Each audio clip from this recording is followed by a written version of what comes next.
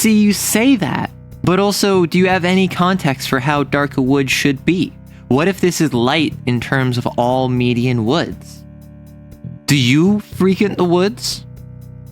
Because I don't. I used to.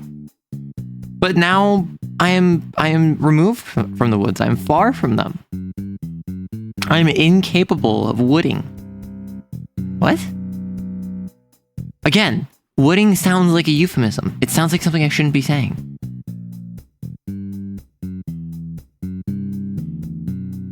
You've played this game and you've been to the woods? Okay. Well, let's not get like too crazy. Let's not go around like hyping ourselves up too much. Let me swap on over to Darkwood.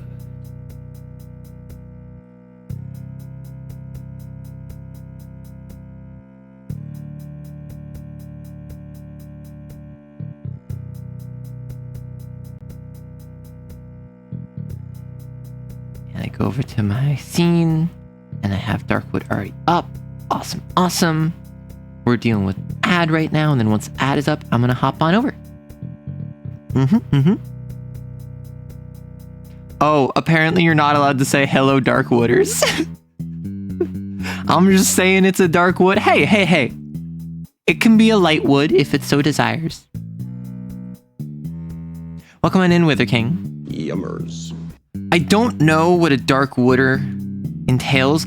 Okay, real talk, a dark wooder sounds like a really obscure and rare bird that your friend who's into bird watching has been like spending the last 20 years trying to find, and then you just happen to stumble into one and they're like, oh, you happen to run into the dark wooder? I haven't found one in all 20 years. You baked bread, also made a steak? So did you bake the bread with the steak, or did the steak separate from the bread? Because I don't make bread. I am not a bread maker. Okay. So 20 seconds, and then I'll tell you some arrow lore. Aren't most woods dark though? Not tons of woods have light. Okay. There is one very big, very bright light in the sky. I don't know about you. When I've been in the woods, that very bright light in the sky tends to light things up a bit. Welcome on in, everyone. Hi. This is a very easy bread to bake. My first attempt. What is the easiest bread to bake? I assume like matzah, right? I assume like an unleavened bread that you don't have to worry about like yeast or something. Yeah, did you make a beef Wellington, or are they separate? No, that's what I'm asking. Like, did you make them at the same time? Did you make them and they are the same thing? Did you make them completely separately from one another? But arrow lore. So, I'm the youngest of my siblings, and my oldest sibling got into bread making, I think around the pandemic. Either like just before or right after the pandemic. And now my second eldest sibling is like asking for a bread machine, like a bread making machine for their birthday, because they're just like, yeah, I've been making bread recently, but it's so like inconvenient. I gotta do a bunch of stuff with it. So like a bread making machine would be nice. I feel like I'm obligated to take up like the family mantle of like baking. Like, we're not bakers. We have no connection to bread making as like a tradition. However, apparently that's just like what my elder siblings are doing. I feel like this pressure to conform to the family tree. My family yearns for the oven, for the furnace, for the kiln of yeast. It's called a 5-minute baguette? Huh. Steak was pan-seared? Mm-hmm. Hello, it is your turn, Arrow. You have been called. What have I been called for? For the bread? I am on the chopping block, the cutting board, so to speak.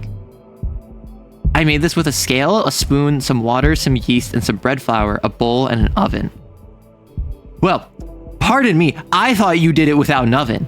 You said 5-minute baguette. I assumed you just punched it really hard. You did the thing where you slap a chicken 10,000 times and that cooks it. My apologies. Do not conform to peer pressure unless you also want to make bread. That's the thing, like, making bread sounds so fun. I love bread. And if I make my own bread, then clearly the bread is going to be what I like, right? Now, obviously, I understand that's not how bread works. Right? I understand that is not functioning how bread works. I would need to be actually good at making bread to make it a bread that I want. However, that does not change the fact that I do enjoy bread. And like unironically, one of the best investments I've had in the past couple of years was getting a rice maker, because just the sheer ability to just wash your rice, put it in a rice cooker, wait 20 to 30 minutes, and then have rice. Oh. I didn't realize I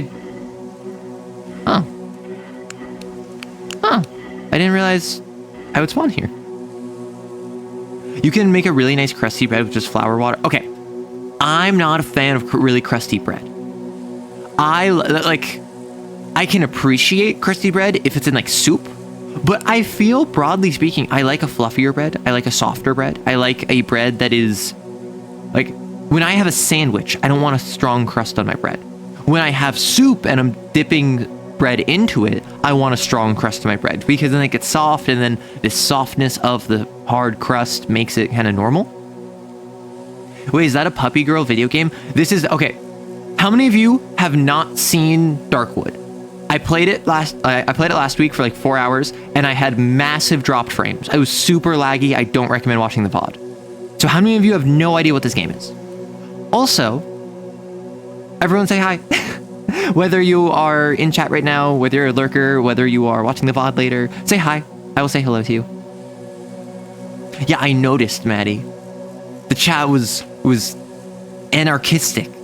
It was untamed, undomesticated, without the sword of Madocles dangling above it.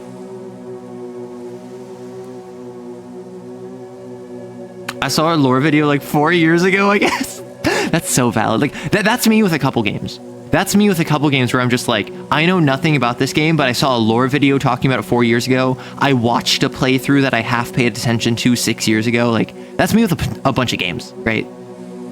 Wolfman is too scary to be a puppy girl. We were debating, is this a sorry, let me check. I asked my resident furry, my furry on call, I have a question for you. Does this guy look like your average, quote, feral puppy boy and or a furry femboy bottom you'd see at a fur con? And the response from my pocket furry, my furry, like on command, no, question mark, question mark, question mark. I would, however, fully believe that this person is a furry bottom, not standard, but suppressed femboy furry is very real, and I will bully them. And that was the expert opinion when I phoned a friend. So, like, I'm going to defer to the experts here. I'm going to defer with a UR to the experts here, because I'm not a furry, so I'm not going to tell them how their culture operates. But hello, Maddie and Kali and Ormy and Celador and Wither King, and I feel like there's some other people. Butch Puppy Girl? Okay, I have a question. Is Puppy Girl gender? Because we talked about this on stream yesterday, where I feel Puppy Girl is like dude. If I call you dude, I'm not calling you man. I'm just referring to you as like a person, right? And yes, it is kind of male gendered, but ultimately dude is pretty gender neutral at this point. I know like very feminine women who call other very feminine women dude. And like obviously there's like cis, there's girl, there's queen, there's all that stuff. But like dude is just kind of going beyond gender. Also like bro, similarly. If I'm like, bro, really? I'm not calling you like male relative of mine. I am being someone I'm close to. And if I'm going like, bro, I'm going like, really? I thought you were better than this. So like dude and bro aren't quite gendered. Puppy Girl, despite having girl in the name, I don't think is gendered. I think anyone can be Puppy Girl. Kind of like how anyone can be Baby Girl, you know? I feel like if you tried to bully Wolfman, he'd just kill you. He's not very nice. But have you seen this face? There is a snoot that you can boop. Hello, Lewis Guy. Yeah, I'm one of those, but also I know a couple people that take dude very seriously. Yeah, and like, mostly I found that trans women tend to be least accepting of dude, because if you are someone who has been like pegged as mask all of your life and you actually are feminine, maybe you don't want to think about if someone is actually meaning for you to be like subliminally calling you mask or something. Like, that's valid. And that's why I don't call people who ask me not to call them dude. In the same way, I knew someone who, they were French, and they had trauma growing up from their father using queer as an insult. And they would like, their father was not the best person. So they were very uncomfortable with the term queer. Whereas I am someone who I prefer the term queer to LGBTQ+, because LGBTQ+ is a mouthful and a half. And queer is just like so much simpler to say, and it's effectively the same thing, right? But I also, like, around this person, I would just say LGBT, right? Which, like, obviously LGBTQ+ versus LGBT, like, it doesn't really matter. Like, listen, I personally am fine with just calling it the gay community. As someone who is, like, non-binary, like, technically speaking, you could say, like, oh, that's erasure, or like, I'm also pan, and I'm ace, like, I'm multiple things. I am not just, like, homosexual, but, like, just calling it the gay community, that gets the point across, right? Calling it the queer community, that gets the point across. It's quick, it's easy, it's understandable. But that's also not everyone. A lot of people have different lines, limits, versions that they find comfortable. Pegged as mask, Oxford comma, B. That's not an Oxford comma. An Oxford comma is, I'd like to thank my parents, Obama, and God. If I...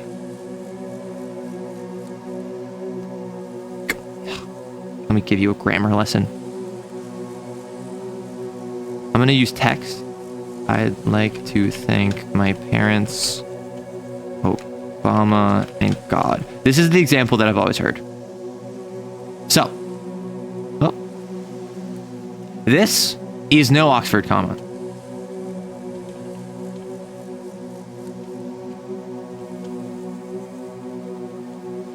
This is with an Oxford comma. Do you see the difference? Why is this important? If I say this sentence, I'd like to thank my parents, Obama and God, this implies my parents are Obama and God. If I say this sentence, I'd like to thank my parents, Obama, and God, this means I'm thanking my parents, I'm thanking Obama, and I'm thanking God.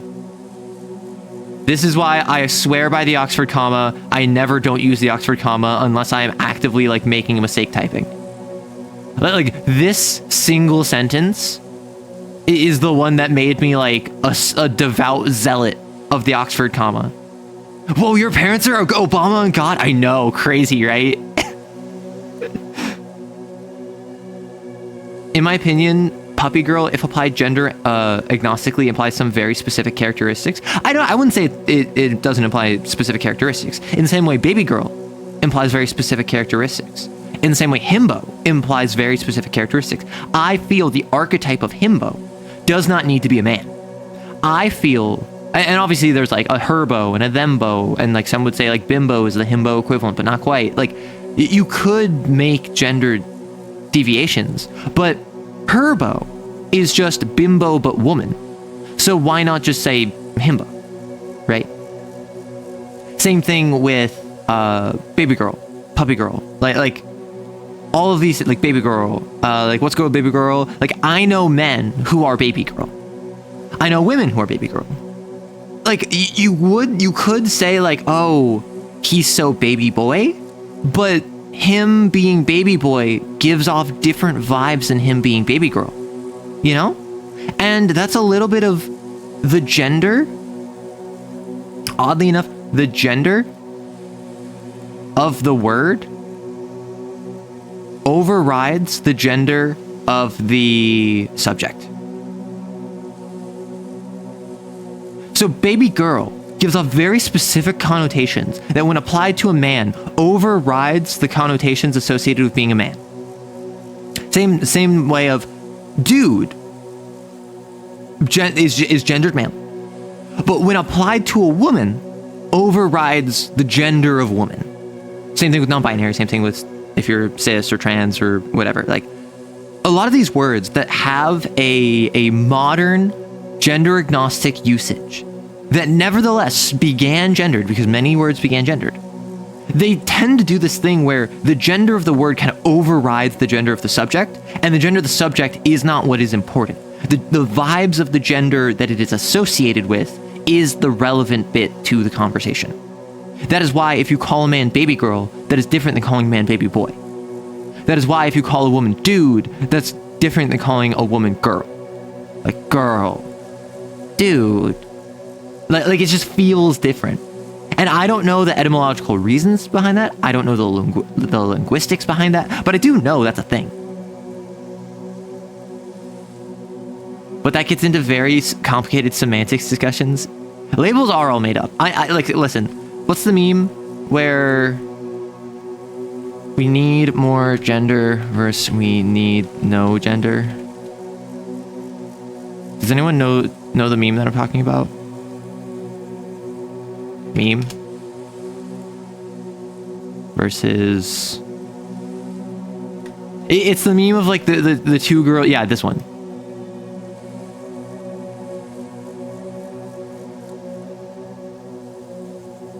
It's this, right? Labels are made up, and these two are the natural evolutions of that point. Yeah, abolish all gender versus make more gender. Exactly. Yeah. I don't know about y'all. I'm on team just abolish gender. Also, I vibe with this fit way more. I've seen a third panel where they kiss too. I wasn't gonna say that. Listen. If the internet sees two conventionally attractive people, they're gonna make them kiss. It doesn't matter if they're both women. Doesn't matter if they're both men. Doesn't matter if they're like het. Like, it's just going to make them kiss. Grammar, pronouns, what is this, some kind of writer stream? Listen, someone's gonna hit me up one day with like, oh, I bet you have pronouns. And I'm gonna have this moment where I'm going to have to either, as long as I see language is complicated, and labels are useful as long as they facilitate communication, yeah. As far as I see it, I'm gonna be able to respond, pronouns, ugh. My nouns wanted to go pro, but then they tore their ACL before tryouts. So I can do that. Or I can say, pronouns, let's say nouns are more of a con. I'm more pro adjective. Or I can say, I am only they, them, because I'll never be him. Like, these are my responses. So it's like, hey, do you have pronouns? And then my response is just, my nouns wanted to go pro, but then they tore their ACL right before tryouts. Or I'm more con noun, pro adjective personally. Or, it's only they, them, because I'll never be him. Those are the three responses I have. I used to be pronoun until I took an arrow to the knee. Gender is an unnecessary construct created by humans. It is insane. I wouldn't say it's insane. I would just say it's the natural byproduct of a species based in socialization that has sexual dimorphism. Right. Like, I don't think it's fair to say, like, oh, it's crazy that the gender was ever invented, because humans are sexually dimorphic. There are major differences between males and females of Homo sapiens sapiens. And then we are a very social species. We relate to ritual, hierarchy, community. That is all very important to us. And as we continue to develop, we had certain expectations placed on different peoples and different qualifiers and qualities of different members of the communities. And this included sex, like biological sex, which then, because the qualifiers were so intrinsically tied to biological sex, and then we developed past the point of being just loose communities, and we started establishing like written law, and we started actually socializing on a civilization scale, that kind of got codified into gender. And then gender became something you perform. And then gender became something that was larger than the expectations placed on the individual members. So now gender is something you are expected to pursue, and it feeds into itself. So I think we're at the point where societally we've grown past gender. I think that we're at the point where we don't need gender anymore. And it makes sense that it came up naturally, just from an evolutionary perspective. I'm not going to say that like it's unreasonable that it came up, but it is something where it doesn't serve much function now. To me. Like, obviously, there are some people who, in their expression of gender, they find power, either real or in like external or internal. There are people who, by performing gender adequately, get literal, actual fame, fortune, social fulfillment. There are people who, like the girliest girls you know, the most boyish boys you know, they tend to succeed well socially. But also, like, if you are a woman and you enjoy makeup and you're really into fashion, like, you're probably going to be well regarded by other women because you're expected to be good at those things. And if you naturally enjoy those things, you are going to be setting yourself up for the future, which means by doing something you love and are passionate about anyway, you are benefiting from the stereotypes and assumptions made about you. Hey, Yvette. They, them, because I'm actually a whole mafia henchman and all. I mean, listen, I'm not going to say I am just a crowd of arrow kissers in a trench coat. But what I will say is you have never seen me. I'm not going to say that. I was going to say you've never seen me naked. But knowing this community, I wouldn't be surprised if someone somewhere has drawn art of that. I'm of the stance that even if there once was a point to biological gender roles, we humans live in an enlightened society where those things aren't necessary. Like, and that's basically my thought process. I don't even know if gender roles were necessary before.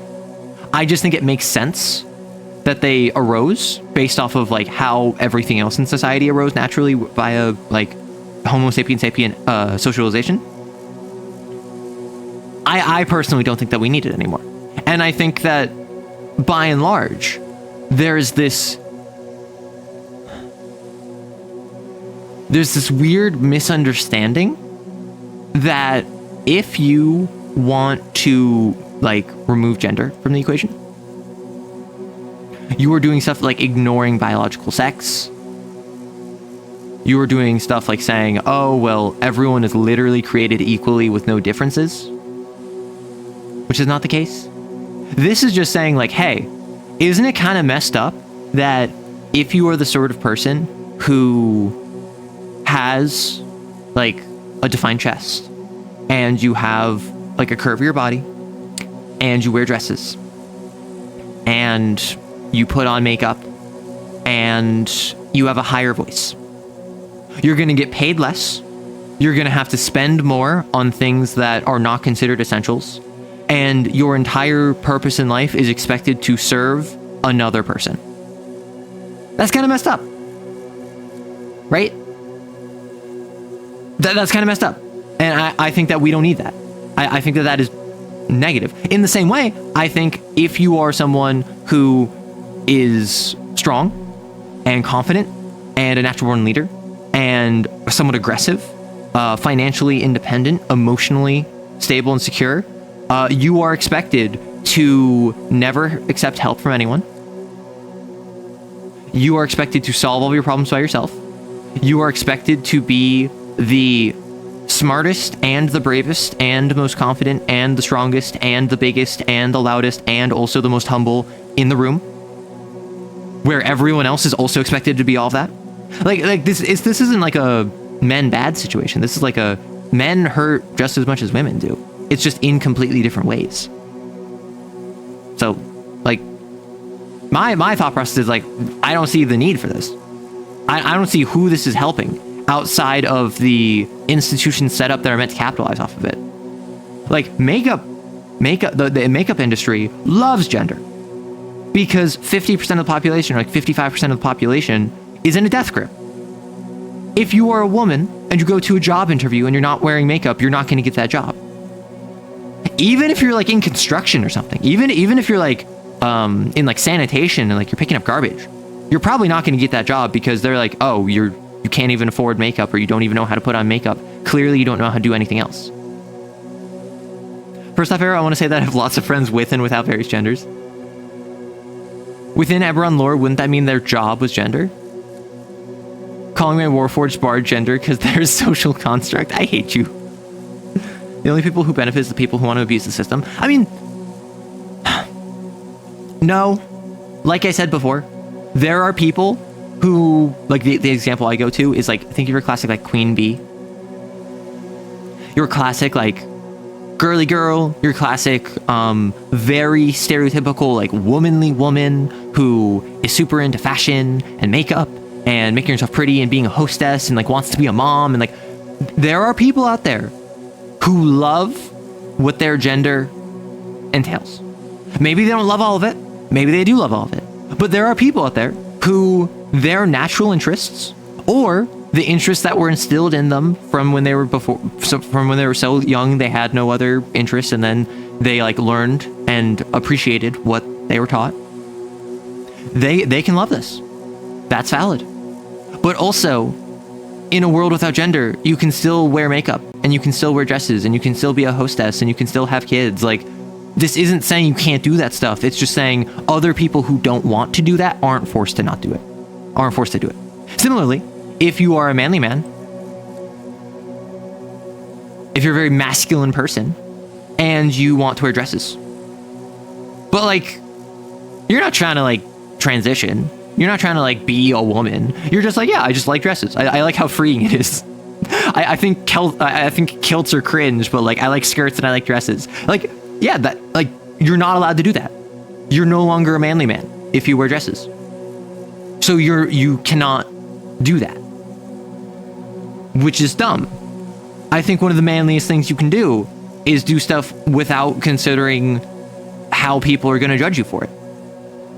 That being said, we are like, gender means you are not allowed to do this thing.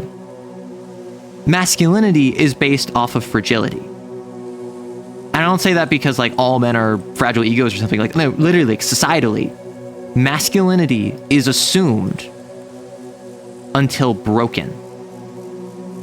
That's why even though like nerdy dudes who never got into sports aren't considered like masculine, they're still men. Even a guy who's like super into finance and accounting and has never like jogged a half mile in his life, he's still a man. Until you find out that he wears makeup. Until you find out that he goes and gets manicures. And we're working towards like strengthening the idea of what a man is. Honestly, mostly because some celebrities will like get their nails done and then be like, yeah, like I'm an A-list celebrity. I'm Chris Hemsworth, and I got my nails done with my brother one time. And then pictures circulated, and it's just like, oh, Chris Hemsworth? And then he's like, yeah, it's just, I did my nails. What's up? And then that strengthens the flexibility of manhood. There are many cis male drag queens very secure in their gender. Exactly. My ex would constantly cut into me for not conforming to masculinity according to their perception of what a man should be. I am not gonna get into that. All I'll say is me too. Joining into the gender on the whiteboard and dresses for men. Yay! I need to get a cool quilt just to have one, if nothing else. Exactly. Like, and this is the thing. Womanhood is about performance. Masculinity is about fragility. You are a man up until you break that manhood, and then you are stripped of your manhood. With womanhood, you have to work to be a woman. You have to work to be all of the various things that you were expected of as a woman in society. They're two different stressors. One is walking on a knife's edge, and the other one is climbing up a mountain that someone's throwing boulders at you. They both suck, and neither is pleasant. But both of them think, well, I have it so much harder than the other side. And then that leads to a bunch of people assuming that, well, if you're a woman who wants to like remove the performance of womanhood, clearly you hate men. Or if you're a man who thinks it's unfair, the struggles that men have to go through, you clearly don't care about women. Like, no, that's silly. This reminds me of some Judith Butler stuff, but I've not read their book in a while. Because that's a Handmaid's Tale, right? Gender is a performance and a social construct, and I'm bringing the sledgehammers. I mean, okay, so I'm just going to be real. This isn't something that anyone in particular has done. It's just a bit of a pet peeve of mine. People who talk a big game about how, like, oh, yeah, I'm gonna like tear down the system. I'm gonna do this. I'm gonna do that. Man, like gender's so stupid. I'm gonna be the one to dismantle it. And then they don't do anything. I'm not saying this was anyone in chat, but like this is something that I see all the time where someone's like, oh, capitalism's evil. I'm gonna tear it down. Or like gender is stupid. I'm gonna remove it. Or man, the system is so corrupt. I'm gonna fix it. And then they don't do anything. We call that virtue signaling, and we don't do that here. Which again, I'm not saying anyone in chat. I'm not saying anyone in chat, but I've seen many, many people who make a core part of their identity complaining about stuff going on in the world and saying how they're going to be the one to change it, and then they don't do anything, and they don't even like go to protests. They don't even do research. They just hear about stuff on Twitter or TikTok or YouTube Shorts, and then they parrot it, and then they feel like they're making change. Queen Bee, did I miss something cool about that? I was talking about the archetype of woman. Oh, Margaret Atwood, thank you. To be fair, it's like, dang, systems got hands. I mean, yeah, I'm not saying it's not. But I do think that there's this culture where if you aren't, like, yipping like a chihuahua, you're kind of shamed because you're not speaking the right rhetoric. When this is a matter of, like, praxis. Actually putting into practice the things that you believe is much more impactful than yapping about it online, which is why I tend to avoid it. We're kind of like on a diatribe here. I don't really talk about this kind of stuff too much. I've been much more open talking about this kind of stuff on stream because like this is just kind of a conversation that we came up with. But this is something where I feel like a lot of people feel pressured to yip like a chihuahua about the things that they don't like and about the things that they hate. And then if you talk about how dumb gender is, other trans people and other people who are suffering from gender are going to be like, yeah, you're fighting the good fight. And then they're going to follow you on Twitter. And then they're never going to interact with you again. And then no change is going to be made. And then you're like, oh, well, I spent all my mental energy yipping. I guess I can't go do like actual things that matter. I'm not going to call my representative. I'm not going to like do my research before voting on someone. If you were smart, you wouldn't blab about committing a felony if you're going to commit. Yes, I've seen so many memes. There's one meme. There's one bio that I saw, whereas someone, their Twitter bio was just like the bow chicka wow wow tension between a trans girl and her Molotov cocktail. And like this is literally the exact sort of thing I'm talking about. Like, don't talk about that if you're gonna do it, and also don't talk about it if you're not gonna do it. Because if you talk about it when you're gonna do it, you're incriminating yourself. Obviously, don't do this. Like, don't throw Molotov cocktails. But like, don't talk about committing a felony if you're gonna commit a felony. And on top of that, don't talk about committing a felony if you're not gonna do it. Because all that is just puffing your chest out and peacocking. No one likes that, except for other people who similarly want to virtue signal and peacock. You'll do a lot more good if you get off the internet and interact with real people, go to a queer group, protest, hand out food, whatever. Even yipping about it is oftentimes better than doing nothing. No, I firmly disagree. Because you say, oh, since people that will do something are way more likely to get inspired. I disagree.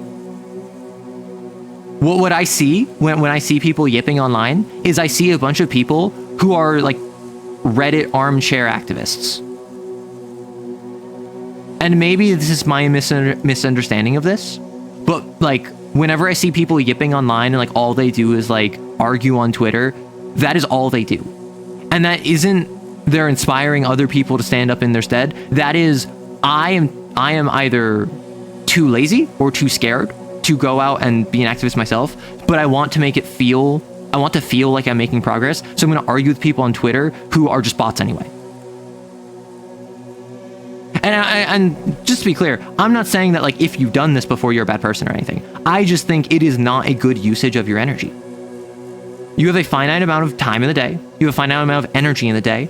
And activism is stressful. Even yipping online is very stressful. Constantly subjecting yourself to negativity and standing up for what you believe is right is stressful.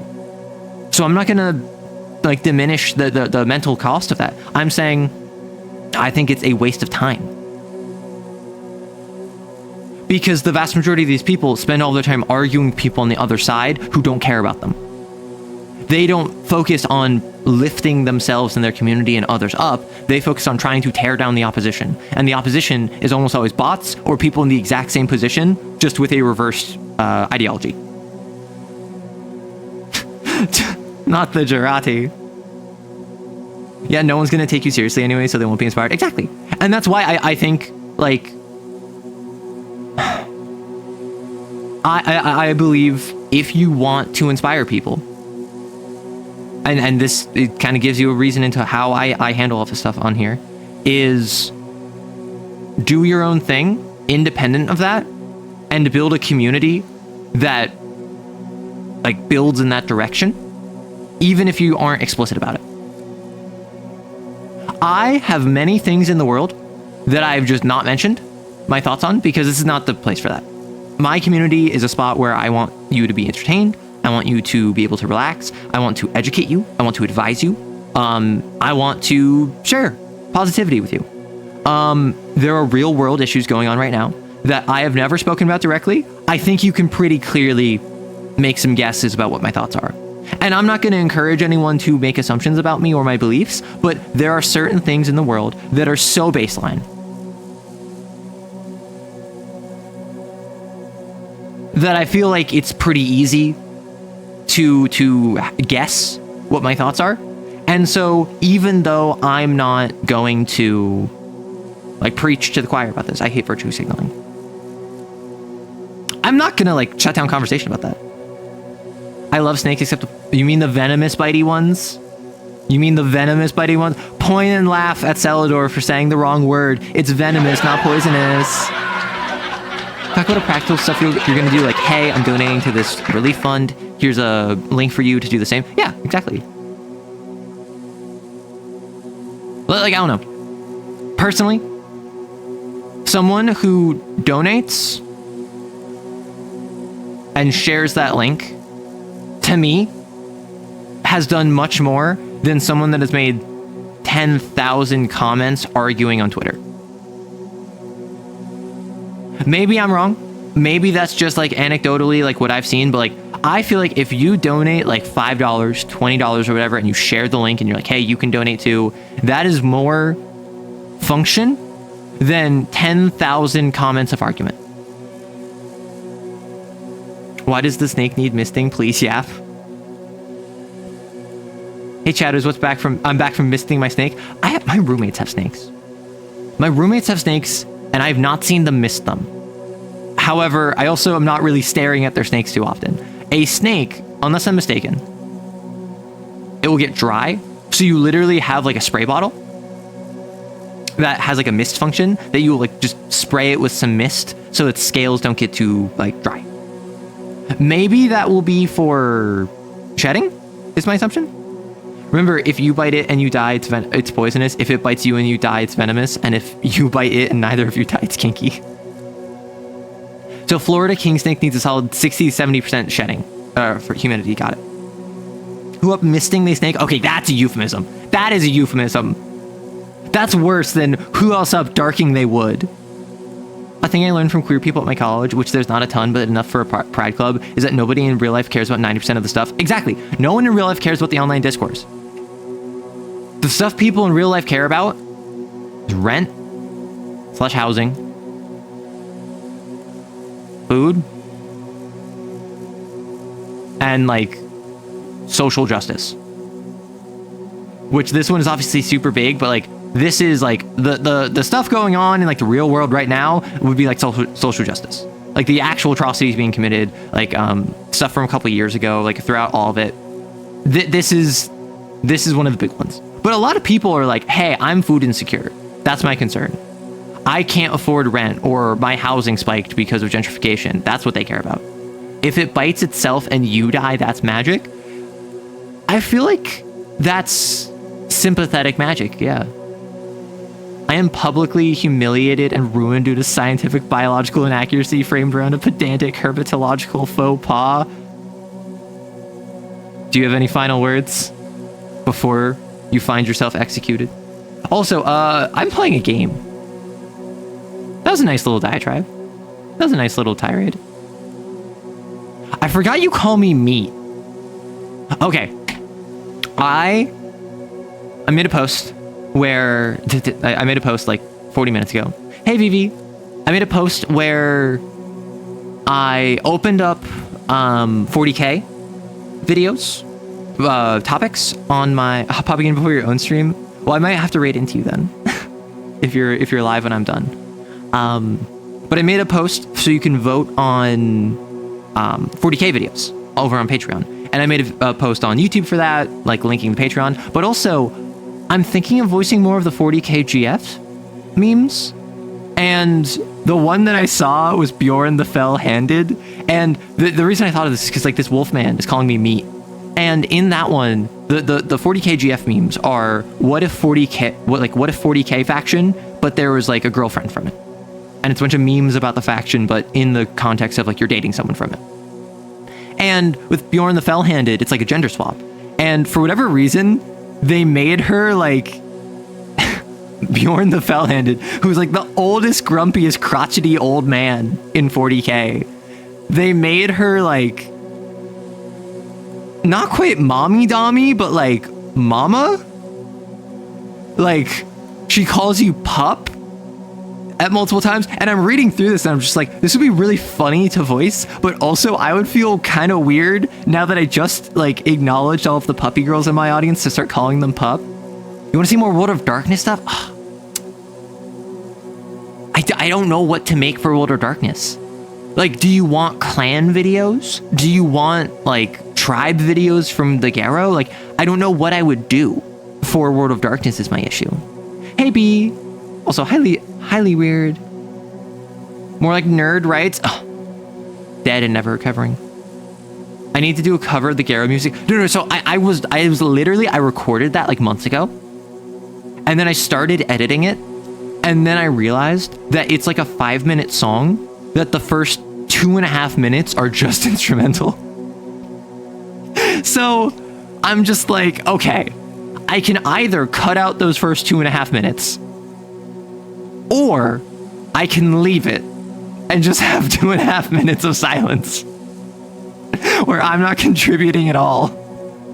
Or I could have 2.5 minutes where I'm just ranting about World of Darkness lore, where I'm just explaining the Garrow and whatever, just kind of like in spoken word. But at the same time, I'm not confident in my singing ability because I'm not a singer. I don't make, like, I'm not a V singer. I'm not a choir kid or anything. Like, I'm just not like that. Use the first 2 minutes for exposition about World of Darkness. I could, but I'm so embarrassed.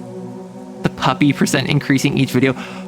It started with the Girlfriend video. Well, speaking of, how many of you don't know about Girlfriend? Yes, Vet, Bjorn the MILF. Bjorn the MILF-handed. The niche, I think, talking about Changeling in detail. I don't think anyone but Burgers talked about it. My issue is basically anything but Vampire, Werewolf, and Hunter V5, or like 5th edition for those 3, I learned from Burger, right? So I can't make a Changeling video that will give you more information than Burger gave you. Same thing with Wraith. Same thing with Mage. I am not an expert on those things, or I'm not even an expert on Vampire, but I am not knowledgeable enough that I would feel comfortable kind of like supplementing Burger's work. I can make it more digestible and accessible. I made that with the Slua, one of the Changeling Unseelie Fae types, the Slua. I made a video talking about that where you could have that in one of your Vampire Chronicles. Arrow, you should do a video on stupid mage technocracy conspiracy theories and writing prompts. I have so many good ideas because like I want to do the 40k. Okay, we didn't even play the game. I'm so sorry. So back to the drawing board. I want to make a video about combat in Sithop because people expressed an interest in the TTRPG I made. I need to make a video about Girlframe. Flashbang. Oh, I'm so sorry. I want to talk more 40k. I want to talk more Lancer. I want to talk more Kane. I'm still making a mega dungeon. World of Darkness is one that, like, I just haven't had people asking for it. So I keep not thinking about making content on it, but like I really want to make more content on it. I want to try new variety systems. Like I want to talk more Blades in the Dark. I want to talk more Wild Sea. I want to talk more like random TTRPGs that no one's heard of or people have only seen one video on Quinn's Quest. So I have so many things I want to talk about. But Girlframe. In case you didn't know, Girlframe is a video that is a TTRPG where someone, as a joke, recommended I look into it. And so I recorded my reaction reading the itch page. And then the developer saw that video, reached out to me, sent me a review copy. And I told my audience I'm going to review Girlframe. If by the end of the year we get 15,000 subscribers, I will... Or sorry, once we hit 15,000 subscribers, I will review Girlframe. And then if we hit 15,000 before the end of the year, I will do it in a maid dress. And I will talk about the NSFW content in it. I will talk about it in a YouTube safe way, but I will review the NSFW content, like as game mechanics, because it is a 18 plus game. And I also said if we hit 20,000 by the end of the year, I would make that video on another streaming site where I could talk in detail and explicitly about my thoughts on all of the 18 plus content, but we didn't hit that goal. So Girlframe is a mechsploitation game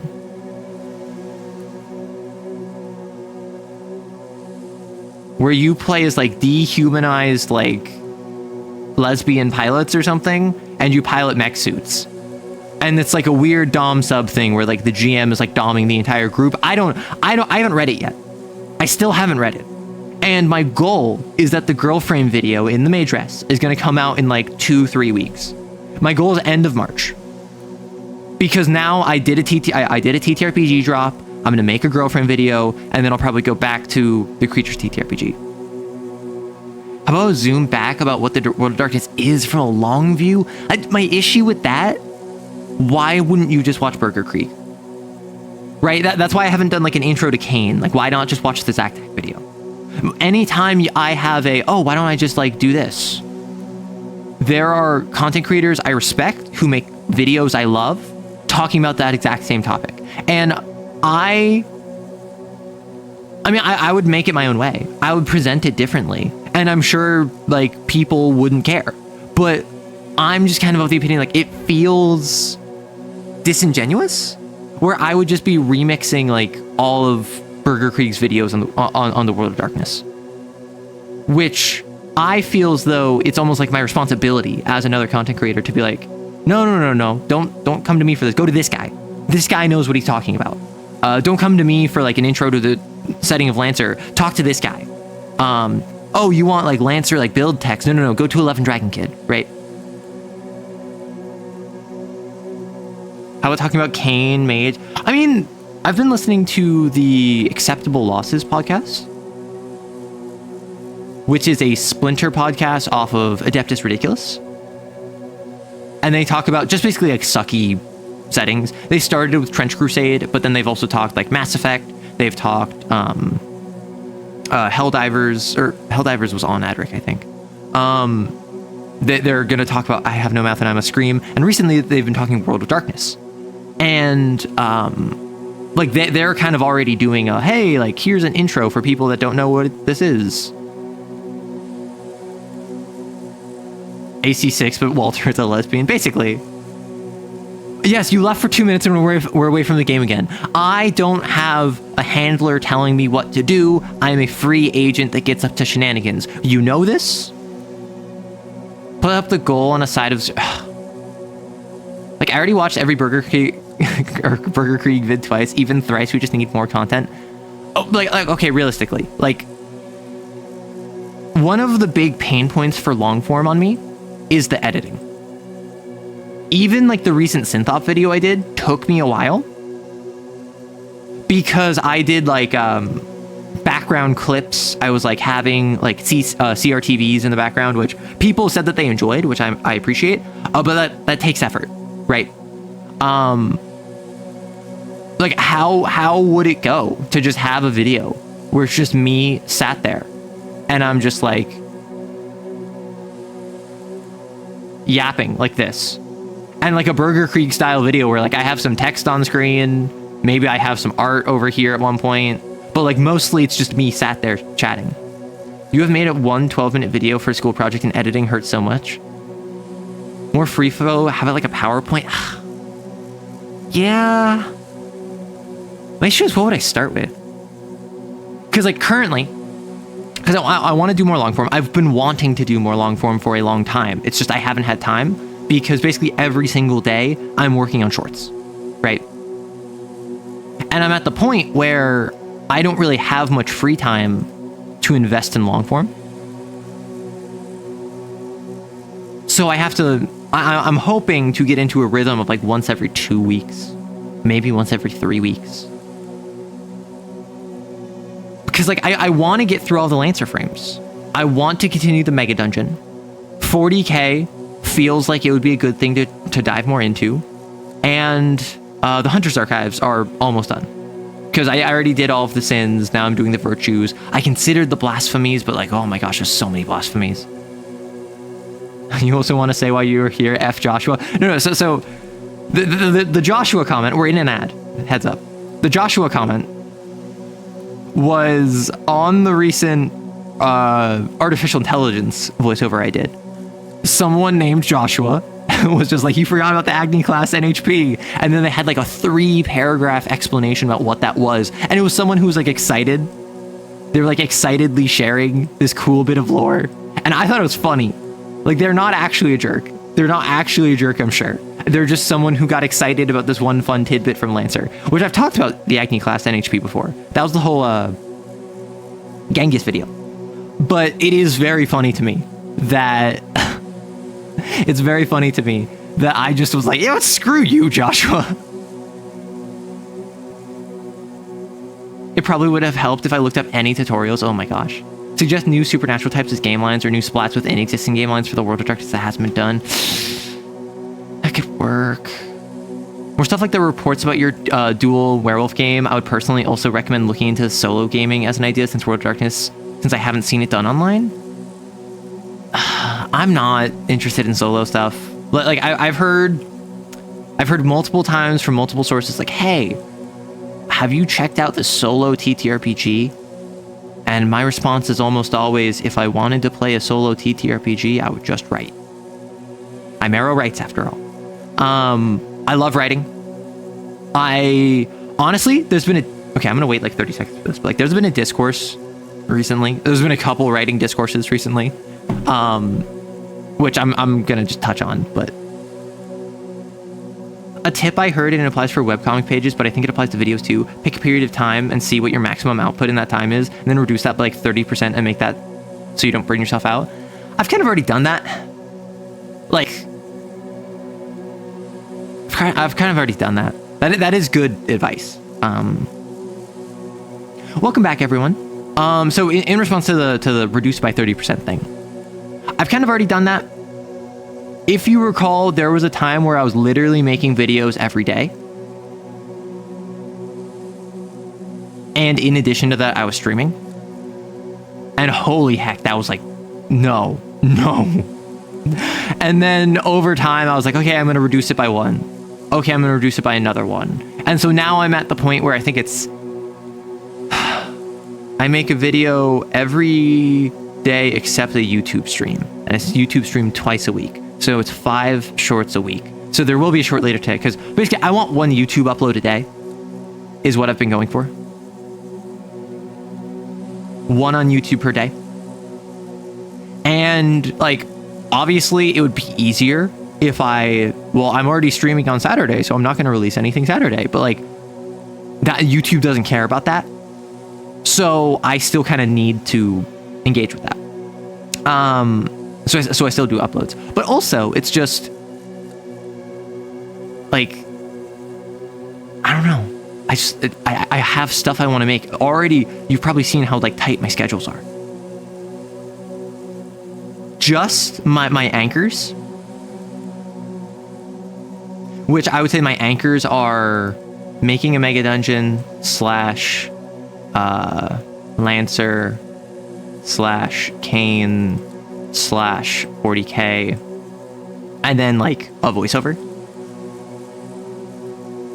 If I do like making a mega dungeon and 40k, and then I also do a voiceover, that gives me like a stream clip and then like another voiceover. That gives me like 1 Arrow Answers and a stream clip. Like I'm already kind of tight on fitting into my schedule. So if I reduced by another one, I would be so down.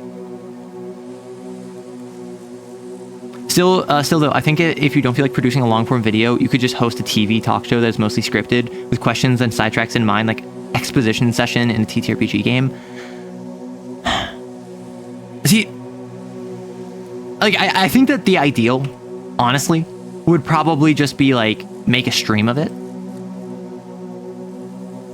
And then I take like a 2-hour section of a stream where I cut it down into 30 minutes. And like, this is what I did for the False Hydra video. And the False Hydra video did very well. The False Hydra video also took me a while to edit because I did like zooms. I did some, I don't think I did too many VFX, but like I strung it together. I made it more tangible and legible. What's good advice? I want to get into making shorts. I've scripted a video about the edit blasphemy from Kane, but I still have to record, edit it, and I suck at talking to a microphone. So, advice.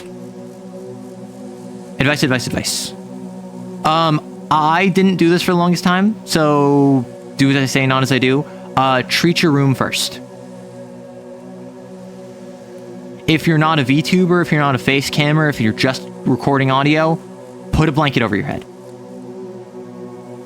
Unironically, full on, like full stop. Put a blanket on your head, covering your face, covering your mic, so that you get rid of all of the external audio. Turn off device enhancement. If you go into settings, audio, and then to your microphone, turn off audio enhancement. That will make your mic awful. If anyone was here back in the dark ages, back when like my first year of content creation, my first like 8 months of content creation, where I sounded like I was like in a box, that was because my computer automatically had default audio enhancement on, which cuts off my vocals at 8K hertz. So I lost all of the brightness of my voice, and it also compressed everything below that. Oh, is that why the older audio sounds different? Yes. So I did buy a new microphone. My new microphone did not fix it. I got a new microphone. So I started September 23. I got a new microphone December 23. I had a brief hiatus because I was focused on like, I was trying out some programming. I was setting up my microphone, all of that. And then I kind of started back up in like February of 24. I want to say my audio got fixed like, it was after I started streaming. So like August of 24, maybe. So I had like 8 months. I had like 10 months of my audio sucks, because with my audio, it was, I had default audio enhancements on, and I thought it was an issue with my mic, but it wasn't. It was that my computer was screwing over my audio. So treat your room. Like use a blanket or something. Turn off default audio enhancement and speak past your mic. What I'm gonna say, not just you, Maddie, everyone who tries this, you're gonna hate your voice. Unless you are someone that listens to yourself recorded all the time, you're gonna sound different. You're gonna think you sound weirder. If you have voice dysphoria, it's gonna be worse. Like, you're gonna have to deal with that. And like, I'm not gonna sugarcoat it. I'm not gonna tell you like niceties. I'm gonna say like, you're gonna have to deal with it. And it will get easier with time, but only because you get used to it. You do hate your voice. I assumed, like you've mentioned before. So you're gonna have to deal with your voice. You're gonna have to deal with the fact that it doesn't sound like you want, and you're gonna have to deal with the fact that even if you try your best to like go up into a higher register or go down into more deeper, it's never gonna be how it sounds to you in your internals, because it's not gonna have that vibration in your skull. It's gonna just be out in the vocal waves, and that's why you need it to be under blanket to minimize ricochet. And it's just gonna sound off. Other main thing to keep in mind. Personally, I script everything. Which, like, on stream, no, obviously, I can't script a 7-hour stream and make it sound natural. Like, that's not how that works. But if you notice, my stream clips and my streams, I speak much slower. And I'm often considering what I'm saying with pauses in between them. I may stutter or say the same word multiple different ways just to kind of get some space. I have filler words. Ums, likes, ahs. Scripting means that I can like just ooh, ooh, ooh, ooh. The issue with scripting, do not read from your script as if you're reading from a book aloud like this. You can't have a monotone, because then that's going to pick up in your audio, and then your audio isn't going to have any flair to it, and it's going to be really boring to listen to. No, this isn't soothing, this is droll. What you want to do is you want to have that emphasis and that inflection, and you want to speak past your microphone. You want to be like, hey, I'm talking to someone that's 5 to 7 feet away from me. I need to speak with my chest. I need to enunciate. I need to throw and project my voice in such a way that someone could hear me from a little bit distance away. And then if I'm reading something that has that, then suddenly I come across as if I'm not reading. And that's really important. I naturally speak very fast. That's going to feel weird. I mean, I speak fast quick. I speak fast as well. Like, I am someone who, I walk fast, I eat fast, I speak fast. I am just a fast person, generally speaking. So even though I have a fairly rapid intonation about how I speak, I still understand that, like, the one time I made a Naga video like a 1.5 years ago, which was like 18 minutes long, and I didn't script it, and it was horrible. It sucked. I hated editing that, because it was like half an hour of footage that didn't have a script.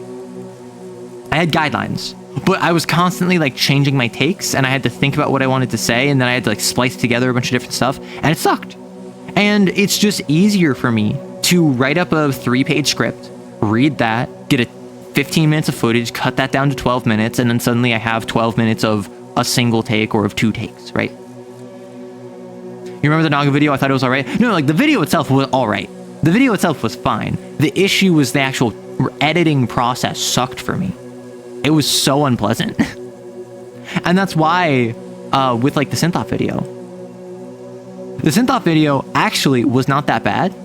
It's just I was up until 6 a.m. editing for it, because I was really struggling to get started. And then once I actually got into the flow state, it was already like midnight. And I recognized that if I stopped editing, I was going to have to like start back up again, and that was going to take a while. So I kept editing until like 6 a.m. and I didn't even finish it. So then I had to get up and then continue editing it like the following day. So like, this was a situation where I did it fairly quickly. It wasn't too complicated. It wasn't that bad. I was just trying to edit it over the course of like 48 hours, which was not pog. It was not very chill. Speaking of not very pog, let me drink water.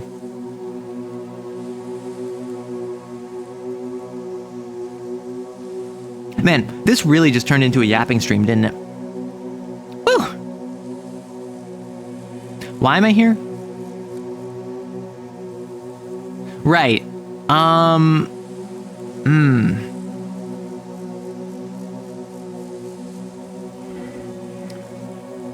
I want to explore.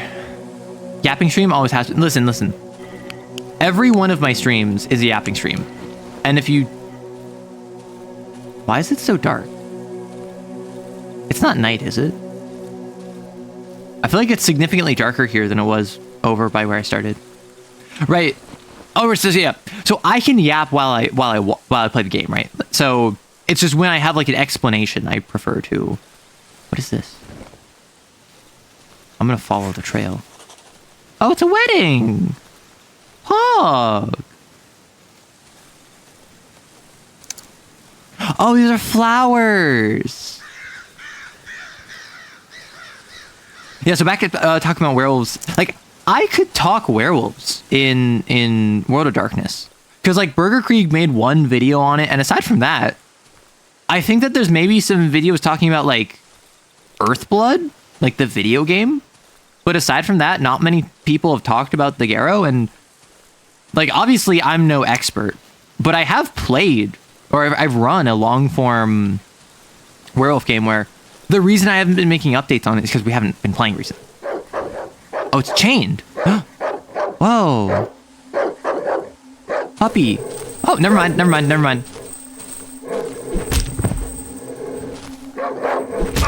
Sorry, puppy.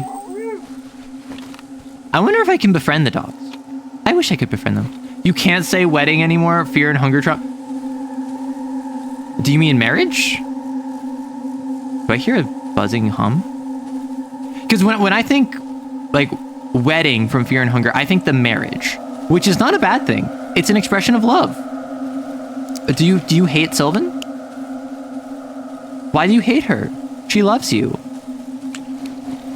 Pet the puppy close enough. Arrow, I'm assuming you're waiting for like Ultra Kill performance update. Yeah. Literally, I was going to start stream by playing it, and then I was informed, do not. It sucks. It needs a performance update. So I opted to instead... Wait.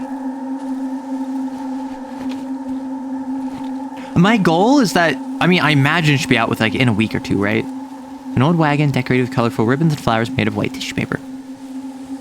Like, my assumption is that it'll be fixed in, like, the next week or so, right?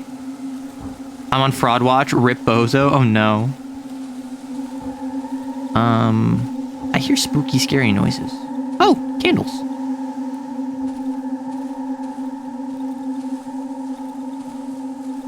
Can drag tables, can drag chairs.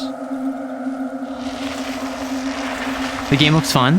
I mean, honestly, I'm excited for Fraud. I didn't love Ultra Kill as much as I think everyone thought I would. Like, just full stop. I enjoyed it. It just, and I got into the flow of it. It's just, I don't know. I'm not dying to P rank every mission. Although I have heard that apparently you can P rank on easier difficulties. So I might try some harder difficulties and then I might try P ranking on easy ones. Because, like, it didn't grab my brain in the same way that, like, AC6 did. I wanted to play Ultra Kill when I wasn't streaming it, but I ended up not because I am a good streamer that does not do that. But, like, AC6, like, I S-ranked every mission. And I know it's kind of a weird comparison, but it is, like, two action flow state style games where one, like, gripped me in such a way that I just, like, once I was done streaming it, I'm like, okay, I'm not done with this. Whereas Ultra Kill, I haven't touched since. Is there nothing here? Weird. Ultra Kill looks like the kind of game I'd be terrible at. Honestly, I'm terrible at it, right? Like I'm terrible at Ultra Kill. But I still had a fun time with it, you know? And I think it's one of those games that you can be terrible at it and still have fun. Have I had any interest in the new World of Darkness games out of the norm, like Deviant? It's entirely disconnected from the setting. Eat moose. Poison mushroom. Okay, so that ominous buzzing noise is gone. Oh, bear trap. It's entirely disconnected from the setting, but it has some interesting things you can do with it. When you say new World of Darkness, do you mean like Chronicles of Darkness? Or do you mean like modern V5? What? This is the underground entrance. I was avoiding the moose, so I want to go more east. I had to bow out of UK like halfway through Greed. Ultra Kill. Halfway through Greed. Your arthritic fingers are too frail. Aww. Honestly, like, I enjoyed the flow of Ultra Kill. I think that my shenanigans hampered my experience a bit. There were some times where, like, I was playing a level and I was just like, how fast can I get through this without actually fighting anything? And then like I did that on greed, and I just kind of didn't really care about greed too much as a result. But like I broke greed, which was very funny. And I also like first tried most of the ultra kill bosses, or not most of them, but some of them. Like V2, the second V2 fight. I assume this is here. So if I'm here, I was looking for if there's any markings. I've checked everything in the dry meadow now. I don't understand what the wedding is. I understand it's a landmark, but I guess I head back, I gear up, and then I head into the Silent Forest. Oh heck, Darkwood's literally my favorite survival horror game. Hello, Grumbolds. I've enjoyed it. I'm only on like day 5 though. The best moment of AC6 will always be everyone in the unarmed jailbreaks punching each other. That was some of the most fun I've had with the community. Like, I understand that short did not perform well, but it was just so funny watching the short, like making the short, and the short was just just beating the tar out of each other with unarmed jailbreak mechs. And then, like, unironically, in the distance, I was like approaching someone, and these were 2 like anime fighters, like Dragon Ball Z, like dashing at each other in the air, flashes of blue, flashes of orange, and I was like, this is so cool. Time to go beat him up. It's bedtime right now. All your theories are wrong. Good night. Good night. You mean Chronicles? You're used to calling it New World? Yeah, because it used to be called New World of Darkness, and then now we are in the new Old World of Darkness, which is so weird. To me, it's Old World of Darkness. To the original games, New World and 5e. That's fair.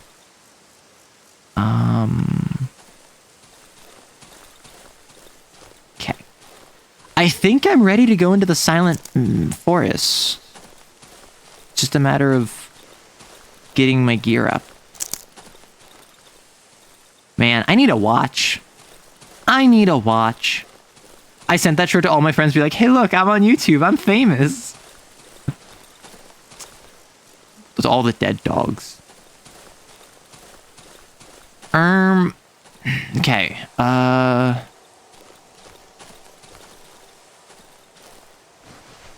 don't need to heal. Why are you red? I don't need planks. I heard that Hunter 5 takes a lot from Chronicles Hunter. Yeah, so Hunter 5, because in OG Hunter, they were magical, mysterious. Oh, right, I wanted the freaking... I remember what I wanted. I feel like guns aren't the way.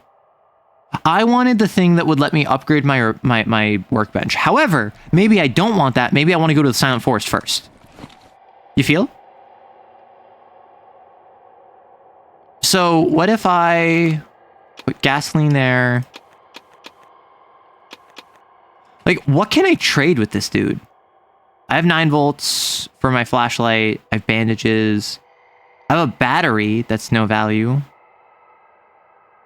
Like, what can I trade with this dude? I don't think I want to. I can't upgrade this because. Right, I need the tool bench. Do I feel like I have more time in the day than I thought I did. Sorry, I'm distracted. Like, where do I go? I've explored everything here. The burned house I can't access.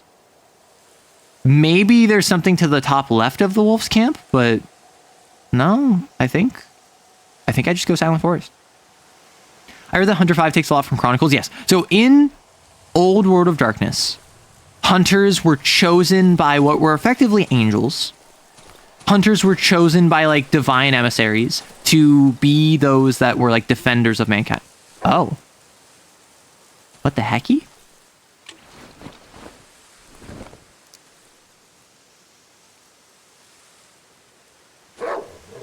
Hello?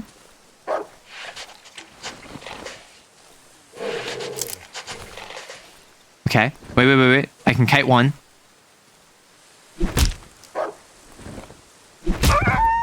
Okay. I don't even know what they're eating, but...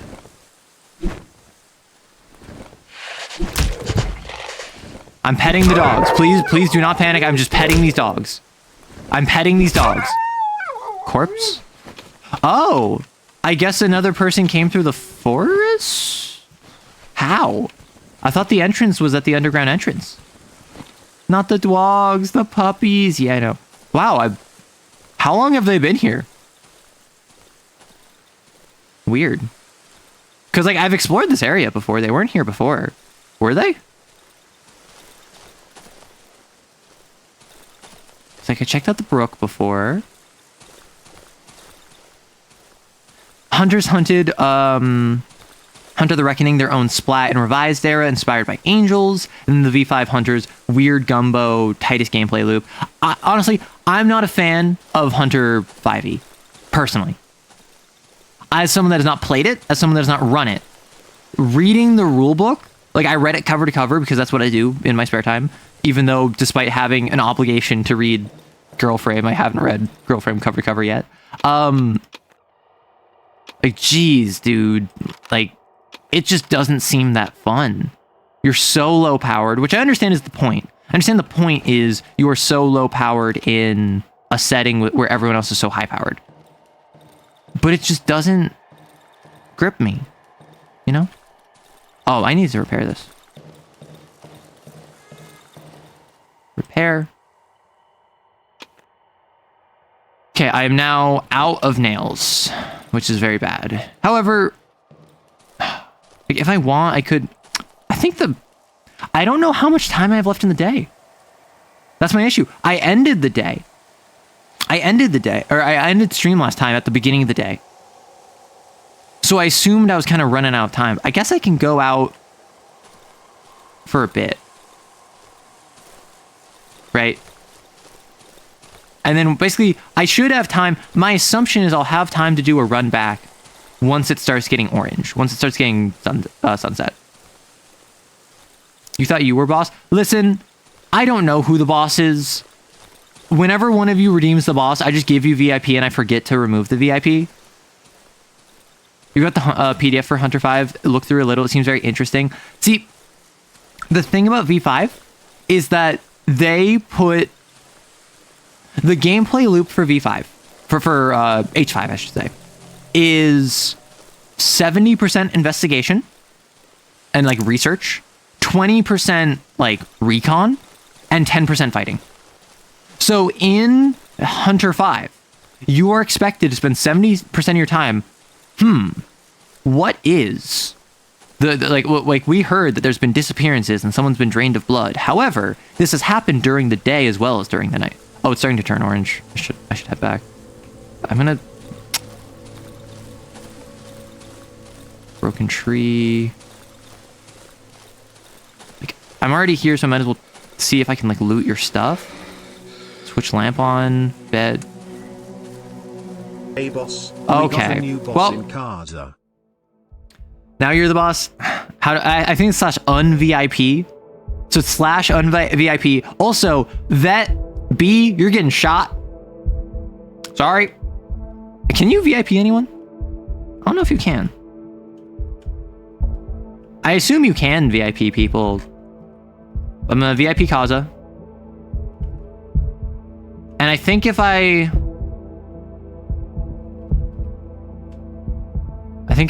time you out, you're automatically un-VIP'd. Woe upon ye. You let me know. Let me know when you're back from your timeout, Vet. How long it lasts. Not on mobile, at least. That's weird. Anywho,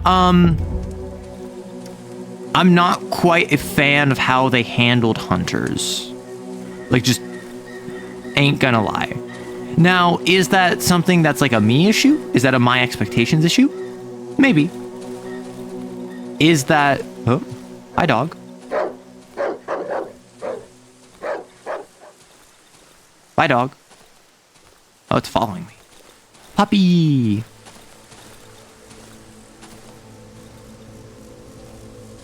Yeah, I need to kind of hoof it. I kind of wasted this day because I was reorienting myself, which is a shame. However, it's fine.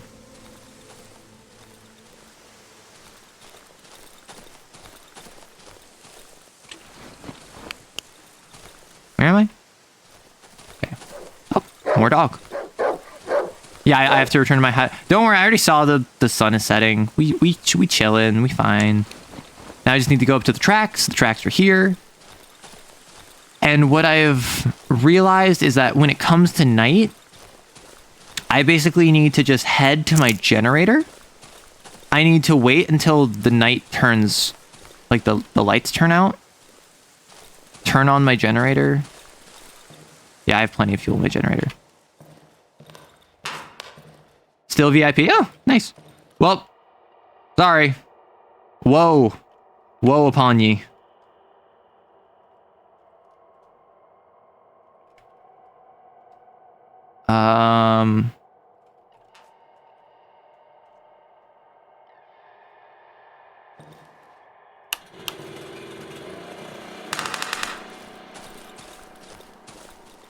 Yeah, I don't want to waste my generator fuel, but at the same time, it's also like...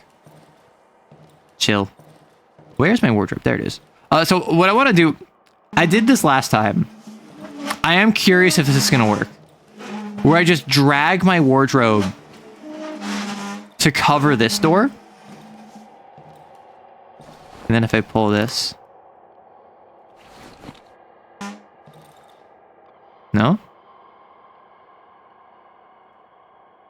So if I... And then if I do this... So again... The way this should work is, unless I'm mistaken... So now I need to close my front door. Put that there. Unless I'm mistaken, if they're trying to enter from here, they'll push into this and push it this way, which will get caught on the door. So I'm safe from this way. I have my stuff there, my stuff there, and I have the front door there that I can whack people with. That's my understanding. The process of the investigating and being like, okay, vampire, ghoul, werewolf, secret fourth thing. I mean, that seems neat. Right? That seems neato. But it is also something where it's, I want more to a game. Because I can run that just using the storyteller system without like vampire rules. I can use that with humans. My main issue was a lot of the abilities are, I think it's funny, but I think it's weird that a lot of the abilities are like, I have access to car. I have access to gun. I have access to library. Because you're human. Instead of choosing disciplines or gifts or shifting forms, you say, you spend experience to be like, I actually have access to an arsenal where I can get small arms. And then I can upgrade that to get, like heavy ordnance, or I can upgrade that to get like a stake launcher, or I can upgrade that to have it be like all the serial numbers are filed off. So like, it's this weird progression system of mundane equipment coupled with other stuff that's more supernatural, which basically everything is like, hey, this can be supernatural or it can be technological, your choice.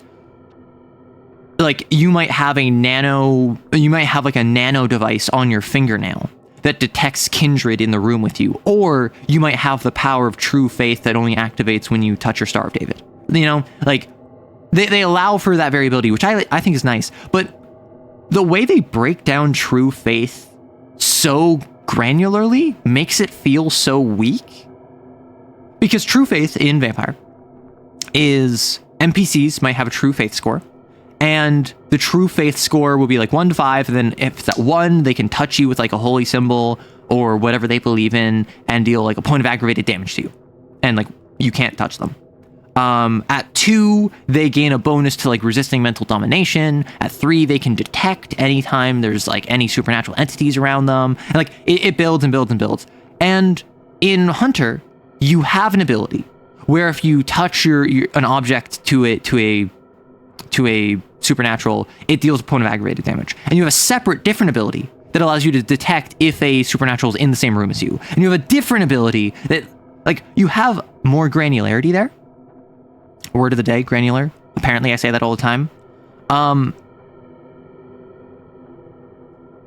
you have granularity there. But I think that also, it almost takes away from it, I feel. You don't want to be the pizza delivery guy in the World of Gods. I mean, I don't know. I feel like they'd tip quite well. The original Hunt of the Reckoning had a great philosophy regarding that. Dealt with misunderstanding canon, but also things in between that had more categorical ambiguity. Yeah. Back from being up. Ooh, we talking H5? Yeah. We're talking World of Darkness. Best True Faith was the breakdown in Inquisition, which makes sense. Because it was a reflection of modern Hunter, the Reckoning, but its own thing.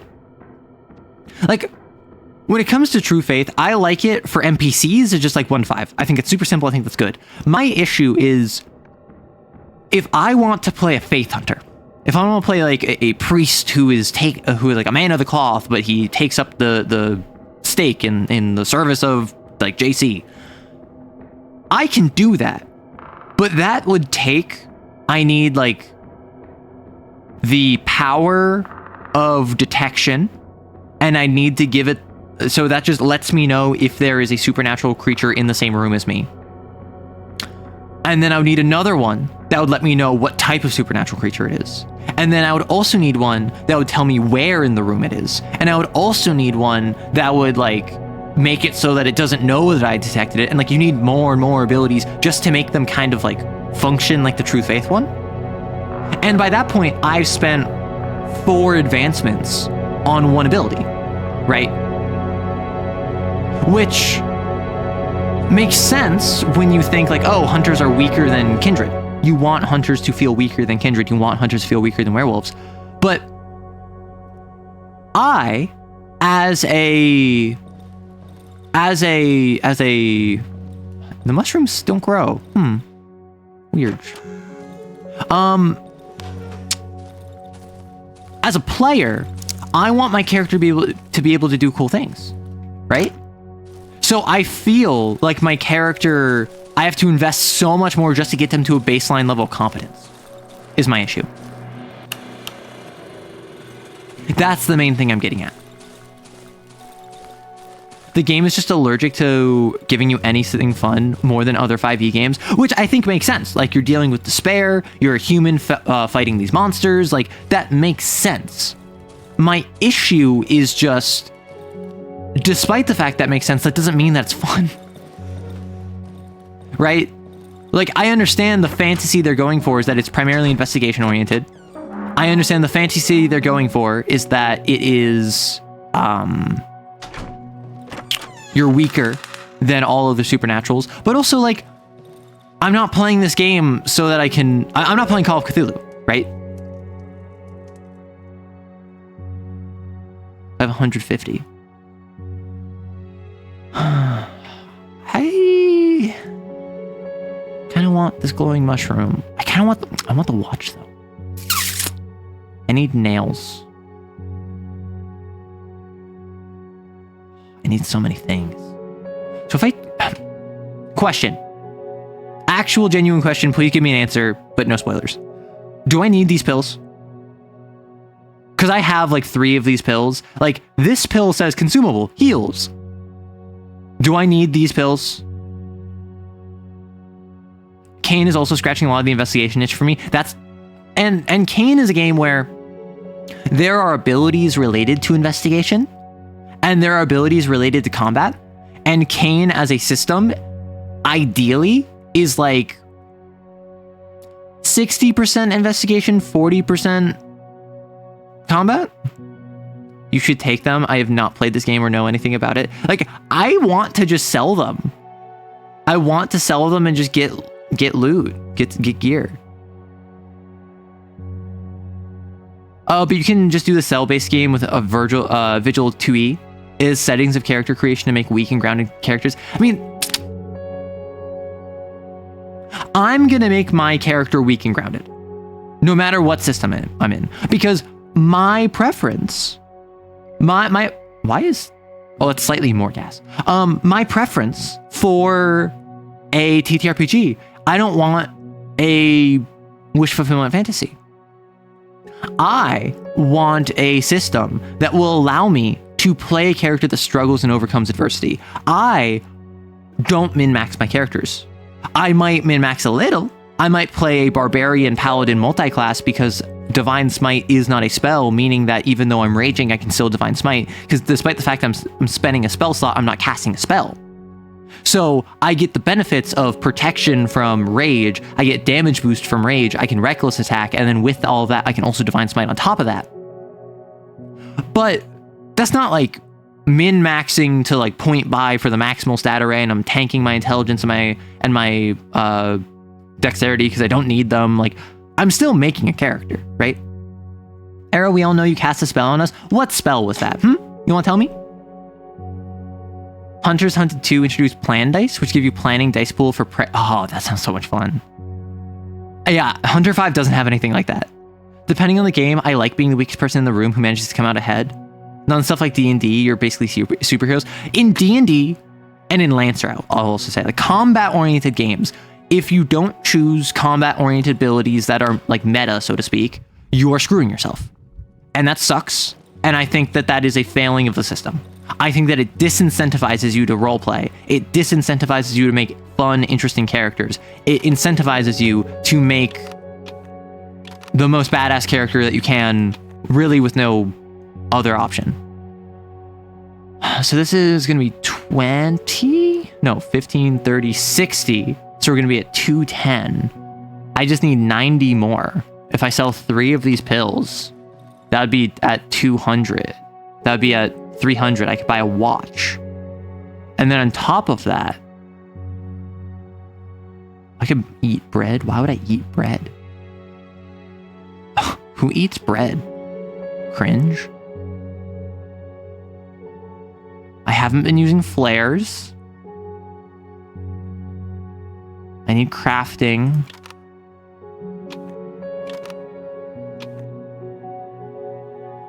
So what if I sell the flares? Well, actually, what if I go to Dog Boy? What if I go to the Furry? I bring all of this for trading.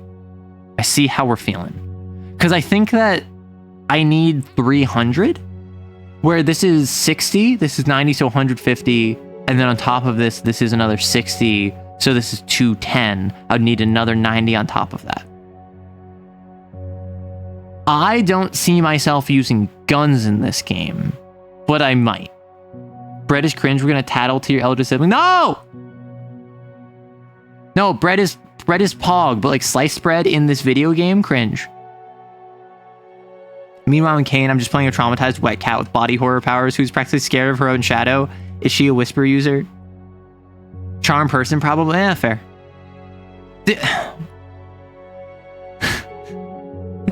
I just thought of D&D pickup lines and how one of them's just like, hey, want to come back to my room and I can dominate your person?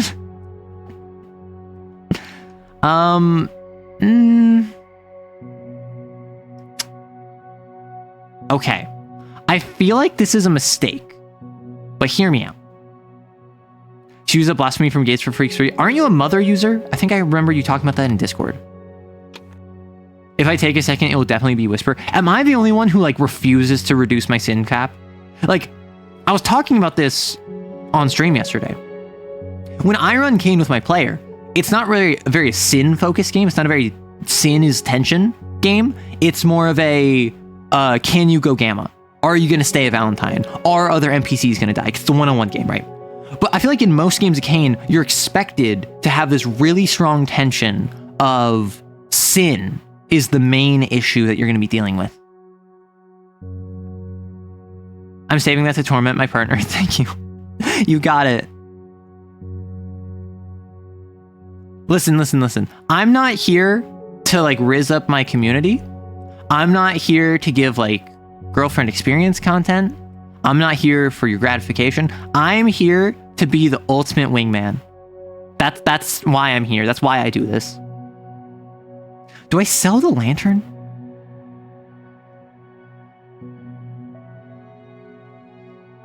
I spent a lot on this flashlight, and I have a bunch 9-volt batteries for it. Do I sell a bread? I'm not going to use this bread. Arrow Rizzles? No, not Rizzles. Arrow Riz. Riz at worst. This is 75. Arrow won't date you, but they will help you date someone else. Listen, I will not date a viewer. However, if one of my viewers is like, hey, Arrow, I'm trying to hit up this baddie and I need your advice, I will be like, I got you, Holmes. I got you. Eat the bread. I don't know how to eat the bread. Like, just with all due respect. Eat. My lungs are more efficient. Ah. Ah. Ah. Does the game not have an eat button? No, it doesn't. Because it's made clear that I don't feel hunger, I don't feel thirst. I want... I do love the aesthetic of whipping around an SMG. But what if I just, like, sell my magazine? You know?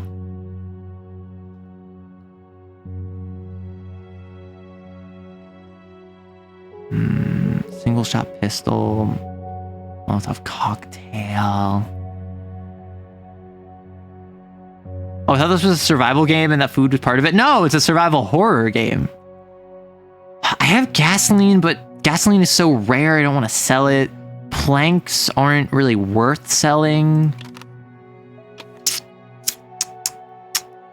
Bread seems like something useful.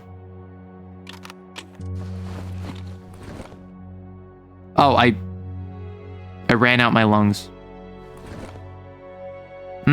These are worth 30. I don't want to just eat one.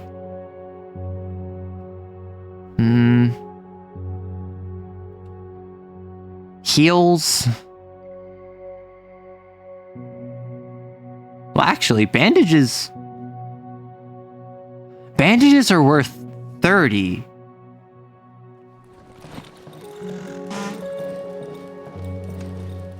Question. Be gone, thought! Fabric rag. It takes 2 rags. Wait a second. If it takes 2 rags to make a bandage, and I can sell bandages for 30, I can buy 2 rags, make them into a bandage, make a net profit of 2. That's not really worth it. That is unfortunately not very cash money.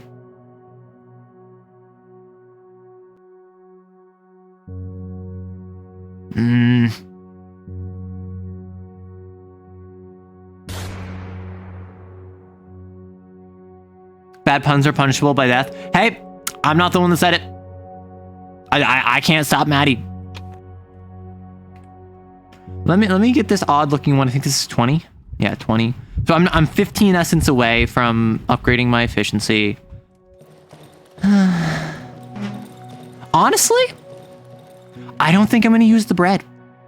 I'm not going to use the flares. I'm not going to use this meat. So all of this meat added together is 60, 75, 80, 140, 15 times 5, 75. So that would be 215. Yeah.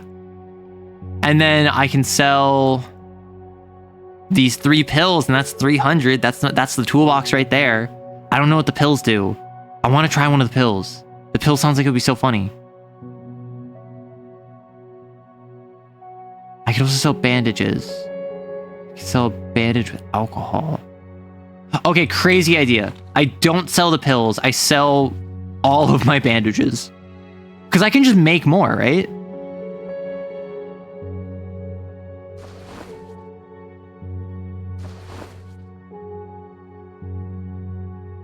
Alcohol is 15, so it's not worth making bandages with alcohol because alcohol plus bandage is worth more.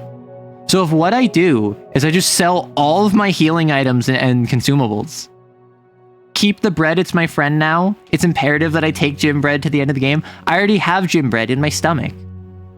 All this bread talk reminds me of my favorite pickable option in Turnip 28 Ergot, the sentient dancing bread loaf. That's such sentence. That's one of the sentences of all time almost. My father expired when we were not able to remember his blood type. We kept asking him his blood type, but he kept insisting that we be positive. Does anyone know, like, the blood type, like, theory? Because in Japan, blood type is basically like astrology sign, right? I posted my bread in my Discord. I showed you my bread. Please respond. Ever playing a horror game? Sign me up. What's that supposed to mean? I haven't screamed once in this game. Shut up. I have no idea what my blood type is. You should know that. I am known as a sentence smith. Well, you really are the Ia Nasir of sentences, aren't you? Okay, I can sell a little batteries as a treat. I'm not gonna buy anything more from the trader. I turned off my generator. I am just gonna full send it. I'm gonna hit up the Wolfman. I'm gonna be like, yo, are you a furry bottom? Haha, rizzes you up. And then I'm going to continue into the Silent Wood and see what happens. I don't know how much I need to build up. I feel like I've already kind of grabbed everything from the dry meadow. So I'm going to check out the Silent Forest, and I'm going to hope that the Silent Forest is a place that has another campsite, or else I'm going to have to run all the way to the campsite and then all the way back. It is an ad break though. My blood type was red last time I checked. Oh my gosh. He was a merchant, not a smith? Yes. However, his lack of quality copper echoes even into the modern day. I feel you will have the same impact on the syntax and grammar lexicon of the future and inscribed into tablets that survive well beyond our mortal years. For you shall be the Ia Nasir of smiths. Not due to the fact that Ia Nasir was a smith, simply due to his poor business practices.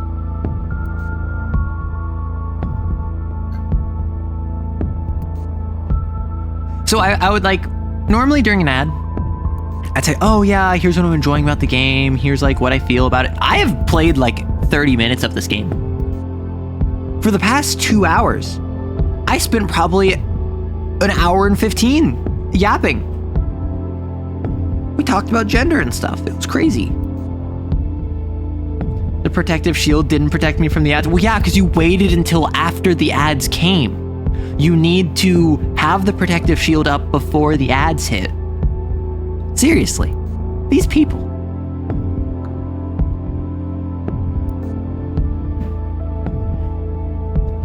I'm gonna sippy my water.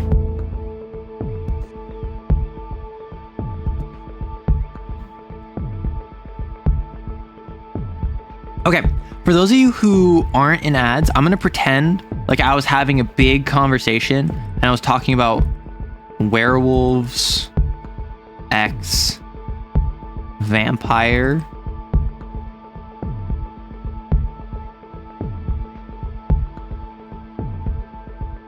And I'm just gonna go like, I'm just gonna do a bunch of this, and then I'm gonna be like,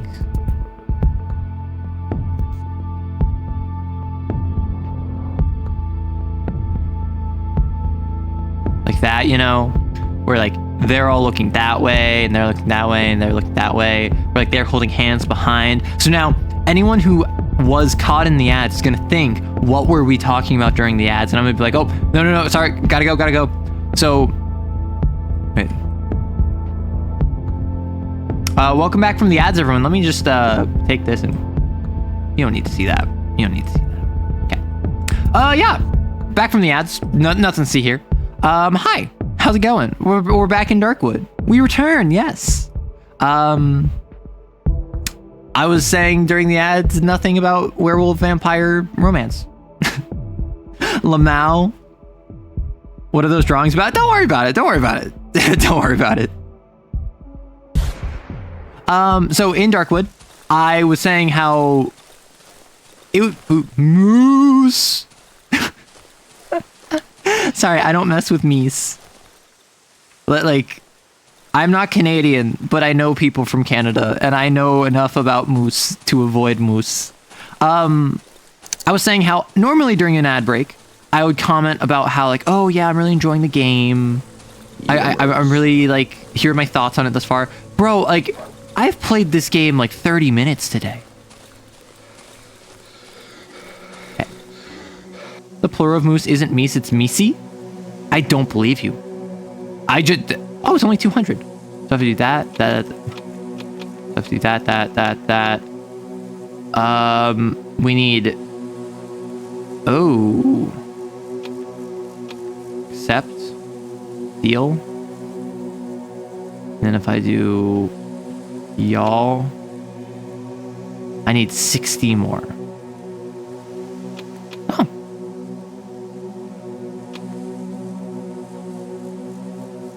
Cool. So, question. Don't answer this. Do I go back and sell and set up my toolbox, or do I head into the Lost Woods? I didn't even have to sell my bread. This is so pog. I still have my pills. Incredible. Isn't it pronounced Misai? I don't believe you. I don't believe you. Like, I understand that you may be telling the truth, but I simply, like, I close my eyes and I do not believe. Oh, is the Silent Forest like an actual forest? Location entrance found, Silent Forest. Yeah, there sure is an entrance. Ooh.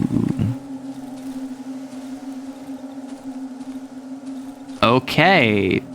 This is spooky, like oogie spooky. How do I get in here? Over here? Hello? Friend? Is that a spider? What? I'm sorry, it was not clear. It's a bit... Listen. If you told me, unironically, hey, it's pronounced Misai, I would just believe you. What is that? Ah!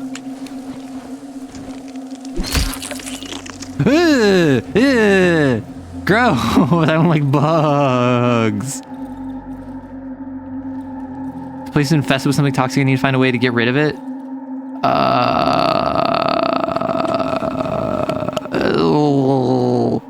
I feel like that's a Molotov cocktail situation.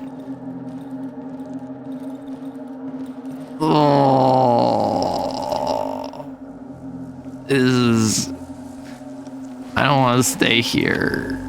Molotov cocktail.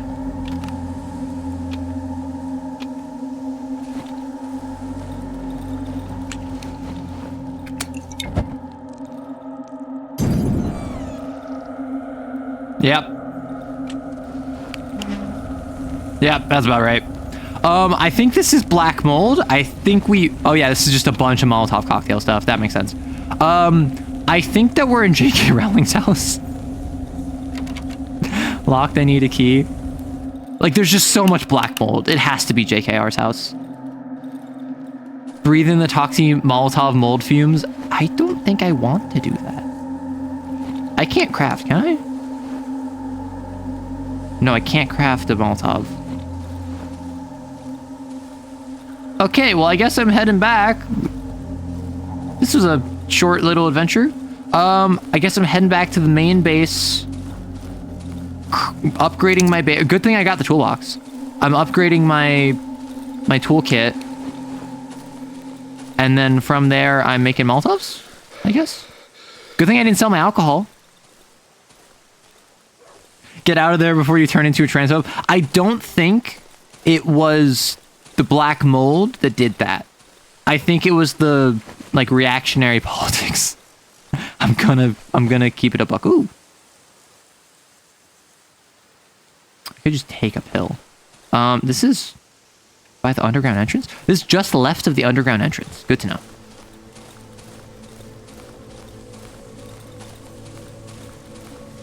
Does that require a brainworm? No. Black mold is sufficient.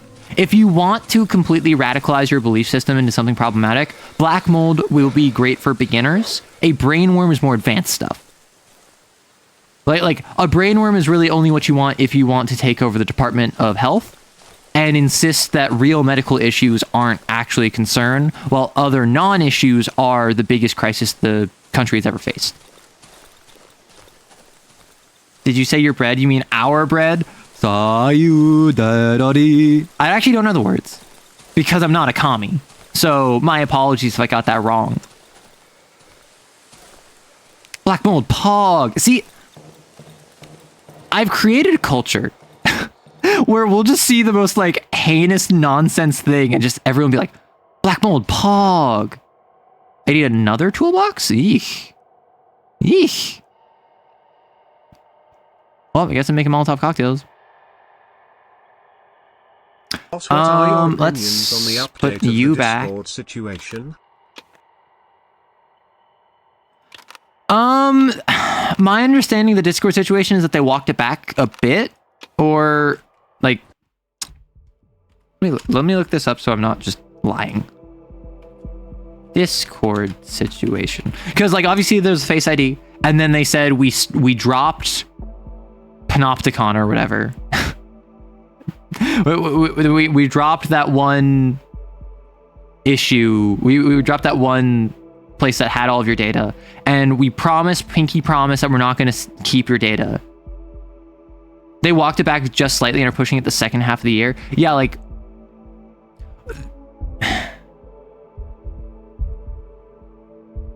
I see an article that says Discord's fall would suck for TTRPGs. That is true. That is true.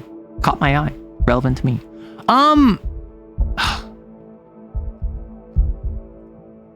Discord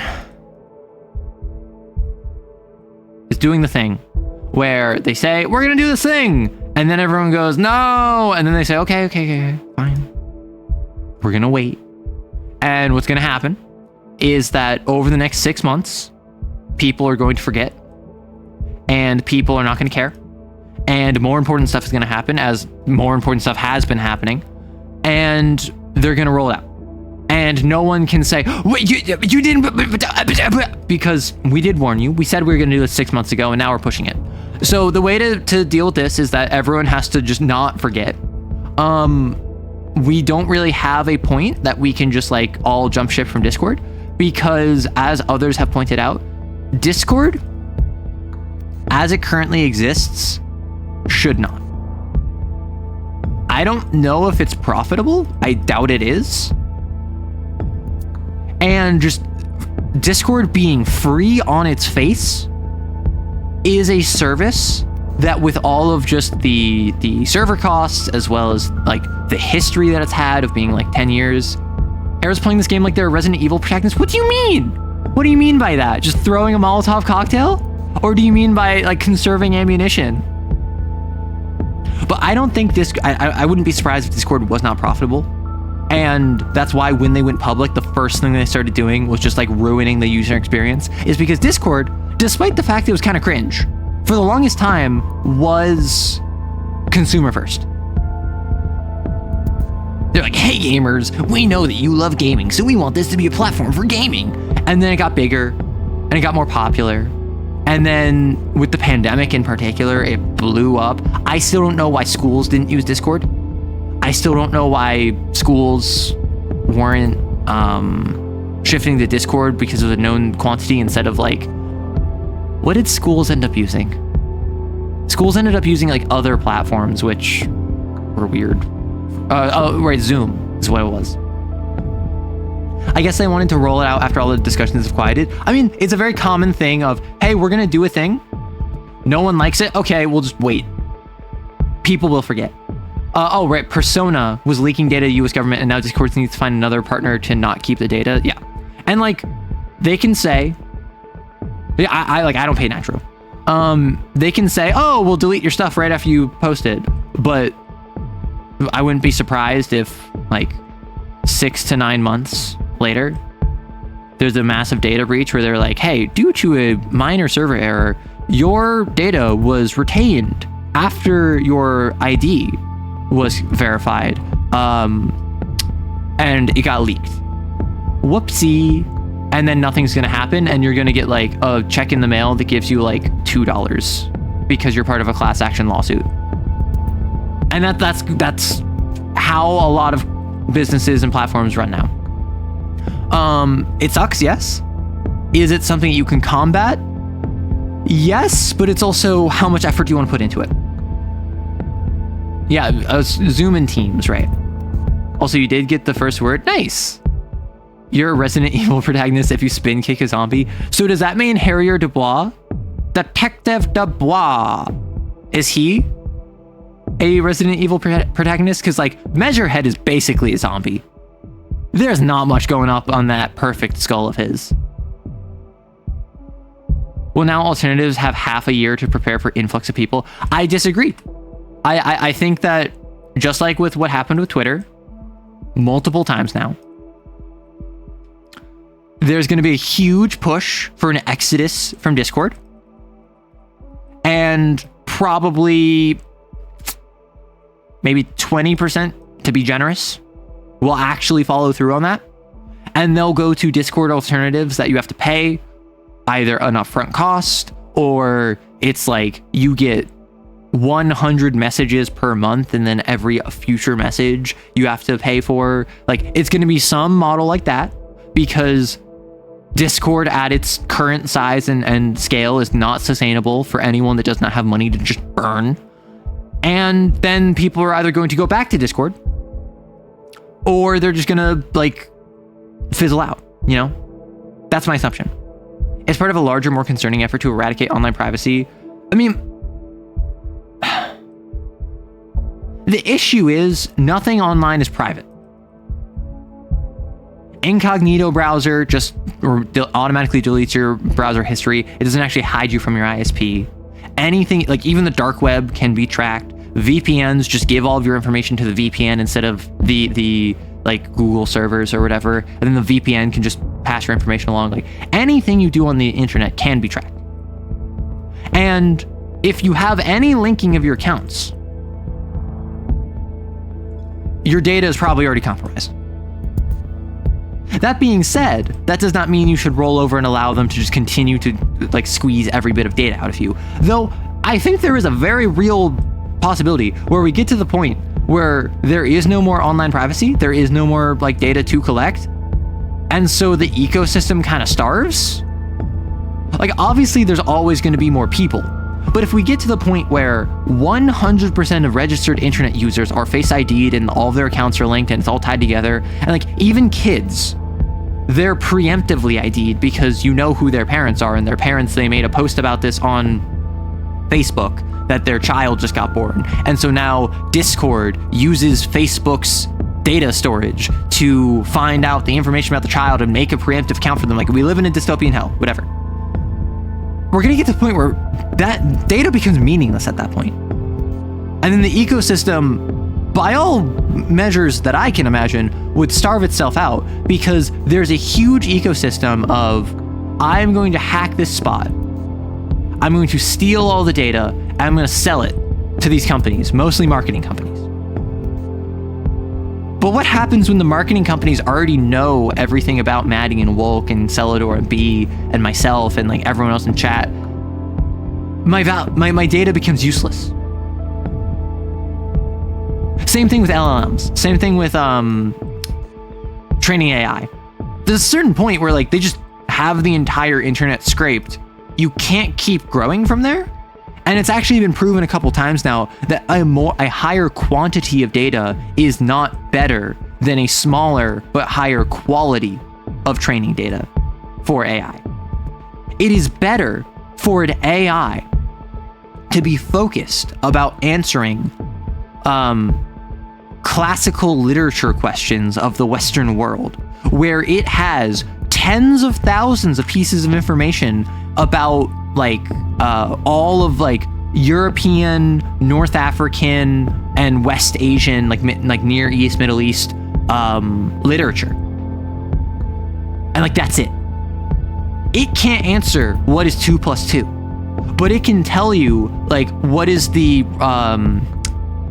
what are the themes of Kafka's Metamorphosis and how did that interplay with the societal expectations on people at the time, and like what was the biases of Kafka in writing that. Like the more specified the AI's training data, the more effective it will be, but the more narrow it will be. And in the same way, I think that like marketing firms are gonna learn when they get all of the data, because at this point, like even if massive strides were taken politically to like curb information invasion and privacy invasion online, like the damage is already kind of done.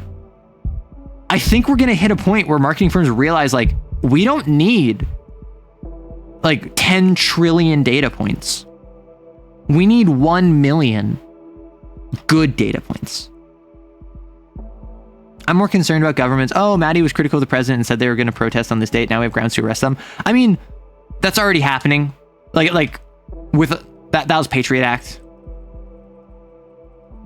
That was post 9/11. Like 2000s era US policies are still in effect today. And the massive shift we saw, at least in the Western world and at least in the US, of giving up your privacy for protection and security was a direct result of post 2001. And like, unless that becomes the main thing, that's not going to change anytime soon. And so the kind of band-aid fixes of like boycotting Discord or shutting down the Online Privacy Act, like those are good things that we need to do, but that's not going to solve the issue. That's stopping that's like slowing the bleeding. We need to fix stuff that is inherent to modern policies, like the Patriot Act, like the war against terror and its ramifications, which we're at the point now where, broadly speaking, like as not a firm rule, but like as a benchmark, 20 years is often considered like that's the marker of history. That's when we can pretty reasonably say like, hey, it's been over 20 years. We can reasonably say, here is like the context surrounding 9/11. Here's the fallout from it. Here's the impact it had both on the short term as well as on the medium term. Obviously, we can't say how it affected society at whole long term because it's only been 20 years. But the Vietnam War, which was like 60 years ago, like 50 years ago, that's something where it's been like 50, 60 years. We can pretty confidently say like, hey, short term, medium term, long term, and we can predict how it will go for in the future. So it's something where like, obviously the longer it is, the more comprehensive view we can have of something. But even like 9/11, even Patriot Act, we can pretty reasonably say like, hey, we know how this resolved. We know how this has impacted society. And even though we're still grappling with the fallout from it, the actual ramifications of it, we have kind of worked through. Fixing that stuff smartly and legally is an interesting and layered task. I mean, I'm not going to sit here and say like, oh, government bad, but it is a little bit of like, man, it's so, like why do you want to press the fix everything button? You know? Like this is a simplified version of looking at it, but there is versions of the fix everything button that people in power who are elected to get there look at and say, you know, I don't know if my constituents would really like it if I press the fix everything button. I don't think I'm going to press this. I'm going to talk about pressing it. I'm going to say how difficult it would be to press it if I actually tried, but I'm not going to press it. And that's the issue, right? Because everyone wants to advance their own career. And if you try to press the fix everything button and you don't press the fix everything button, you're going to get dropped. And it's hard to press the fix everything button by yourself. So you need to have a huge backing behind you. Yeah, people are probably getting into it already. Exactly. Like it's a major issue. And like, again, this has kind of been like a ranty kind of stream. I don't know why. It's just been very charged conversationally. I remember it getting crazy enough with the NSA and Patriot Act that the use of the word cake was being tracked. I mean, if you send an email that says like XYZ, and all of these are like buzzwords that I can't say on a YouTube video without it getting flagged, like they'll track your email. You'll be put on a list, and like probably at this point AI, but like you will be tracked. But if I say I want to bake the pie, and then you ask me strawberry, and I say I'm thinking apple crumb, like that could be code phrased for like, we're going to assassinate this person at this location at this date, right? And when like the NSA, when Homeland Security like starts to pick up on those patterns, they're going to track that stuff. So suddenly I ask you for your chocolate molten lava cake recipe, and you give me baking instructions, and now both of us are on a list, and both of us are getting tracked because completely unintentionally, we follow the exact same pattern as like actual real code phrases. That being said, that is then used as justification to continue the advisement of like, well, we're reasonably sure that they're not involved in this, but just for security, we're going to keep them on this list and we're going to keep monitoring them. And then suddenly you do that for more and more people, and then suddenly everyone's on the list. I wish I had the same hope future as you youngsters have, hope for the future. Listen, there is a naivete inherent to youth that thinks, well, if we just tear down the system, everything will be better. Or if we just reform the system, everything will be better. Unfortunately, there is a jaded, cynical, like, part of everyone where you kind of have to recognize there's a lot going on, and you gotta just kind of like accept, you're gonna need to accept incremental changes. But I'm not gonna pretend like we haven't seen modern day figures who have pressed small versions of the fix everything button, and most people know and recognize that a lot of other modern figures are actively like putting a steel container, like a grate, over the fix everything button to make it harder to fix so that they can stay in power, so they can talk about how much they're trying to fix it. It's mostly the principle of the thing. I don't want to give my personal details. Listen, I don't want to give my personal details either. And like that's scary.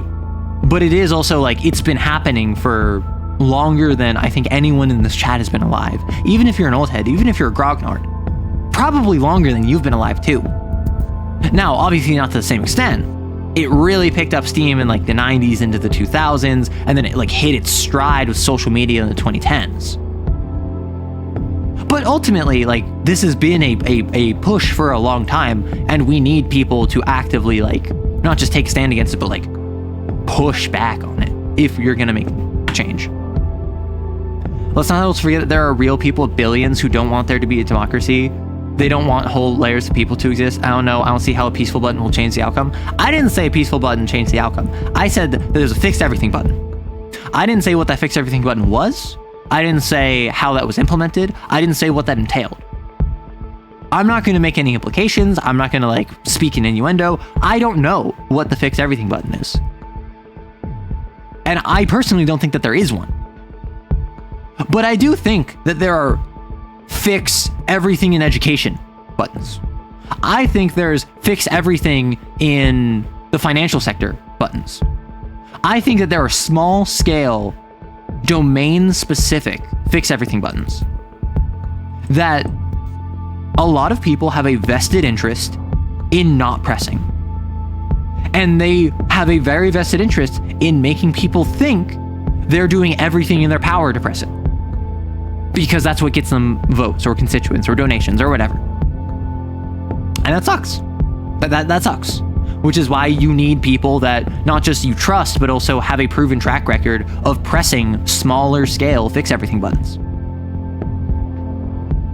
Pardon me, I thought fix everything button was give everyone thunder thighs and it fixes everything. Okay. Let's head back to the video game. What am I doing? Right, I upgraded this. Can I upgrade you?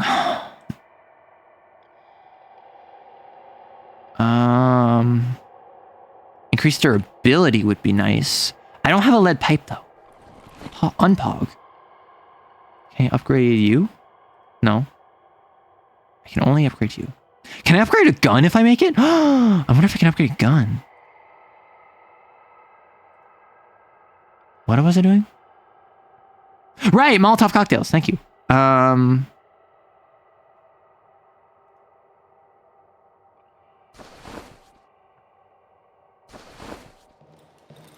I'm just gonna make like all of them, right? Cool. So now I have 4 Molotov cocktails. I'm gonna put back my pills. I'm gonna put back bandages with alcohol. I'm gonna take 1 bandage. I'm gonna put back my bread. I'm going to keep the rags. I can't make them on the go.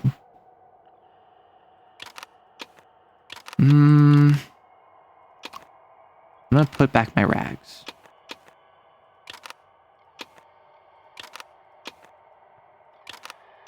Molotov cocktail is also known as the fix everything button. No! I'm gonna take a single... Never mind, I'm gonna take all of my batteries.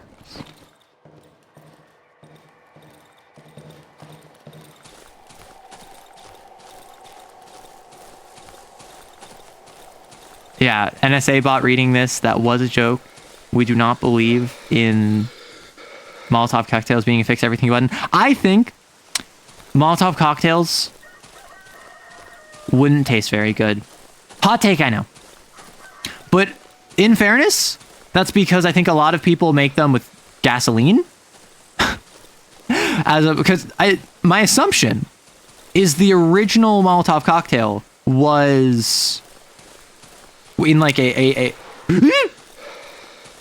was like in a bottle of beer or a spirit, probably like vodka or whatever. It's like Molotov. And you would use the alcohol with the alcohol content as a fuel. But obviously, gasoline is more efficient.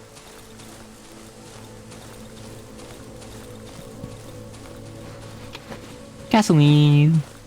What are we playing? Currently, we're playing Darkwood, which is a survival horror game that I am on like day 7 of. And I don't know how good I'm doing. I am petting these dogs. Do not panic. I'm also going to go into a house that has 1 spider in it. Please don't mind me. Just don't mind the fact that there's a spider in here. Like, it'll be fine, right? Yeah, right? That was a generator. Log. Can I... Ooh.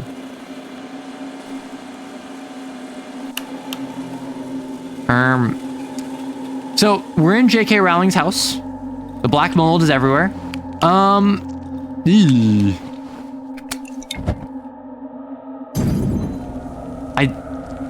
Oh, yep. That's the bugs. So I wonder, I think I have to take out this like black mold stuff. Yeah, the bugs are fleeing.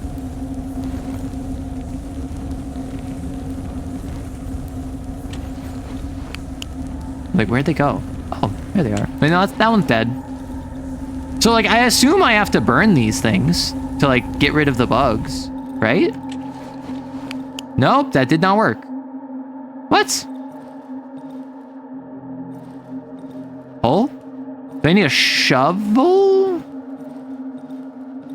Corpse? No. Eesh. So I've spent 2 of my Molotovs for nothing. At least it's not a cane spider. That is true. Cane spiders, very unpog. I need a key.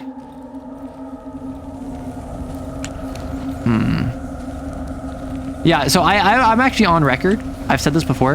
I am more okay with spiders than I am with bugs. And I feel like I'm the weird one a lot of the time. Like, I feel like that's not something that most people agree with. I feel like most people are like, spiders are scary, bugs are just kind of like gross. Is that a cocoon?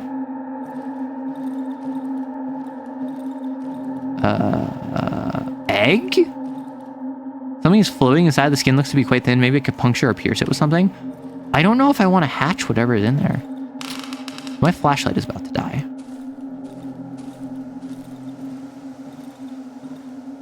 Spiders are fine. Hi, driver. Spiders are fine. Insects are fine. The scary things are like centipedes. I will say, I do not like centipedes. Millipedes, I think, are kind of creepy. I can reload it. Do I need to reload it back at base?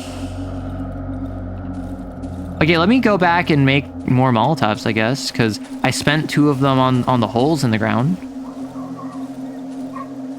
Well, so millipedes are less spiky. What?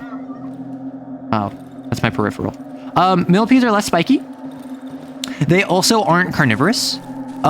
Centipedes are the carnivorous ones that like will try to kill you and generally are venomous, or sometimes are venomous. Millipedes are just kind of chilling. I will say a house centipede, I will scream. I am someone who, if there's a spider in my house, I'll just grab it. If there's like a stink bug or an ant, I'll just deal with it. Like, they're gross. I'm actually very glad now that I'm in California, I don't think I've seen a single stink bug. Like back on the East Coast, stink bug, ugh, they're so gross. Ugh, ugh. But like broadly, I don't really care about those. But like a roach, ah! A moose. A moose!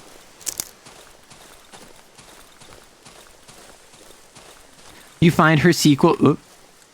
You find her sequel manuscripts and they're filled with less racial stereotypes than you'd hope, but more still. Wait, less than you thought, but more than you'd hope. Is this still about J.K. Rowling's house? Centipedes actually try to kill people. So when I think of a centipede, I think of, I was in class. I was in a bio class. And it was a camera following a millipede. Like a big millipede. And it was talking about millipedes. And then it was another different camera running away from a centipede that was chasing the camera, explaining what centipedes are. And that's what I think of when I think of those two. Gasoline. I need another Molotov. And I need to repair. How do I reload a flashlight is my question. I assume it's a 9-volt, no? Ah!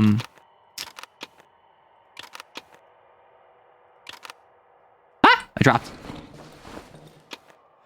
Has anyone played this game and knows if I'm just doing something wrong, or was I completely mistaken and I should not be trying to reload a flashlight with a 9-volt? I feel like a flashlight would have like AA batteries.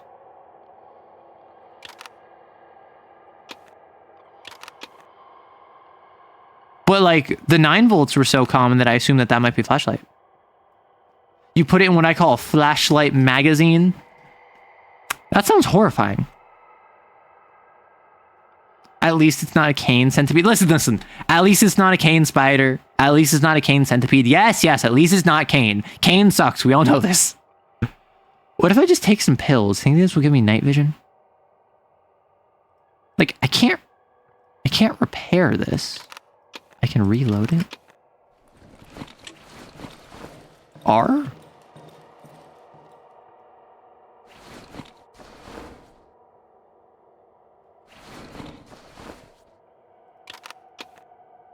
If I do that, probably grab the lantern just in case. Oh, is it already turning dark? Oh, I just had to hit R. Okay, I needed to hit R, but 9-volts needed to be in my inventory. Understood. So I'm going to chill here with my Molotovs.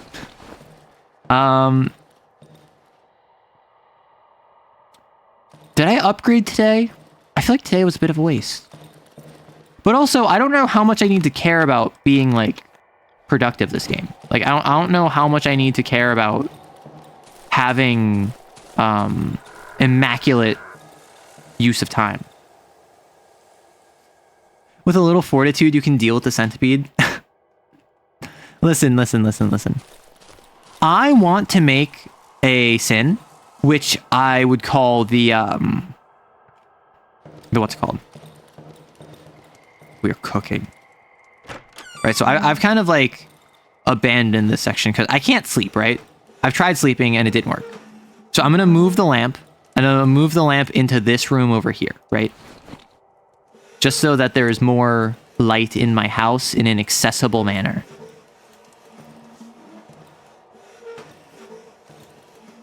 What if I leave the light like as a trap for the traitor? You know? What if I bamboozle the traitor when he comes by and I put it on his spawn point? I wonder where the traitor would spawn. So, now, I'm gonna go in here. I'll do this. And if I do this...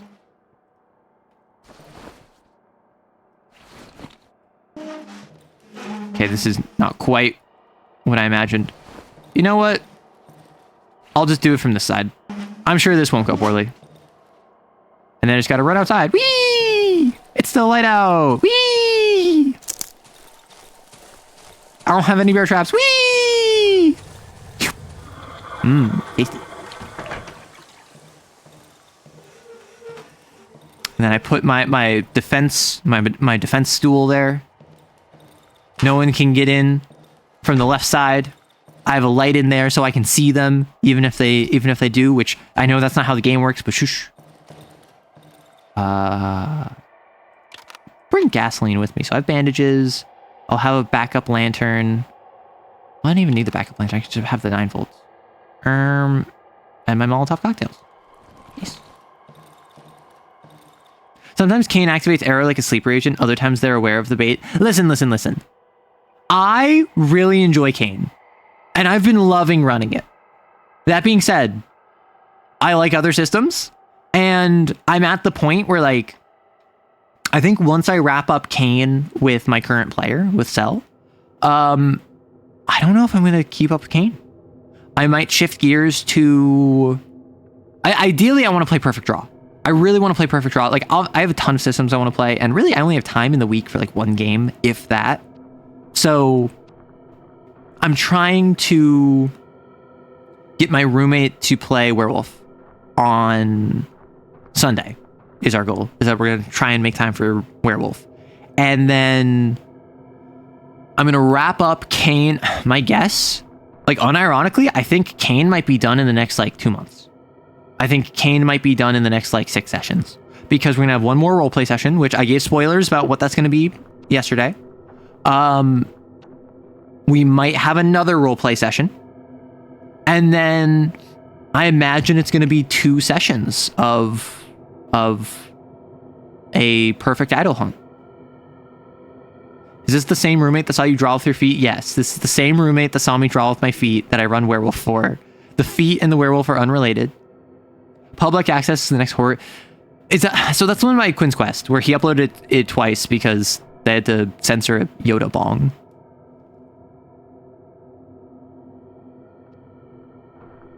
Honestly, first time I tried Kane was so bad. I do not think I ever want to try it again. What happened? I've had a blast with it thus far. Even one of the more recent sessions I had where I was running for a new player. They didn't really know my running style. I didn't really know their playing style. So like they had experience with the other player, but I hadn't had experience with them. So we kind of like had to learn each other's play styles, and it was a bit of an adjustment period. I still had fun with that. I mean, mostly because I like tension. I like toying with my players. I like when I steadily drive up the circumstances that make it worse and worse and worse, but it's more and more and more fun. Feet Werewolf, do they transform? No. Oh, is that why it got re-uploaded? Yeah. So the community post and the comments, the pinned comment was basically just like, hey, this video got demonetized, so we're re-uploading it with a censored Yoda bong.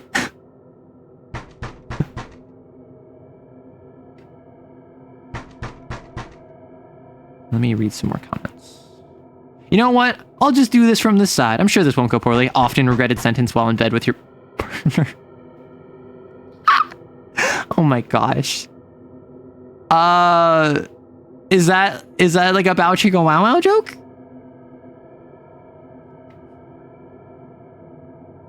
I have a huge bibliography as inspiration, RPGs, movies, books for public access. Honestly, public access interests me, but not so much that I want to run or play it.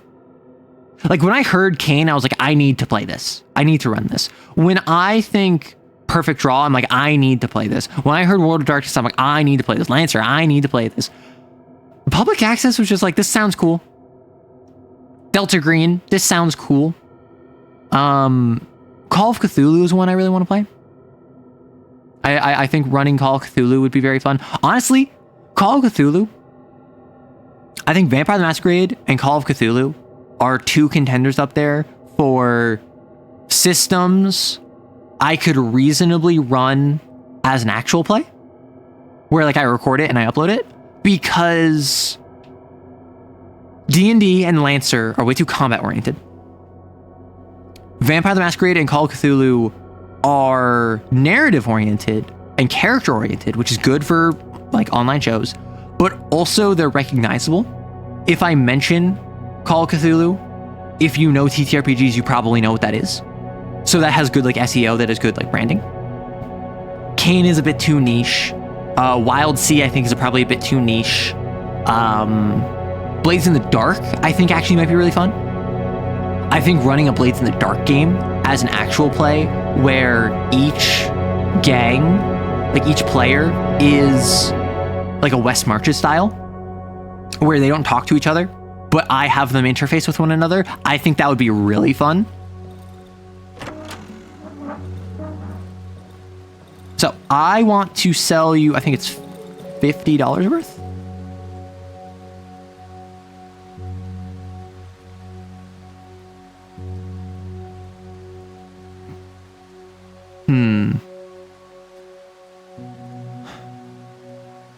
A shovel. Do I need a shovel for the holes? You can run an actual play of this cool new game I found called Synthop. Do people want to see that? Do people want to see an actual play of Synthop? Because like, I made that because I wanted to make it. I didn't make it because I thought it would be good. I didn't make it because I wanted to like invest in it. I made it because I thought it would be fun. Which like obviously is what you need to do when you want to do TTRPG design. You want something that you're passionate about. But I actually don't know how good it is. And I don't know how well it would work as a, oh, I can buy the odd looking mushroom from you multiple times. I need 150 then. Understood. I'm going to sell my bread. Let's get this bread. 5 times 15 is 75. That's halfway there. I now need 150. I probably don't need all of this gas, but the gas doesn't get me that much. So I could sell my bandages. That's 60. So that'd be 75 plus 60. That'd be 135. I need 15 more. With my 15 more, I don't got no. I have 5 meats.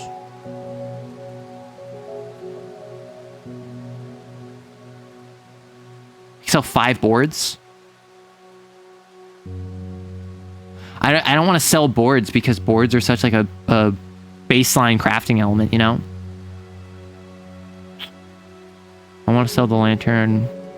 The empty bottles I can probably fill with alcohol later. I have a single bullet. Sell the bandages with alcohol. Let's do that. There's no way to know until you do that Synthop live play. My issue is I'm at the point where I would feel comfortable running for the player that I've been running for, like as an actual play. And I guess I could do that. I could do a one-on-one game where I actual play it, because like you can watch any number of one person, like one GM with 4 of their friends, like 4 to 6 of their friends running a D&D or a Vampire the Masquerade or a Lancer game or something. But I feel like this is way less common for it to be a one-on-one game. A Lancer lore downtime session is something I'm regularly trying and failing to imagine. So with Lancer, I actually really want to run Lancer. Don't laugh at me, okay? You're not allowed to laugh at me. I really want to run Lancer like Code Geass. Now bear with me, please. Please don't laugh at me. Code Geass is like 40% mech fights, 30% politicking, 30% slice of life like nonsense. So now imagine a Lancer game where like 40% of the time you're fighting in mechs. 30% of the time you're doing like politics between diasporan like worlds, or like you're on a one diasporan world where it's a very politically savvy game, and then 30% of the time you're just chilling. That instantly sounds brilliant to me. Like, because like Code Geass as a series is one where when I think back on it, I actually don't think on the mechs. I think on the politics. I think on the Gios power, the special power. I think on the Lelouch, the character. I think on Suzaku. I think on C2. I think on all of the interplaying character. But like rewatching it, it's like 40-50% mech fights, and I totally forgot about that. That sounds like the perfect ratio to me. And that's the thing. Lancer is built to be like 80 to 90% combats with 10 to 20% contextual role playing. We're about to have an ad, heads up. That's just the game I imagine in my head when I think Lancer. I think Lancer is at its strongest when it is like 40% fighting. And then there's like 60% role playing, narrative, out of mech stuff, which I think Lancer is not designed to support. I think Lancer, with all of the talents and all of the mech upgrades and how bare bones like role playing is, with just basically triggers, your background, and that's it that I can think of. Maybe some gear, like your gear. I let players use gear when I ran for them in role playing, like pilot gear. Outside of that, there's not much. So I don't think that would be a fun enough mechanical system to support 60% of the game. But what I think would be awesome, playing Vampire the Masquerade mechanically, that when you get in your mech, you play Lancer. Playing Kane, where you have special missions, where you have to go into mech suits and fight like kaiju-sized sins. Like, I think that would be awesome. Personally, I think a game where you play Cyberpunk out of the mech, and when you're in the mech for combat, you go Lancer. At some point, Arrow kind of the sheet off the table and demands they just do politics from now on. You made a KNX Lancer meme.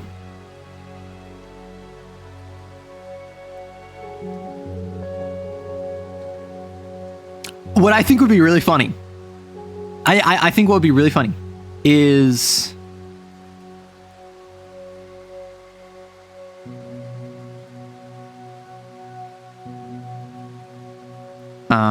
sorry. I got a message on my phone that I thought was more important than it was.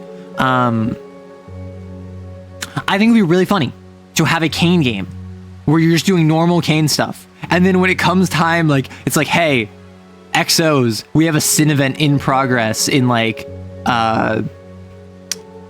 Springfield, Illinois. We're gonna send you in like the heavy response units, and like you're all bonded to Chastity, so your mech suits are just Chastity deployments. I also wrote up bolt-on rules for Lancer customized from Gumshoe. Ooh. Like in effect, I think it would be really fun to have Lancer where the out of mech stuff is a different system. Because Lancer, like, I'm of the opinion, Lancer triggers plus background plus gear is sufficient if this is like 20% of your game.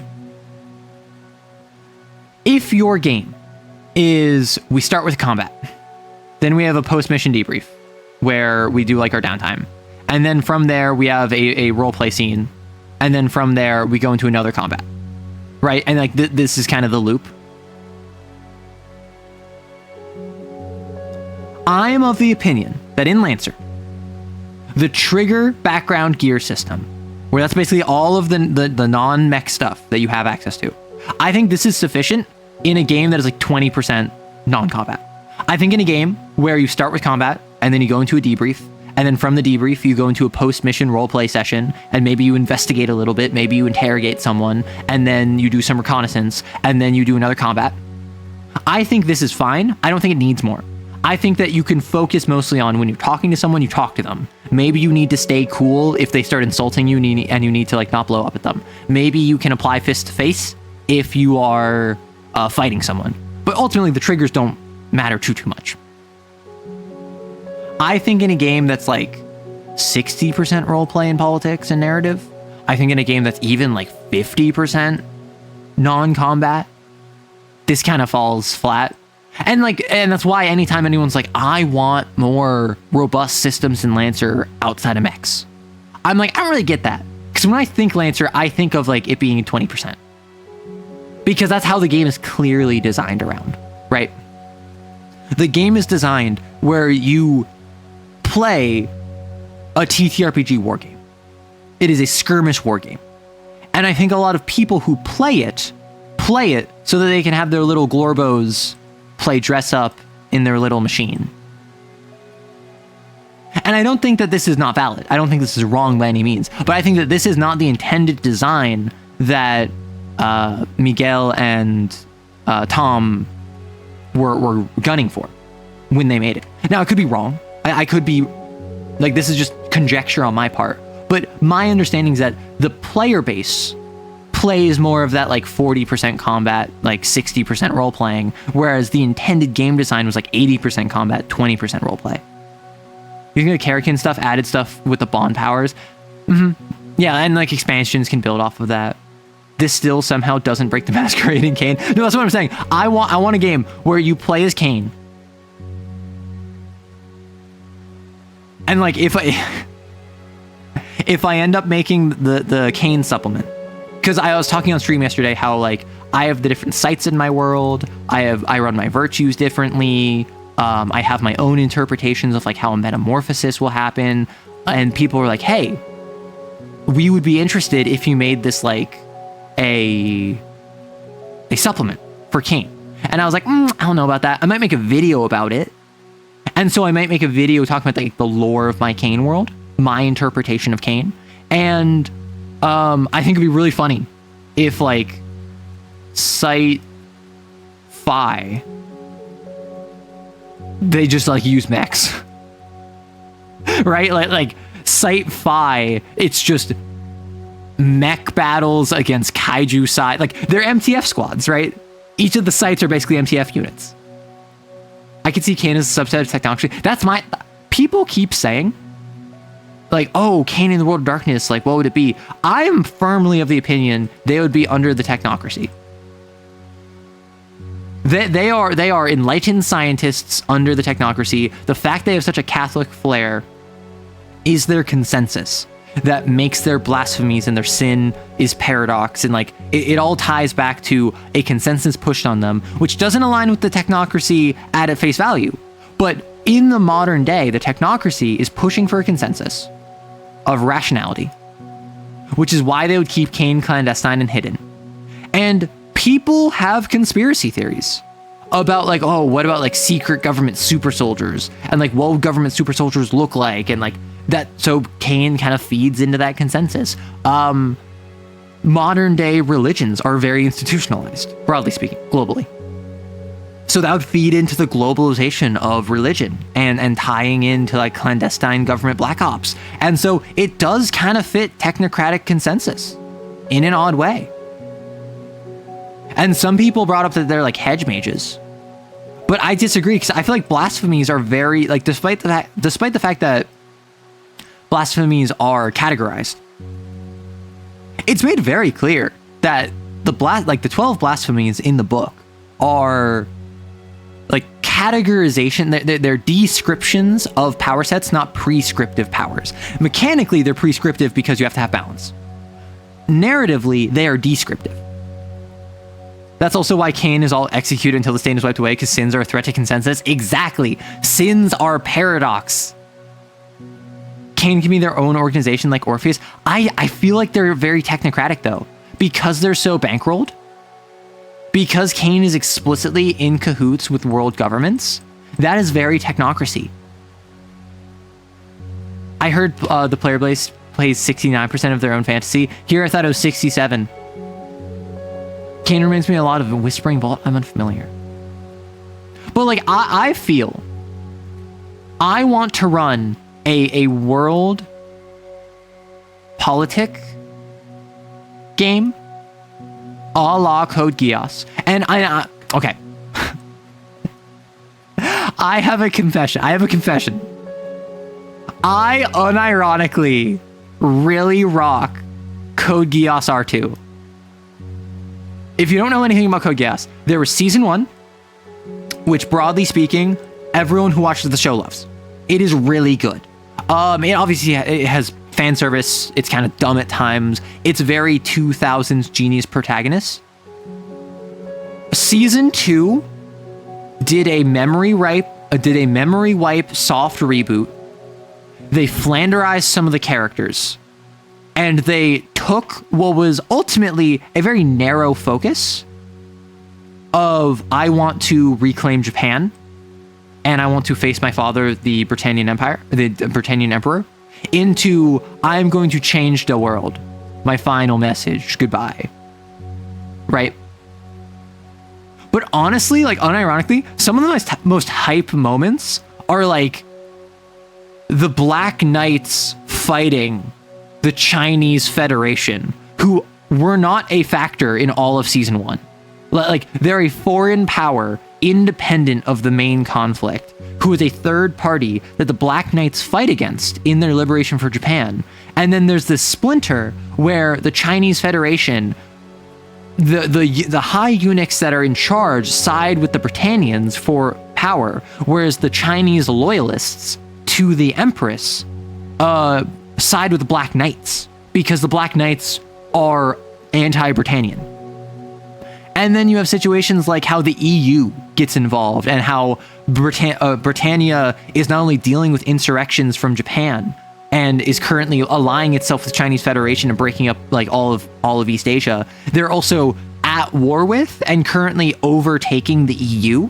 So you have this weird interplay of like the global politics in the background, and then you get like the Knights of the Round,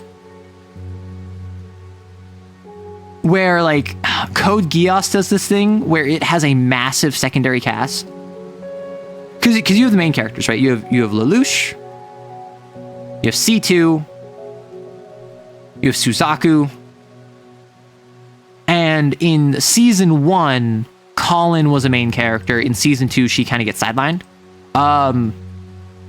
Nunnally actually has the opposite thing, where in season 1, she was basically just a plot device. And then in season 2, she kind of becomes her own character.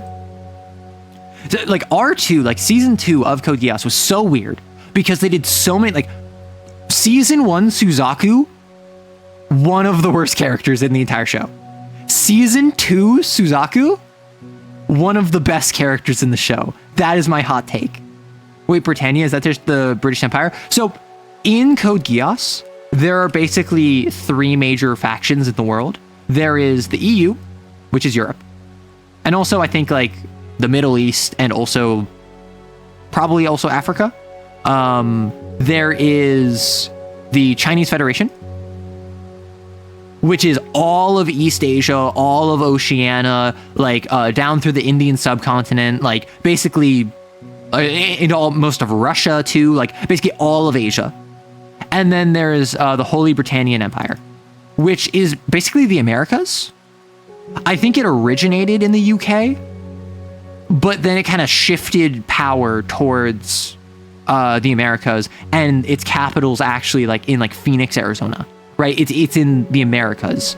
And these are like the 3 powers that rule the world. And Britannia is a colonial power, where they went around and conquered a bunch of nations, and then they would, when they conquered a place, Brexit is canon, kinda, yeah. When they conquer a place, they would strip its name and flag and just name it the area X, wherever it was conquered. So Japan was conquered 11th, so it is renamed Area 11. And then Britannians move in, they gentrify the area, they change the culture, they basically do colonial power things, and native Japanese citizens are second-class citizens. And they have the option of becoming an honorary Britannian,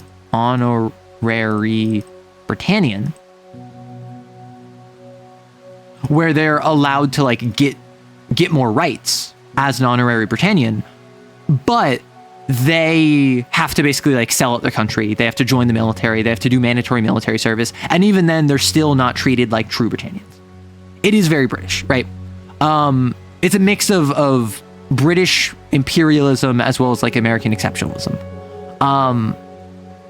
And so like that's a big part of the thing. And then the main character is a Britannian noble, because it follows like old school medieval aristocracy where the emperor has like 20 children and all of them are vying for the throne in different avenues. He is a Britannian noble who was in Japan basically as a hostage when they invaded. And then now he is thought dead. His mother died. He wants revenge for his mother's death. He blames the emperor. So he's going to go around and try and take over Britannia.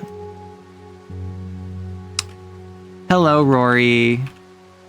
We were playing a video game, and now we're talking about Code Geass, and I'm ranting about anime and mech suits. So basically the farthest thing you can get from the Stone Age TTRPG. If you'd like, though, I can talk about an NSFW mech TTRPG first. But yes, welcome on in. For those of you who don't know, I'm Arrow. I make TTRPG content. Right now I'm talking about how to run Code Geass, the anime, in Lancer, the mech TTRPG. I beat you to the shoutout like 1 second. Listen, you gotta be quicker on the draw, which speaking of, we do believe in defending our land. Open fire. Kill the raiders. You would actually be interested in that? That's my thing, right? Like, Code Geass in Lancer, I think would be really cool. I don't think with the fan service, I think with like half the cast, but I do love the idea of like, hey, we are faction X, we're fighting faction Y. Suddenly faction Z gets involved, and faction Z has their own culture, has their own aesthetic, has their own champion who has like a mech that we've never seen before.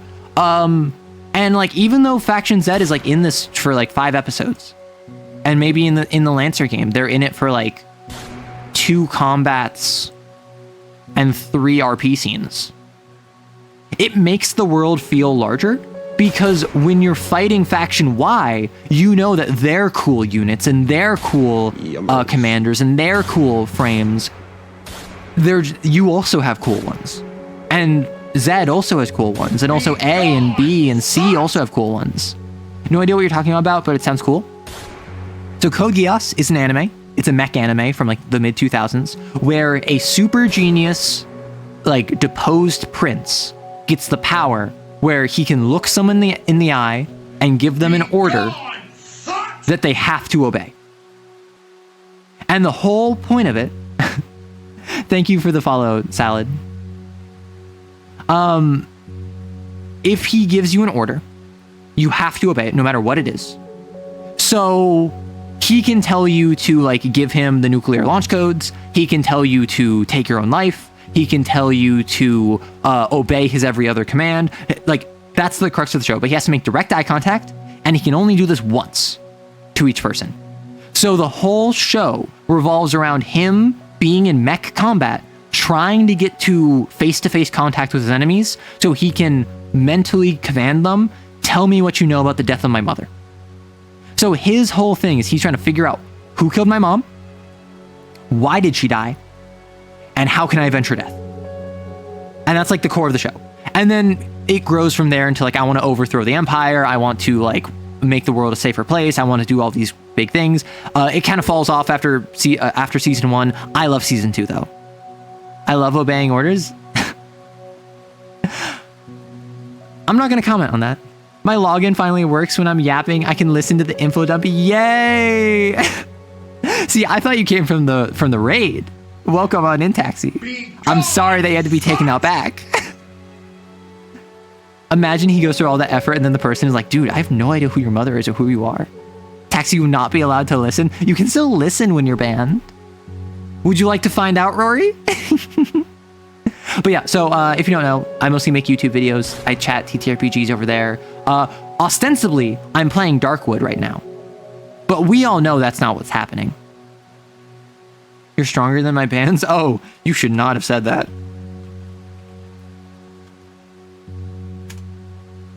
I'm sorry, Rory. You are not that powerful. But you get special privilege, so I will untime out you.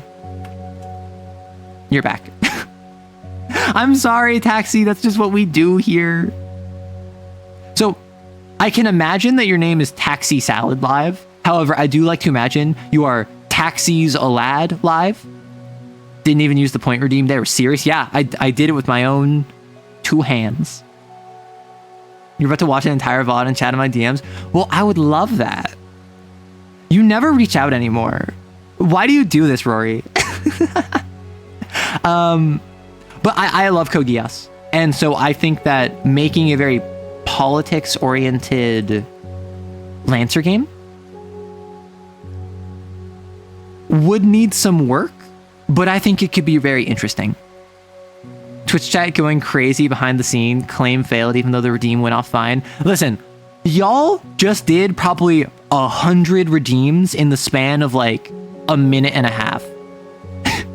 Like, I am not surprised Twitch was struggling. I love whenever I get raided because everyone just goes off, fires their lasers, like full auto unloads into the raiders, and then Twitch breaks, inevitably. If it were Taxi's a lad, then oh boy, is it outdated because I'm a last night. You know, I should have figured. I don't make any assumptions about my viewers. However, I feel like if I was to make an assumption,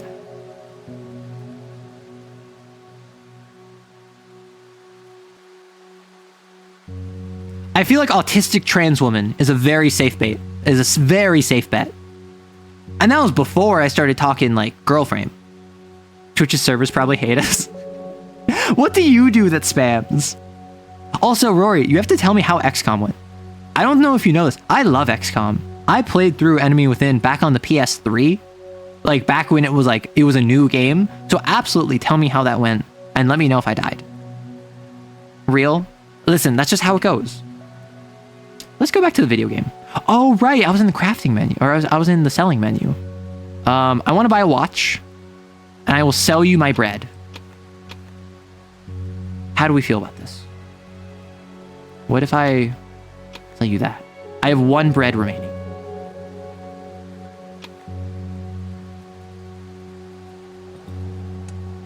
We all died multiple times. Oh, that's the classic XCOM. Oh, so it just has my time in the top. Nice. I am gonna go to the infested evil spider area.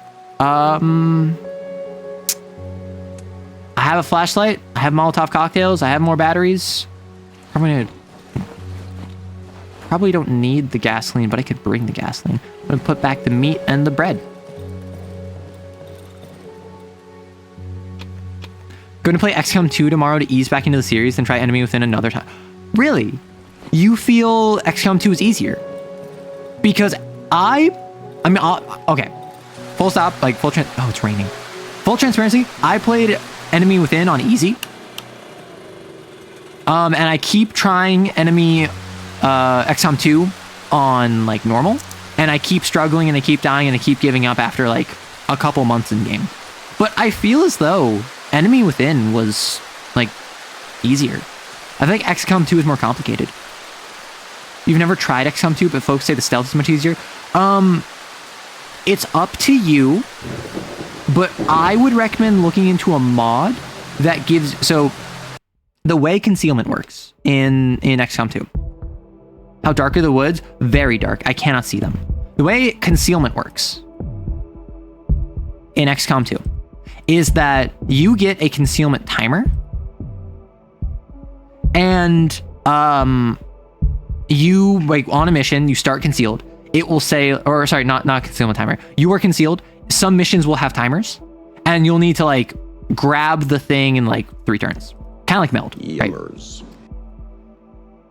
There's a mod that makes it so that timers don't decrement when you're concealed, which I think is a thematic win, though it does make the game easier. So you might want to look into that. Oh, you're playing on classic, so Sectoids insta one-shot me? Yeah, that would do it. Arrow wants us to look into a mod. Yeah, so like you can play vanilla. I don't know if you have what's the XCOM 2 DLC? Is it Phoenix Squad? Is it the one that has the 3 other factions of rebels? I would recommend playing with that. I think that they're fun. I think they're good additions. I think they give you characters that you can actually know. Modding a game to make it feel easier feels yucky. Or the shows. Thank you. Thank you. It adds special enemies that you will like face recurringly and like you can get to hate them. The reason I say you may want to check it out despite the fact it makes it easier is because I feel it makes it more fun.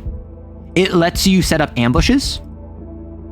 Whereas a lot of the missions are like, hey, you have 5 turns to stop this like computer virus from hitting the mainframe, and also you're concealed, and also the thing is like 4 turns of movement away. So like the concealment helps, technically speaking, but if you want to play it like a stealth game, you can't. Right? So I like playing it like a stealth game, so I think it would be fun to play with the mod that makes it so that the timers don't decrement when stealth is on. But if you don't care about playing it like a stealth game, if you just want to use stealth to get like 2-turn advantage of moving without being spotted, then you don't need it, right? You can play vanilla, they said, with distaste in their tone. Well, that's the thing, like, I don't really mod games to make them easier. You're considering just returning to Xenonauts. Rory, why don't you just play UFO Defense? It's on Steam. I have it. Wait, Rory. Rory. Collab stream. We both play UFO Defense. We don't look up anything. And we just see who lasts longer. Xenonauts has quality of life changes. Okay, like all I know, UFO Defense sucks for new players is what I've heard. And like the action point system is weird, and like you have to like manage the entire planet. So I think we just play 4 or 5 hours, see who gets further, see who lasts longer. I don't even know how it would go. They made a mod that turns the bugs from Helldivers 2 hot. Aren't they hot already? Like, don't you just look at Helldivers 2 bug? Don't you just look at this thing and go, oh man. Don't you look at this and just go like, oh heck yeah. This body temperature is above average room temperature. This strikes me as something with a raised body temperature. Like the bugs are hot, no? They literally have oil. I do not know the body temperature of the bugs in Helldivers 2. Oh, see, Kali gets it. Oh, mama, that's a high body temperature. You made the joke as I was typing it. Okay, all I know, I've not played Helldivers. Arrows.biotitan on the keyboard right now. I have not played Helldivers. But what I do know is that the squids had weapons of mass destruction, which is why we started an open campaign against them. They do shoot boiling bile. If they shoot boiling bile, what is that? That's hot. Spit on that thing. Hawk Tua. MILF material right there. Okay. You can only call the bug MILF material if they're like a breeding chamber. Like the Norn queens from like the Tyranids can be a MILF because they birth their spawn, right? Therefore it is a mother, therefore it can be one you would like to tango with. You never want to hear that again? You never want to hear me Hawk Tua spit on that thing? Well, here I thought guys were into that. I second this. Hey, whose stream is this? Although, is this a Bile Titan? Is this the one that like that? I don't know Helldivers. I just grabbed the Google image of the first bug. Wait, is that this one? Is that this one? I thought this was a Bile Titan. Is this? Is this? This? Yeah? Jesus, this is hard to watch. I don't know what you're on about. The green one? Yeah, I thought the Bile Titans were like the big ones. And like you're just little. How good is Helldivers? Because I heard it was fantastic when it came out. Then there was the Sony thing. And now it's good again? Question mark? It's very fun. I've heard great things about it, except for the Sony thing. And I've heard that recently, prior to the Xbox launch, there were some issues. But now it's on Xbox. Now they have like the Master Chief, like Halo collab. Now they've been adding more content. It's good again? Question mark? I don't know. Back to the game I was playing. Back to the video game. Oh heck, if it's raining, am I not going to be able to... Oh, I need to go southwest. Am I not going to be able to Molotov these cocktails? It's good again? Good to know. I have some buddies who play it. I've considered picking it up. I just like, I don't know. I've heard mixed things about it. I wasn't sure how I would feel about it. It sounds like it would be a fun game though. What the hecky? And you go entrance to the Silent Forest. Right down here. Oh. I am too northward. So now I can go this way. Now I'm going to go this way.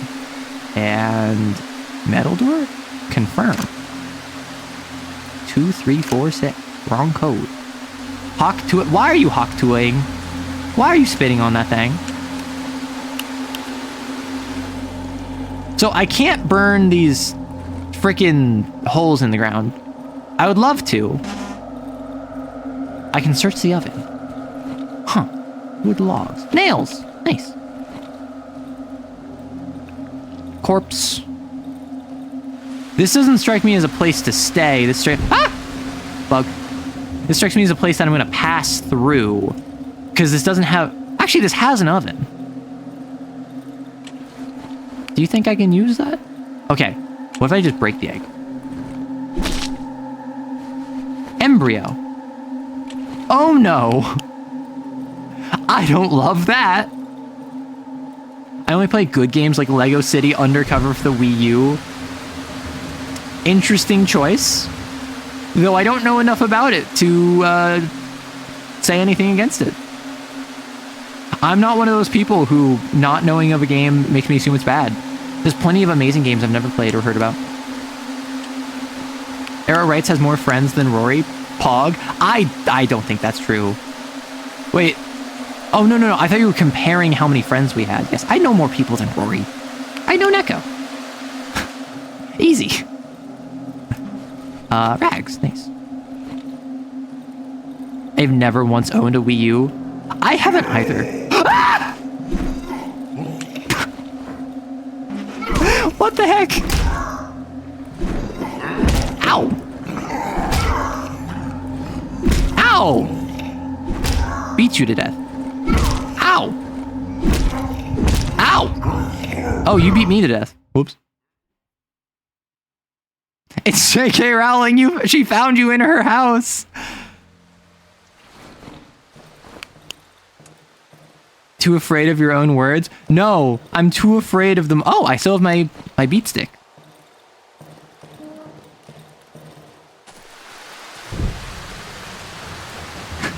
I saw something move in the shadow and I screamed. I'm sorry. She refuses to share her mold stash. Listen, I have a Molotov cocktail. I feel like I owe it to all the trans girlies in chat to Molotov cocktail J.K. Rowling. In-game. Man, I always feel so embarrassed whenever I just, like, scream. Because, like, again, that was a real scream. Yes. Yeah, in-game. Because, like, we all know that it doesn't matter how small of a content creator I am. If I say something like that and I don't qualify that I'm saying, like, in Minecraft, JK, like, eye emoji, I'm gonna get blasted by people on Twitter. And we all know that, like, I would never survive being blasted on Twitter. My entire sense of self-worth is based off of the validation of people who I've never met before and don't care about.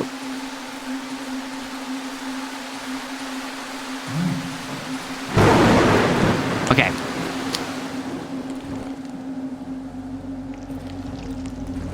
Oh wait, I forgot. This one dropped a shell out here. Give me your shell. Shell.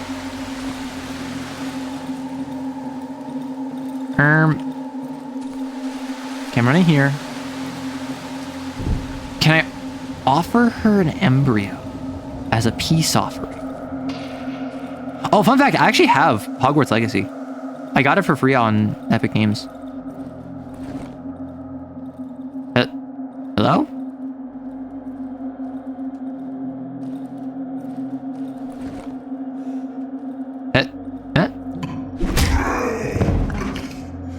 I just needed one more hit. Okay. The evil has been defeated. The door code is 3333. It can't get any easier. Remember it. I'm not opening that door after dark anymore. I went to get some gasoline from the pig shed. I'll be back after dark. I assume that's the door code for up there. Is it the door code for anywhere else? Need a key. I've heard it's just, yeah, I've heard it's just boring. I've heard it's just not good. But at the same time, it's also like, I think the hate it got was overblown. Like, I think that a lot of it, from what I've heard, was not actually real people hating it. It was just kind of people blowing up what was hating it. And I think that a lot of the frustrations surrounding the game were valid. But I also do think that a lot of the folks who, like, I mean, it comes back to virtue signaling, right? Like, a lot of people were sat there and they're like, oh, I'm not going to play Hogwarts Legacy because I don't want to support J.K. Rowling. But also, I'm going to go out of my way to make assumptions about people who do play it. And I think that not too many people did that. But I feel like enough people did that the stereotype kind of stuck, which does suck. I have so many gripes with that game, and not even for J.K. Rowling reasons. Yeah, I know nothing about it. I don't plan on playing it. I just got it for free on Epic. So I thought I think it would be funny if for like April 1st I play it. And then I would get a bunch of people calling me transphobic, and then I'd be like, "Hey, are you trans?" And then they'd be like, "No, I'm a cis ally." And then I'd be like, "Cool. Then stop talking to me like you know what you're doing."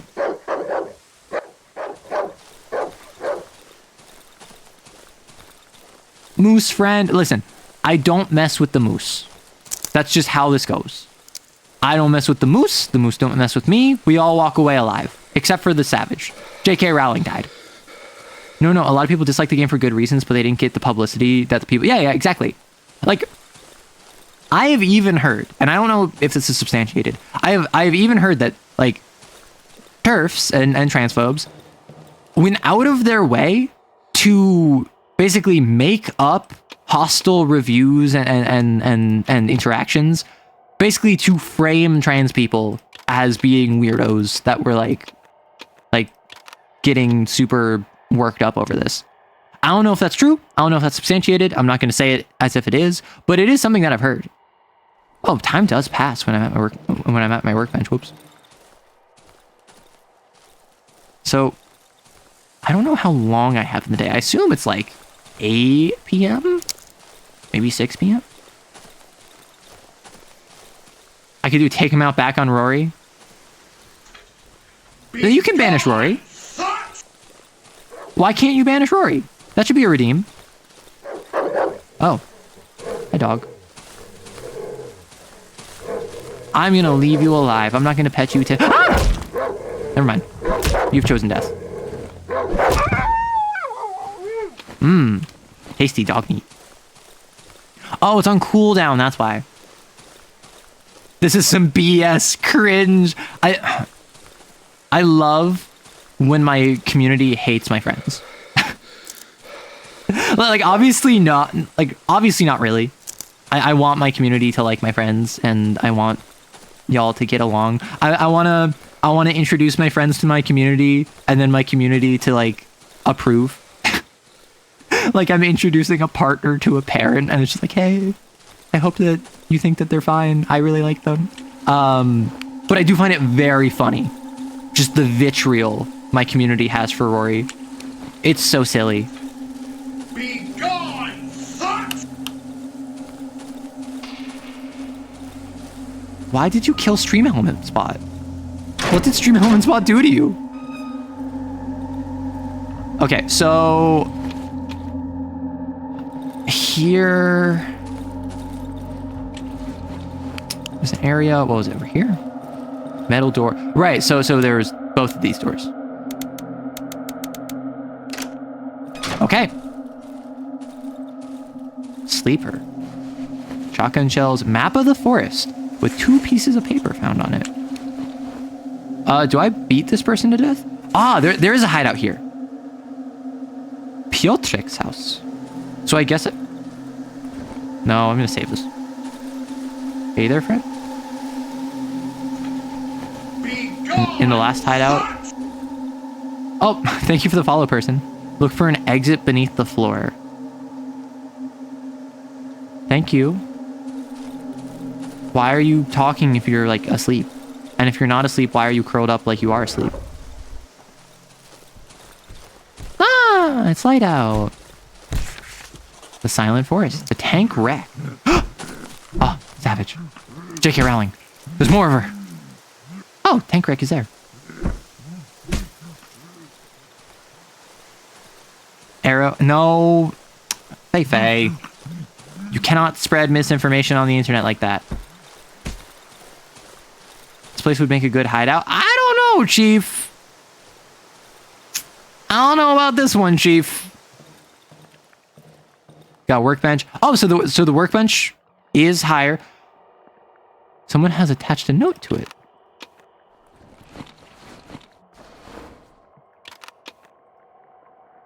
Can I do this? Something is happening? Oven. Light the oven. The oven is lit again. Cool. So now this is safe for the night. The trader will probably arrive here. This doesn't feel very... Hello? This doesn't feel very safe. Bike man. Hey there, boss. I'll be honest here, boss. I'm really thirsty, you see. If you could share a refreshing beverage with a weary traveler, I would make it worth your while, boss. Ashes to ashes, dust to dust, when life's a bit. Booze is a must. Show item. Photo of a road. Beautiful road, Mr. Bossman. Long and straight. You won't find twisted paths in these parts. Let me tell you something, mister. A good looker straightens out the path. Every single one of them. So I have to have a bottle of alcohol, I assume? Interesting. Oh, I pay rent in soup cans? That's fair. You're literally in my walls? Who let you in here? Well, I have alcohol. Would you like alcohol, sir? Show item. Alcohol. Ah, good vintage. A bottle a day keeps the monsters away. To your health, boss. If you want, boss, I can bring your junk from the other hideout. Ah, that is convenient. Oh. Is this me? Oh no, it's him. Okay. I was like, am I a Cyclops? Pog. But no. Get the Polish man his vodka. I don't know if it was vodka. Might have just been vinegar. You are misinformation. I can give you information. Listen. What was it? This is a joke where it's just like someone transitioned into misinformation. I mean, Cyclops girls are pog, but still... What? What? Nod. Which hideout should I take the junk from? From the dry meadow. On it like a nun in a cucumber field, boss.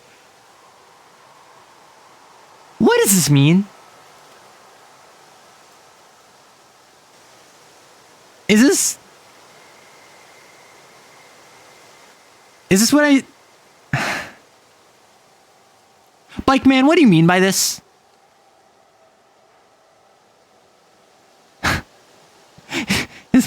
Is that a stereotype?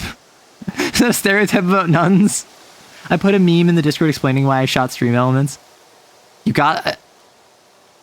It's not... What if the cucumber breaks? It's not flared.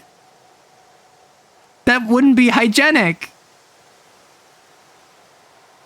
I feel like that... Do they then sell the cucumbers? If it breaks, boss.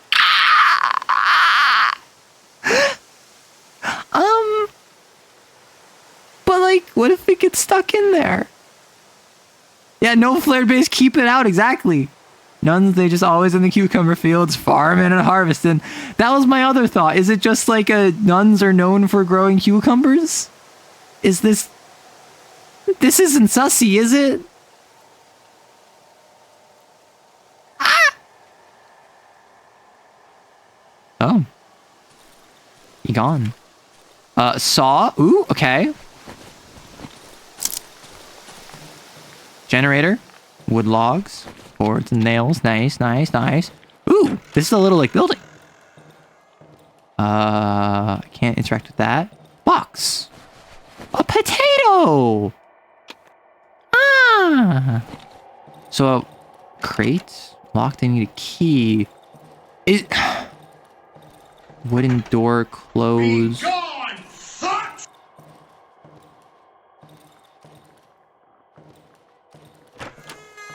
So, oh, mushrooms.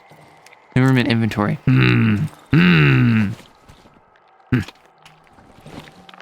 Harvest the mushrooms. Methinks me wonders. Is the play to barricade myself in here? Repair that doorway, drag the sofa in front of there. Like, you feel? Like, am I crazy? I was crazy once. They put me in a room, a rubber room with rats. Rats make me crazy. Oh, and then I could build the well. Sure. So I can drink from there to heal. That is already barricaded. Dead dog? Doghouse, aww. Sadness. That was a good puppy. Okay. Oh, you can push that. Let me get you some water. Arrow, have I heard the definition of insanity? So insanity is doing the same thing multiple times and expecting a different result. However, practice makes perfect. This implies that to be perfect is to be insane, as you must do the same thing over and over and over and over and over again without expectation of actually learning from it. Or with expectation of learning from it despite doing the same thing over and over and over again. I don't see any traps. A wardrobe. Bread! Num num num num. Num num num num num num num.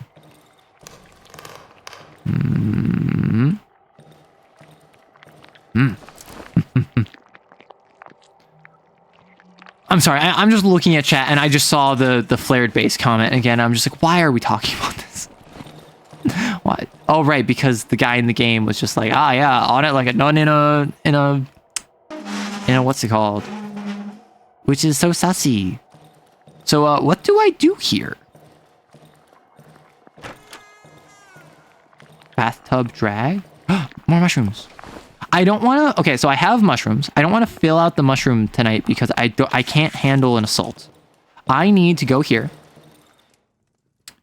Do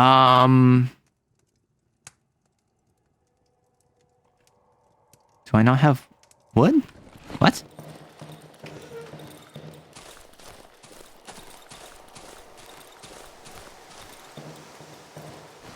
I have nails. So if I... So I have enough for a night. I thought I need one more plank is what it is. Okay, that's kind of bad. If I throw you there, if I throw you there, you. Because I want to make sure I have a weapon. So if I don't have any logs to put there. I didn't see any logs that I could grab.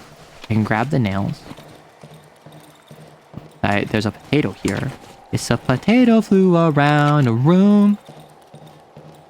Have I seen Nausicaa and Valley of the Wind? No, actually. I haven't... That's a Ghibli film, right?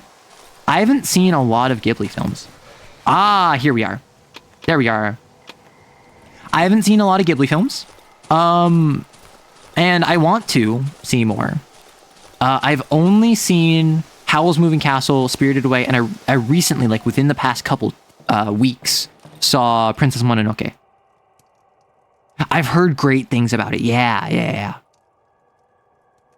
I'm going to repair that, even though it wasn't fully out, because I felt like it only had like 2 hits on it left. In case we have a J.K. Rowling.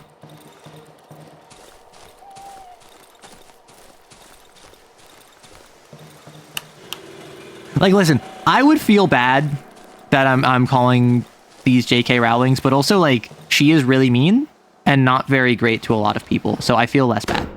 You know? Just to kind of, like, be straight up about it.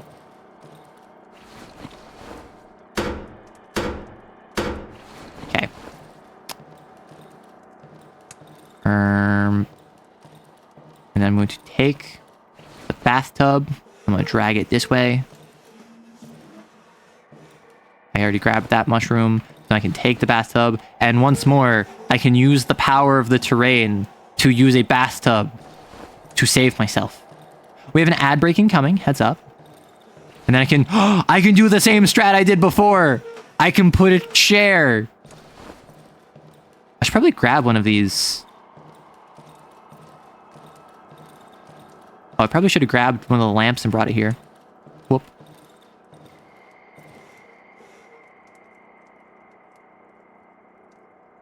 Well, ad break every 30 minutes. It's ad break once an hour. Unless it's changed. It should not be once every 30 minutes. It should be once every hour.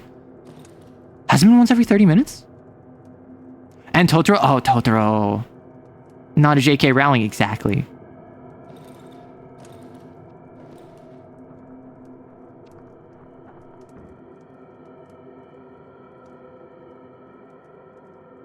Oh. It won't. Oh, that door just opened. I keep screaming. Oh, I need to kite these guys better.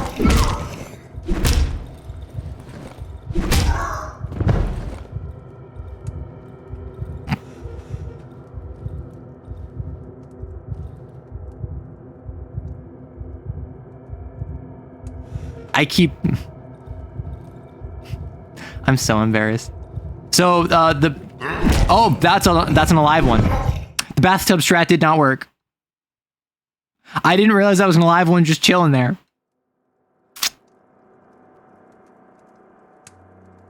Well, at least there's no consequence to dying in here.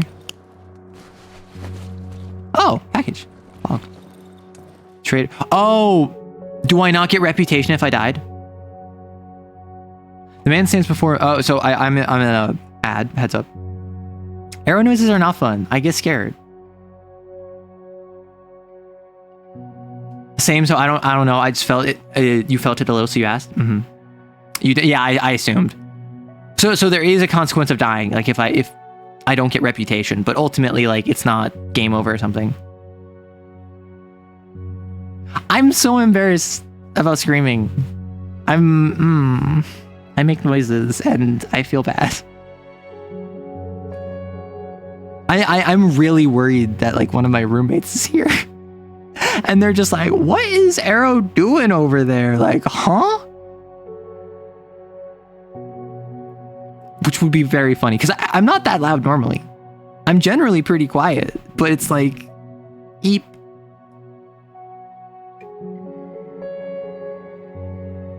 Oh, goodness gracious. You don't feel bad about moaning at us? I feel bad about that too. That's just less like... Listen. Listen. Listen. I do that when I yawn or when I stretch. I don't do that just cuz. When I'm on stream and I just randomly moan, it's because I'm stretching. It's not because I'm being a weirdo. It's not because I'm trying to accommodate any particular dalliances. It is simply how I am. Like if you want a bit of Arrow lore, what's it called? Like the drop?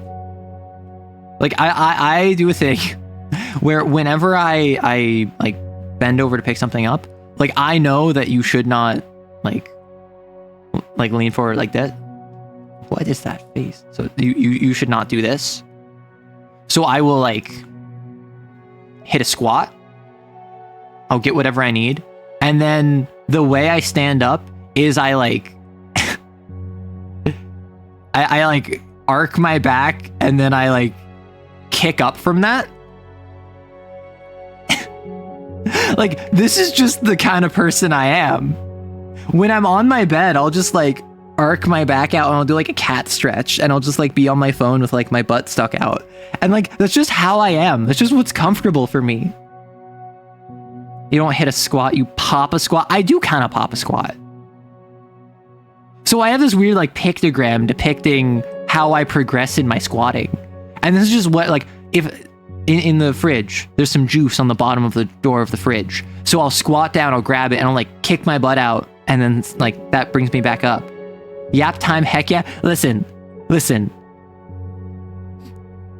Yap time is all the time on an Arrow stream. That's just how this works. That's just how we do this.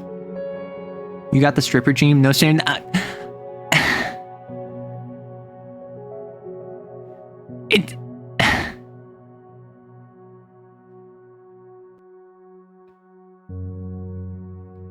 I feel shame because I get embarrassed.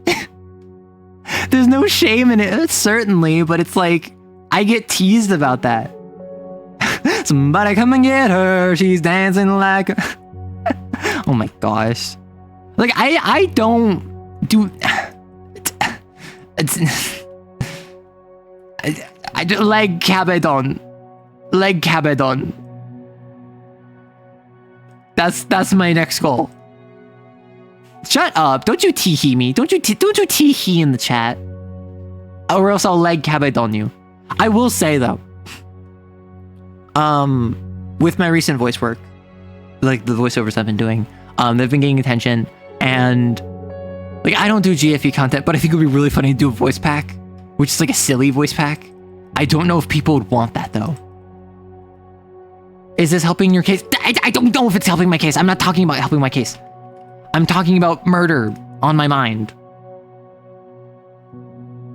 The man stands before me motionless. I can only see my own faint reflection in the semi-transparent vision of his visor. Suddenly he starts to move quicker, as if looking for something in his pocket. He takes out a piece of charcoal and starts writing on his palm. There's no way out of here, brother. He shows me what he's written, then wipes it away with his sleeve and continues scribbling. We're stuck with each other. After making sure I've read the second sentence, he takes out a full tank of gas, places it on the floor next to me. Oh, that's nice.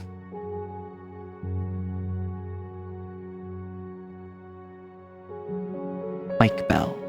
I cannot sell. That's a quest item. That I can tell. What if I just sell this back to you at upscaled pricing? Listen, you can't tell me, oh, is that helping your case? Are you actually like smart? Shut up, okay? Odd looking mushroom upon ye. Oh, I get another level 1. I forgot I have navigator. Whoop.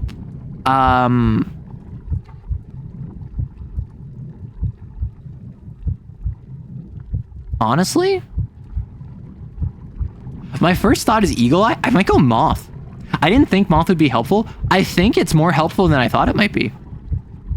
Because once a day I'll be able to heal by standing next to an electric light source. I assume that encounters the night. That was more about the leg cabedon. Listen, the leg cabedon, I just decided I wanted to do that. I thought that'd be fun. I thought it'd be cool and quirky. Quirk chungus. Arrow chill, arrow fun. Aw. Oh? What? We go left. I cannot go left. Am I having a dream sequence? Did I have this last time? Corpse. No. Well, I have a watch. Oh, I can tell the time, but I have no watch. I feel like I know this point. I feel like I've seen this before because I played Darkwood briefly. I don't think I made it to the Silent Forest.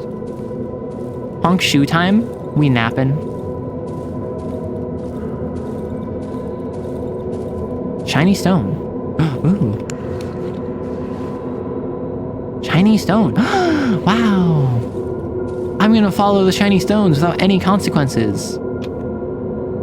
Armored door? Hey, yo? You press your ear against the keyhole.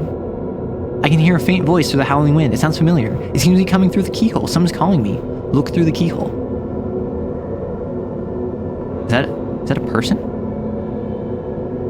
Come to me. Oh. Neat. No, thank you. Oh, is this the doctor? Or is this like how I... Oh, this is me entering the forest for the first time. Because I was on the other side of the door and... Question. In this world, there's some sort of apocalypse. There's some sort of terrible tragedy that struck the world. If you were in this forest with like savages and rabid dogs and like destroyed civilization, would you try and go back? Or would you kind of like chill here? I'm not gonna scream. There's gonna be something scary that happens and I'm not gonna scream. You have my word. I'm not gonna scream. Whoa. Why do I hear like the screams of the damned? Whoa, whoa, whoa, whoa, whoa, whoa, whoa, whoa, whoa. My light source is moving. Sorry, I got distracted. You die probably? I mean, so assuming like you're in Darkwood, like you don't need to eat, you don't need to drink, you can kind of just like shrug off major injuries and wake up again. Like, would you try to get back or would you just kind of chill? Like, how good could the world really be? Oh.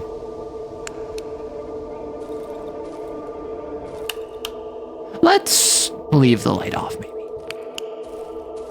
Nah, I ain't a coward. Is this symbolism for something? Is this something I should be aware of? Oh, you're a child. A baby.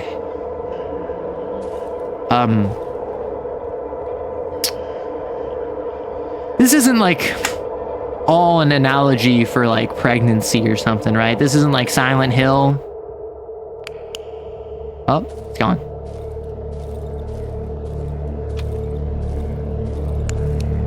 It confuses your mind. Here, your past is never far behind. I'm gonna have like a wife that died in childbirth or something, which is why I destroyed the embryo. Or like she wanted kids and like she had a miscarriage. Like it's gonna be something weird like that. There's always one. There's always a wife. Oh, a bed. I don't know if I want to lie down, but I don't think I have many other options. Let's go past it for now. I have infinite flashlights and not infinite places to roam. Whoop-de-doo. Okay, I guess we're taking a nap. Anyone tired? Anyone want to cuddle? Y'all can get in one big cuddle pile. I'll go in the other bed, don't worry. One bed trope, but it's all of Twitch chat. This feels disco. It did feel kind of disco. The trader. My package. Oh! I got a shiny stone. Oh! Nice. Oh, so I only spent one of my mushrooms. Nice. Boom, boom. Oh. The efficiency is higher.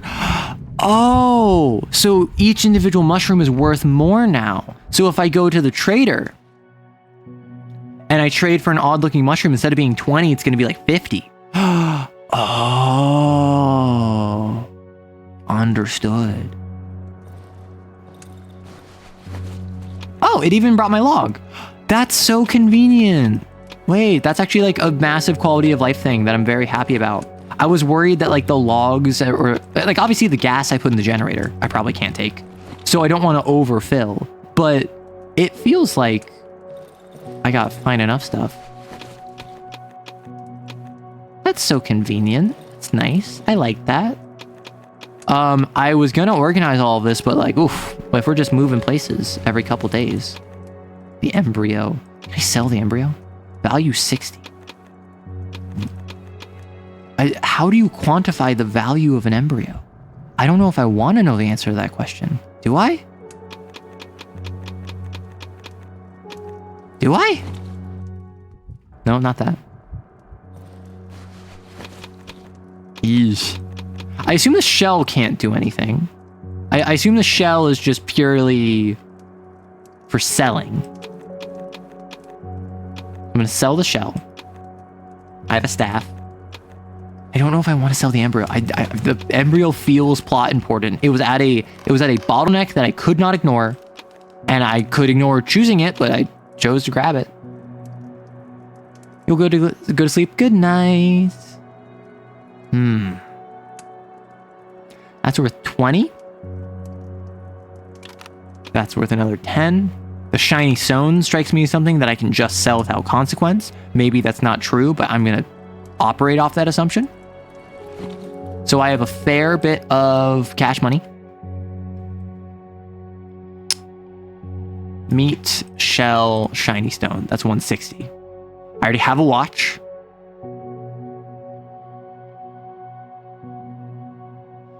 I do that, and then I would have 110 left over. I would get another 100 for surviving out here. I don't know what I would need, though.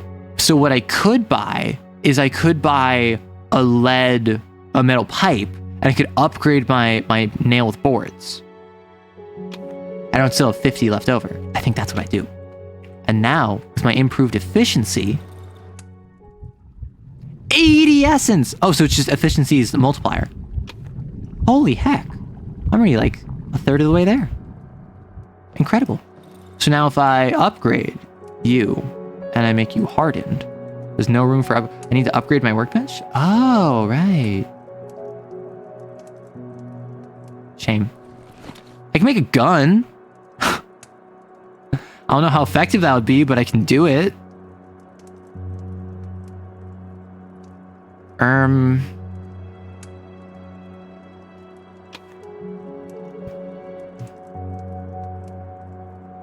Let me grab my 9 volts. Let me put the wooden logs in the log logger. And then I can properly explore the house today.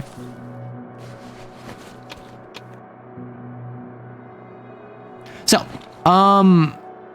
oofta. That was a rough night. I got scared, and I'm probably gonna get scared again. There's a dead dog. Savages. So, like, do I repair all of these doorways?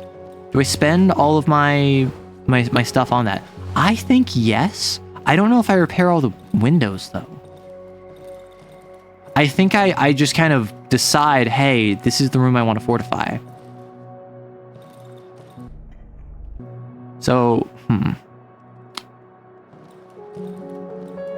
So I think for instance, I could...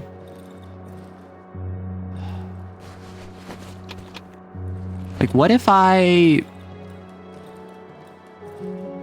go here, barricade this? So, like, listen to what I'm feeling. In here, we barricade this window. We sit here. If anyone jumps in, they jump in through there. Like, I have the scrap metal. I could set up a bear trap every night, right? I don't know the area, so I don't know, like, the old woods is right there. This implies to me that I'm going to need to get something in the old, like, to go to the old woods, right? The Silent Forest hideout, the tank wreck. Gosh, there's so much here. I'm so overwhelmed. Tractor. Okay. The lights are currently on. I'm going to switch them off. I have everything from in here. Like, my thought process is a little bit like, what if I just stash up in here? I don't know where the best spot to, like, just put my back to a wall is. The trader, I built up some reputation with him. I don't need any more. I think I grabbed some boards and some nails. Actually, I think I buy 10 nails. I think I buy 10 nails. Yes, that takes up some of that, but, like, I don't have too much nails to begin with. And yes, I can search the nearby area. I want to be barricading. I don't think I need to barricade that. I don't think I need to barricade that. Like, oh, they destroyed the bathtub. Oh. Ration stamps. Nice. I didn't realize they could just destroy the bathtub. I don't see why I would repair that.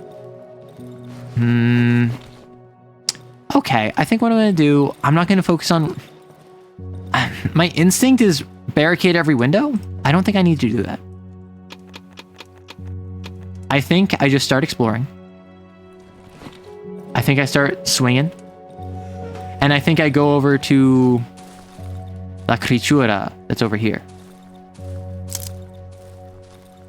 Yeah, come on. Oh, come on. You have more range than me. Ow, I missed. Don't tell me I'm gonna die. Okay, I just kite your swings. Boom. Easy. J.K. Rowling defeated. That feels mean, even though she does kind of deserve it. Drink from the well. I'm just the kind of person that I feel mean insulting someone. Because that is a roast. Like, it's not a very mean roast, but it is a roast nonetheless. I searched them. Oh, there's another one. Ow, you're throwing rocks at me? Okay, you're just like the Twitter stands that are her supporters. Ooh, more guns that I'm not going to use. Like, I could make a single shot pistol, but like my trusty, oh, frick. I don't have the repair for that. Why are there so many of you? So like, I understand that these are like the standard enemy of this region, is my assumption, right? The dogs were the standard enemy of the first region. The savages are the standard enemy of the Silent Forest. And it's just going to be something even harder in the Old Wood. Once her lawyers find this, yeah, I'm going to be like sued for defamation. And they're going to make a bunch of assumptions about me. And they're going to like assume I'm a trans woman. And it's like, nope, I am just non-binary. Is that another embryo? Is. Something's floating inside. Yeah. Mmm, tasty. I can't wait to consume this. Dude, I don't even know what this is. Okay, let's store our embryo. Bam. Bam, bam, bam, bam. Bam, bam. Bike bell. Flares. Okay, I'm running out of storage. That is a good problem to have, but it's still a problem. How dark is the wood? Listen, the title says it right there. These woods sure are dark. Oh, I need to repair my smack. My smacker. I have a trusty board with nails in it that has been serving me since the beginning of the game. I have a flashlight that I did not know how to reload for the longest time. I have woods that I cannot see through, and jump scares that should not get me, though they do nonetheless. Ah, frick, I missed. Heck, darn, I missed. So I guess I can like farm those for shells, and I can sell the shells. So like, let's go up to the old woods. How bored are the nails? Extremely. They're bored into your skull at high velocities. Excuse me. Yeah, it's the spiders. Is it? I can just go in the old woods? I should not go in the old woods.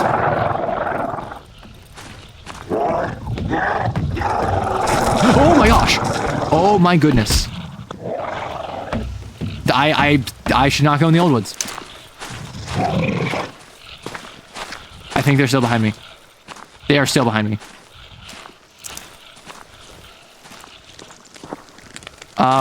Spiders, protect me.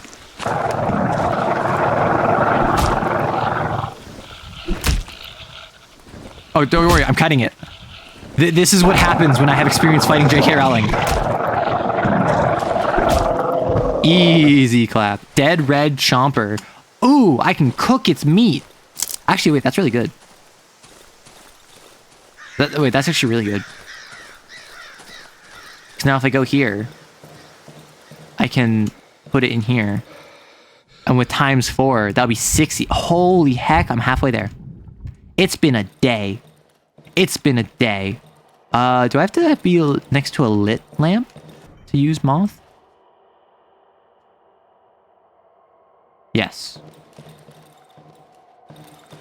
So let me go turn it on.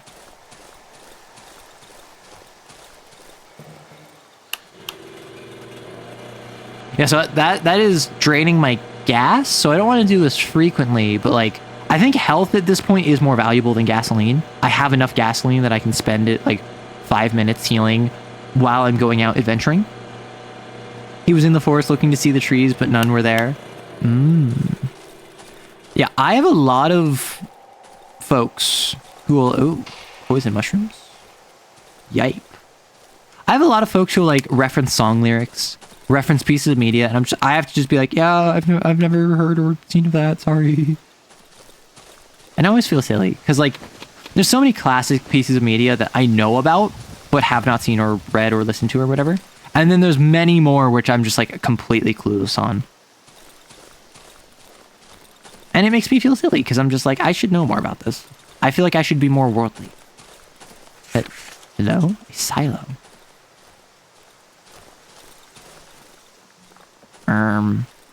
What the Sigma? Hello? Can I call? Can I give you a ring? But like, many modern day songs, I just know nothing about because I don't really listen to music. Mannequin. Oh boy, more mannequins. Music? At first I thought that was like a monster, but I think it's just the silo has a record player or something. Weird. Dude, the way that my head is on a swivel when I play this game. Weird. Same, I don't listen to many. Listen, like, I don't not listen to music. I'm just not super into music. So I'm not someone who like avoids music. I've just never have been someone that is very musically inclined. And so I will have like albums, songs, bands that I listen to consistently, but generally for like a period of time I get really into them and then I kind of fade and then I just stop listening to them and then I don't really care too much. I've been listening to the thing that I've been listening to most consistently recently is Vocaloid with like Miku and Teto. But I've also been listening to Kenshi Yonezu? Oh, it's the gramophone. It's a bamboo gramophone. The guy who did the Chainsaw Man music, which I actually didn't realize when I started listening to him. I was just like, this is a cool guy. Like, I heard a cover of Flamingo by him. And then I looked up the original and then I listened to some more of his music and I'm like, this is actually pretty pog. I have to enter from in there. How do I get in that silo? Do I have to climb up here? Like, like this? No? Huh. The gramophone keeps throwing me off, I ain't gonna lie. I understand that's its point, like meta narratively. On the meta perspective, it's meant to throw you off because you're not expecting it, and it's weird, and it's kind of not even necessarily unsettling, just not expected. Poisonous mushrooms. But it is certainly something where, like, every time the music swells, I'm like, what's about to happen? And then nothing's about to happen because it's just music swelling. Did I hear bird brain? I did hear bird brain. Funny enough, I actually... Oh, so I'm here. I actually heard bird brain from someone in a VC I was in before I even learned about like Teto and before I even started like really listening to Vocaloid. I listened to a bit of Vocaloid. Like I listened to Utsupi with some of their Miku work. But I heard VtuberEN prior to actually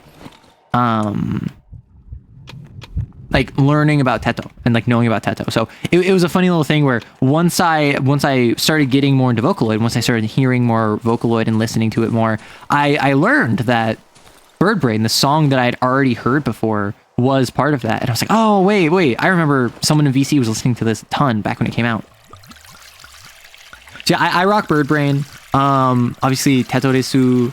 I really like Rot for Clout. That's one I quite enjoy. I'm going to stay here at least a couple days, so I'm going to just empty this. I probably shouldn't have emptied my full one. I probably should have emptied some of the half ones. Die is actually one that's probably one of my favorite that I've been listening to. I rock VtuberEN. I do rock VtuberEN. I've been listening to some of the Akita Neru songs, like Zako, Flop Era is the other one that I mostly listen to from her. I think they're neat. I think these Vocaloid and Vocaloid, like, vocal singer likes are neat. Are you good, bro? Like, you don't seem good. Oh, you're trapped. You were very much not good. Understood. I suppose it was a silly question. I saw you rhythmically spazzing. And I should have been more of an empath. My apologies. Why kill poor bird? You are evil. No, I brained the bird. Which is just as bad.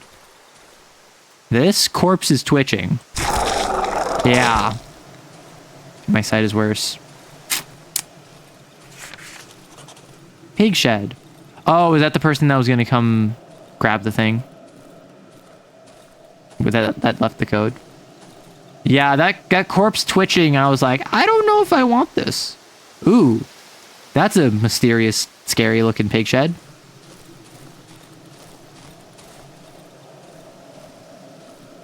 I like to imagine that the poison that I just got infected with, what isn't even poison.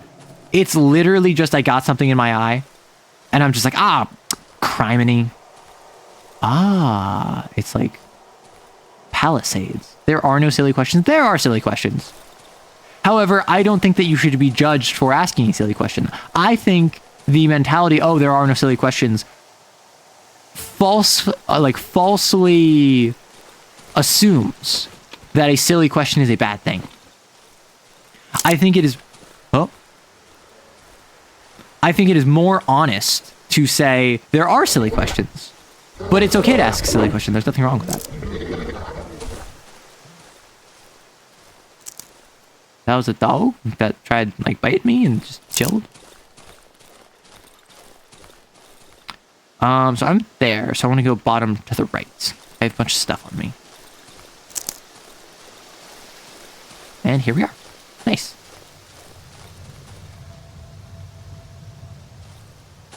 Can I pet that dog? Can I please pet that dog? No, I'm going to drag this lamp and bring it into my oven room. Because I think that that's where I feel vibes.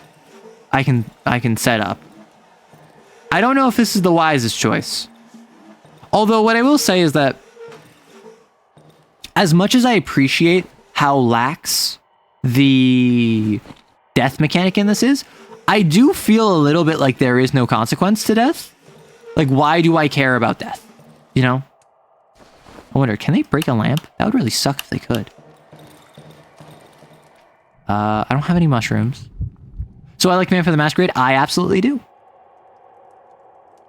I have rocked Vampire the Masquerade, the tabletop, and I've also played Bloodlines 1. I have not beaten Bloodlines 1 because I had major technical issues when I did, but I did still enjoy playing it. I think what I do is I spend a bit of my gas, I spend like 2 of my gas cans, 2 of my small gas cans, right? So I can spend some of my gas cans that don't have much in them. And I can glug, glug, glug them.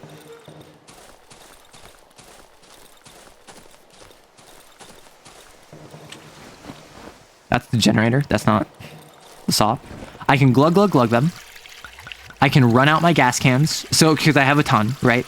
I'm obviously not going to squander them, but this strikes me as a game that I'm not going to need, like, multiple weeks in game. This strikes me as a game where, like, depending on how quick you are, you could very reasonably beat the entire game in, like, what? 8-9 days in game, assuming you're not like speed running, you're just kind of like good at the game.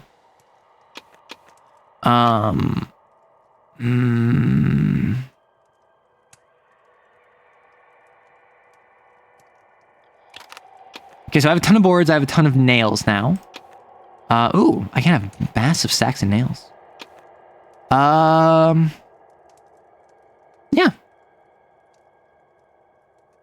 I think that with all of my resources, I think I like, listen, my board with nails, I'm really only getting like 1, maybe 2 JK Rowlings with it, and then I need to repair.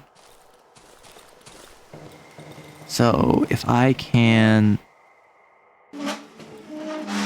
do this, and then with my... You have a question idea? Shoot.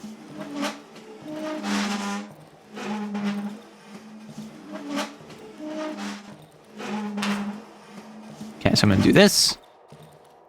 I'm going to run over. I'm going to turn on the generator.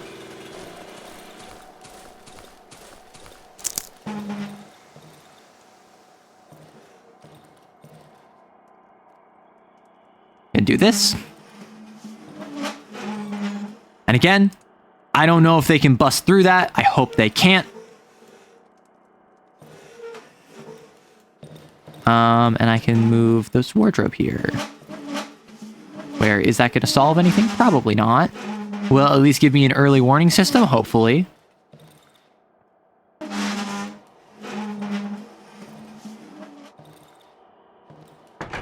Right? That's the goal. The goal is that I can chill. And then I have like... I've locked myself in here. And then when the morning comes, I can just move everything. I hope they can't famous last words. Listen, I already died. I ain't even gonna pretend like this is like famous last words. I have already perished.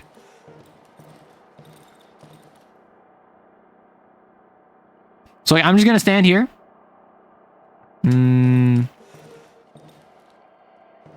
No, I want this lamp.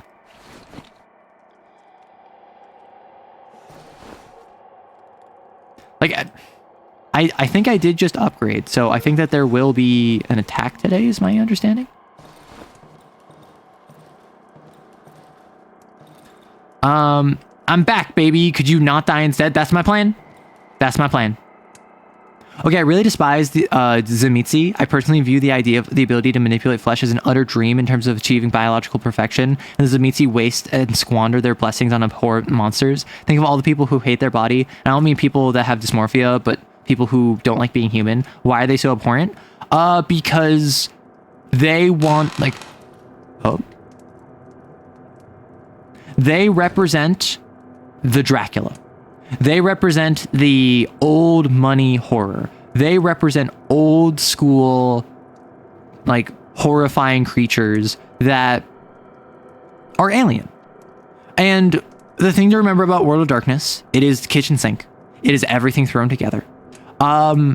My roommate ran a game for one of their friends, like one of our mutuals, but who I don't really know very well, where they, like, the mutual played a Zemitzi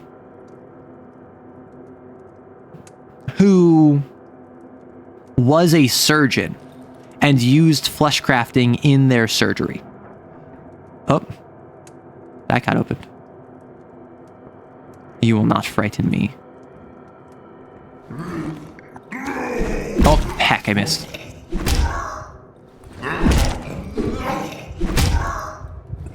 Ow, heck. Frick.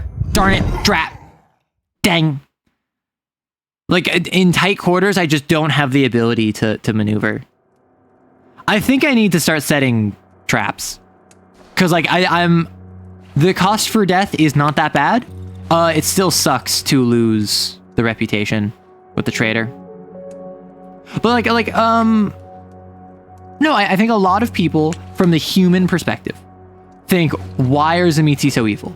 Like, what could you gain from this? And remember, the goal of Vampire is that they want to have the kitchen sink approach. They want every type of vampire, and alien vampires are our thing. They initially were like devils that had like devil magic. They also have like an alien parasite in them at one time in the lore. Like the horror of the Tzimisce is old school plague of vampire, like Nosferatu in like Count Orlok, Dracula. The idea of the Tzimisce is like, what if alien? What if devil? What if completely evil and without morals? Like the La Sombra, they're ruthless, and the Ventru are like conniving. But these are both human evils. The Tzimisce ultimately is an understanding of that which is beyond humanity, which I think is required in Vampire the Masquerade, given that the game revolves so much around humanity. I think that the fact that the Tzimisce are one of the two clans most associated with abandoning the path of humanity makes sense. Though my assumption would be the Gangrel would be the other path, because the Gangrel would embrace their bestial nature, whereas the Tzimisce disregard both entirely. They are not man, they are not beast, they are something more perfect and beyond both. And I think that's required in a game like Vampire, where there's so many different interpretations of vampirism. If you don't like that, you can have it be that they're nicer. You can have it be that they engage in more like surgery, more as medics, they're more involved. But also, have you considered that like the World of Darkness sucks? And the fact that those who would be most able to help choose not to is basically the most the most suck you could get. Because like I think the Salubri are the worst addition to Vampire the Masquerade. Not even because I think that they're not good, just because they have like 3 strikes against them. They are like physically outcast, where they have the third eye, which obviously is associated with like Golconda, and then also Saulot, who was like the goodest boy who managed to achieve Golconda and is trying to get all of his descendants to do that. Got diablerized.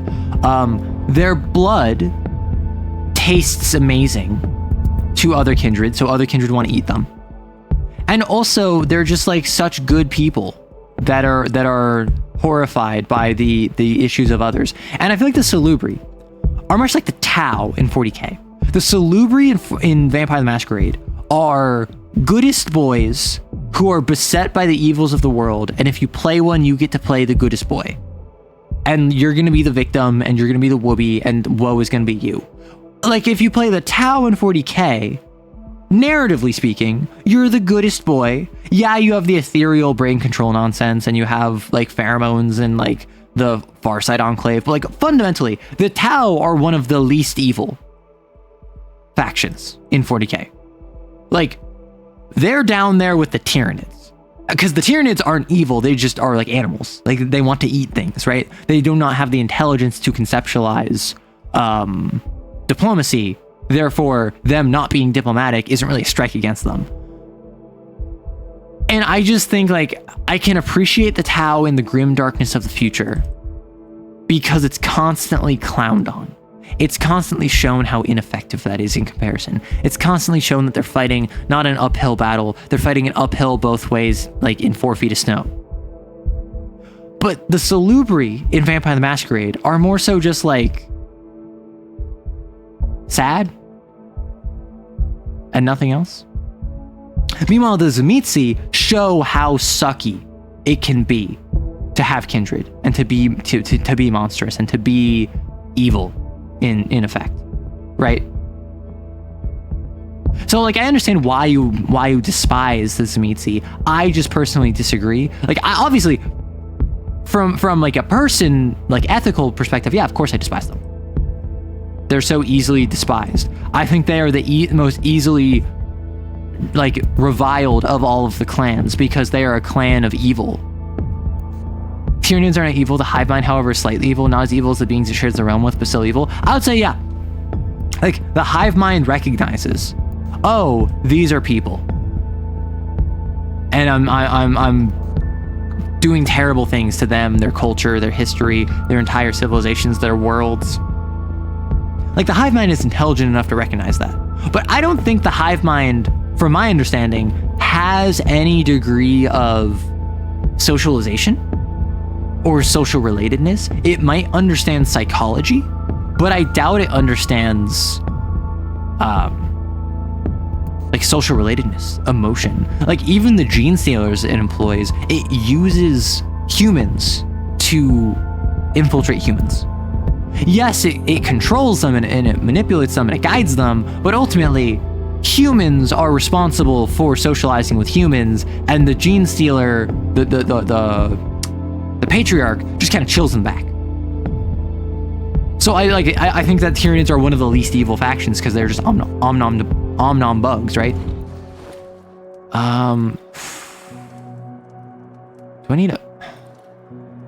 Do I need a single shot pistol?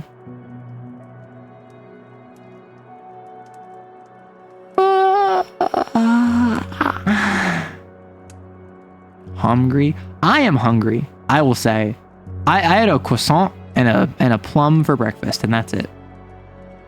I need another toolbox. So I need to go hit up my homie. The wolf. If I just sell him these embryos, I doubt anything bad will happen. Right? What's the worst that could happen?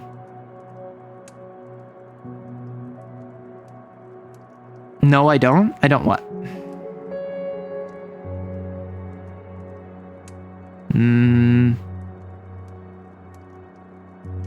I feel like I need to either get better gear or get better at the game. One of the two. Because these boys keep on infiltrating my personal space. This makes a fairly interesting Tzimisce character idea. I had more interesting. I mean, yeah, that's the thing. Like, when I recently was playing a Tzimisce character. Recently, like months ago. I played in a one-on-one game with my roommate where I was playing, because normally I run for them with werewolf. They were running for me for vampire. I played as Tzimisce, and I wanted to be an absolute jerk. I wanted to be the most Tzimisce you could. So I was a member of the Sabbat. I believed in the old clan. I believed in like true dragons. I refused to fleshcraft myself. And I held myself to standards that I did not hold others. For instance, I had restriction on my feeding, where I could only feed off of those I saw as perfect. And the idea was that my character gaslit and manipulated a group of employees at his estate to force them into whatever archetype I wanted from them. So my head of security, I basically like gaslit, manipulated, psychologically pushed to become more caloric. And I was constantly doing minor little things to make him more caloric and more angry and more aggressive, because that's what my character thought the ideal security guard was like. My chef, I was constantly pushing to be more sanguine, because you need expressivity in cooking, and the most chefly chef is going to be super sanguine. And I refused to feed off of anyone that was not of that archetype. I refuse to feed off not the most chefly chef, not the most teacherly teacher, not the most studently student. Like, if you were failing to meet the stereotype, the archetype of your occupation or your self-identified role, I would refuse to feed on you. And I refuse to allow others to feed on my servants, on my employees, because I refuse to allow them to be tainted by lesser kindred. And I went full tilt, just like megalomania, like covetousness, like what is mine and what's yours is mine, mine, like Orange Lantern. I think I'm legit stupid. I thought you said Chungus again, but you said single shot pistol. How do you get Chungus from single shot pistol? Tell me honestly. Basically treating meat like machinery, mixing organic with inorganic, flesh with bone, metal, titanium. Basically an engineer and electrician. Yeah, I think an electrician, an engineer, a roboticist who is like flesh is weakness. So we're about to have an ad, heads up. I'm gonna drink some water.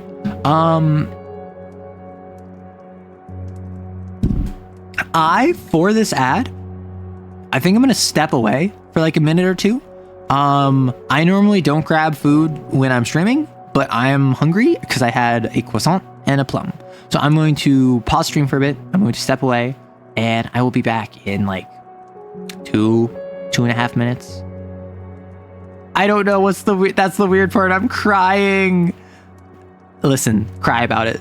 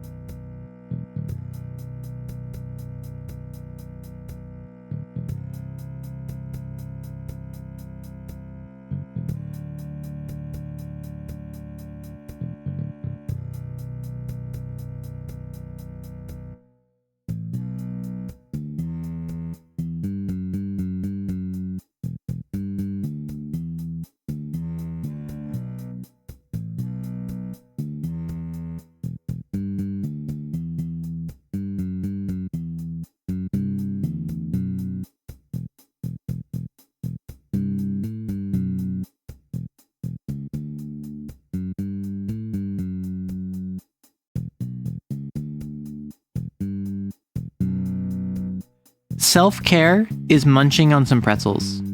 Oh, heck. I didn't change the thumbnail. Give me a moment.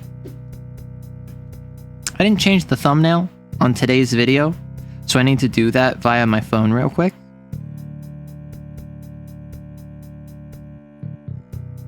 Oh, hecky. Gosh darn it.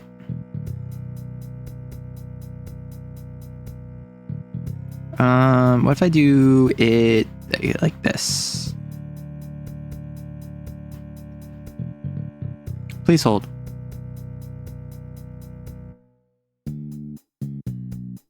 Okay. So with that in mind, we are now chilling. I can take this.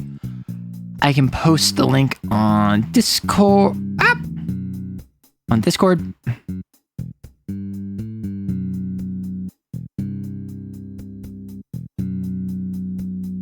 And I think I'm going to be going like what? Another hour probably? Because yes, that is a little bit shorter than I normally go. I normally go like 5 to 7 hours, but I have stuff I actually need to do today, and that sucks, but it is true. So, disco-ah! What? Disco-ah! So, beat the traveler, the traitor. No, that's what you said? No, I said no such thing. How dare you? I have shotgun shells. I've made a pipe. I have a lot of scrap metal.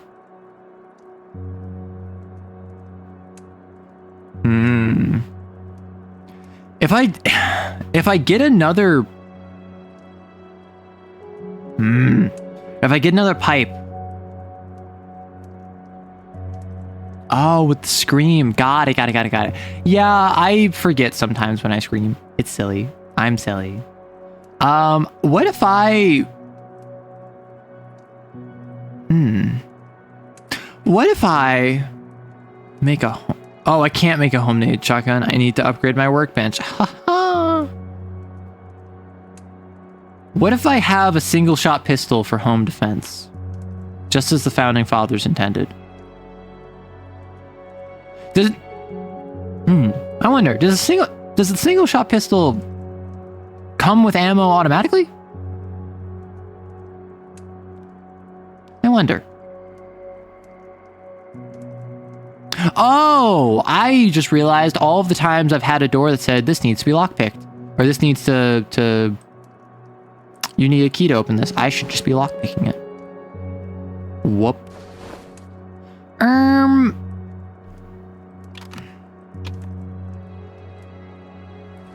I do scream quite regularly. Unfortunately. I am a screamer, as has been well established, as I am often teased about. But that doesn't mean that I remember it. That doesn't mean that I it's not memorable. It's just a matter of when I get surprised, I yell. Which is so weird, because for the longest time, I was always...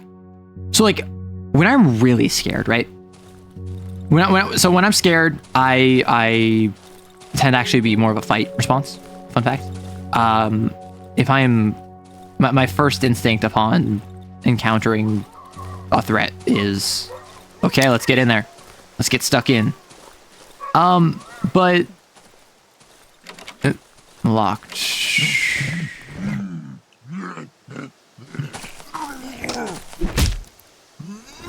Yeah, so when they just have claws, it's fine. Easy clap. When I'm scared, my response is usually a...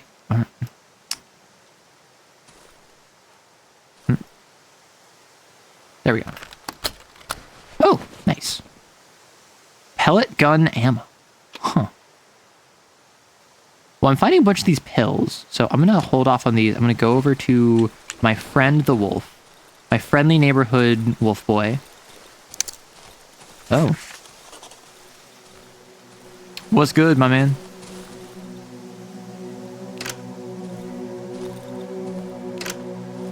I bet if I killed you, I could loot your stash. I'll be darned. I barely believe my beautiful eyes. You made it. I must admit, meat. You're a quite resourceful piece of meat. He smiles, revealing a row of sharp teeth.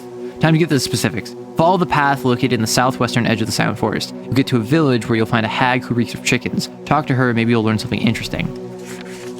But be on your guard, comrade. Don't let her deceive you with that kind face of hers. The selfish jerk is keeping something that does not belong to her behind the locked door to her house. Something I'm after. Bring me the key to that door and I will tell you where to find the thing you lost. Is it fair, comrade? A key for a key? Good luck. Gossip.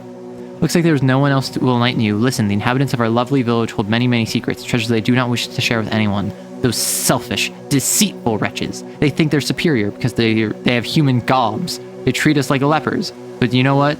Screw them. We're buddies, ain't we? So I don't have a human gob. And them, they deserve to be punished. Meat. He moves closer to me. Hear that squealing? Is he coming on to me? It's one of their secrets. He grins, listening to the distant sound with great relish. Find that pig shed, make that squealing stop, and the treasure will be yours. Okay, so I already found the pig shed. Hello. Yeah, we do have some like rando to rando communication in here. Always a pleasant sight. I wanted to trade with you. Yes, meat.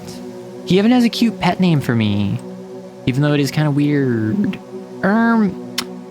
Sir, how would you feel about procuring some embryos? Does this satisfy you? I'm uncertain. I'm uncertain how much you would be interested in them. I'll kindly suggest you don't stop the squealing. Why? Whatever could you mean by that? Agreed, it's fun. Listen, just because some people like squealing doesn't mean everyone likes squealing.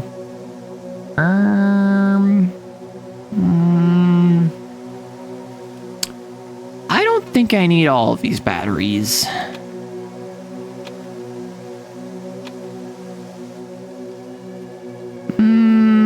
Yes. I'm gonna give you some of my batteries. No chance? Oh. Oh, I was one off. I'm gonna give you some pills. Deal. Cool. So now I found you, I've said hi, you're like, oh my gosh, you're so cute. What? My beautiful eyes. And then I can leave you because I don't care about you. I can go back the way of the dinosaur and return to a land once foreign to me. Now, my sad, shriveled husk of a home. And I can huff and I can puff and I can build up my upgrade station. I forgot I put my blockage there. Whee! I went around my house just for the jog, just for the run. Okay, upgrade my workbench. Upgrade my board with nails. Okay. I need a soldering tool, I think. You. Where the heck do I find a soldering tool? If that's even what that is. Let me take a Molotov cocktails with me.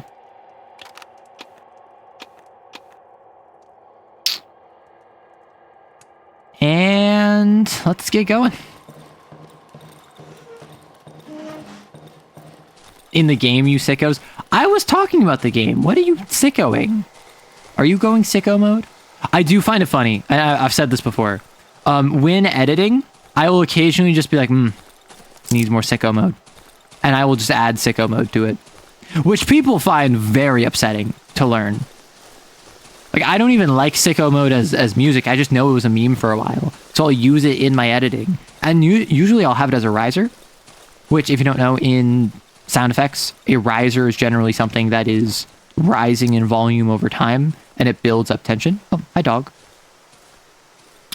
So if I start at a low volume and I increase its volume over time, I can use it as a riser where it goes like, and like, it's pretty effective. Don't do it, puppy. Don't do it, puppy.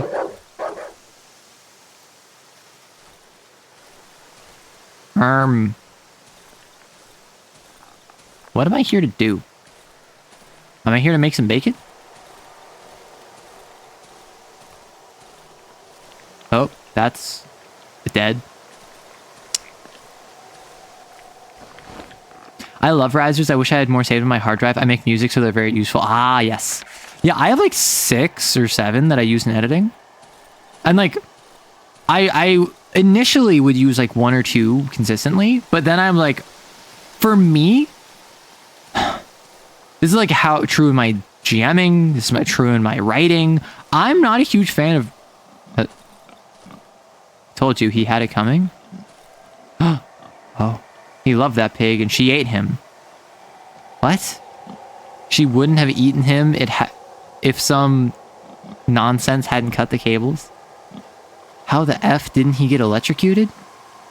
Who's gonna feed it now? So there's like people here. It's the only sow in the village. We'll starve if it dies.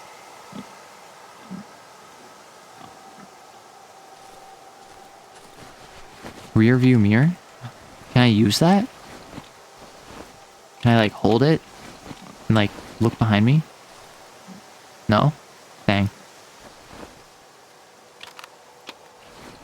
Thank you for the explanations on the sound design illiterate. I mean, I'm not like into sound design, right? I just have been editing for a couple of years now. I don't know if I want to approach these folks. There's mushrooms over there.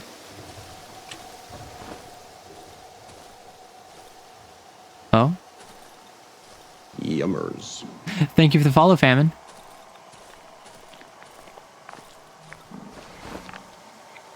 But yeah, so risers are a low volume that gets louder over time, and the idea is that it leads up to something. It rises. Oh, yeah.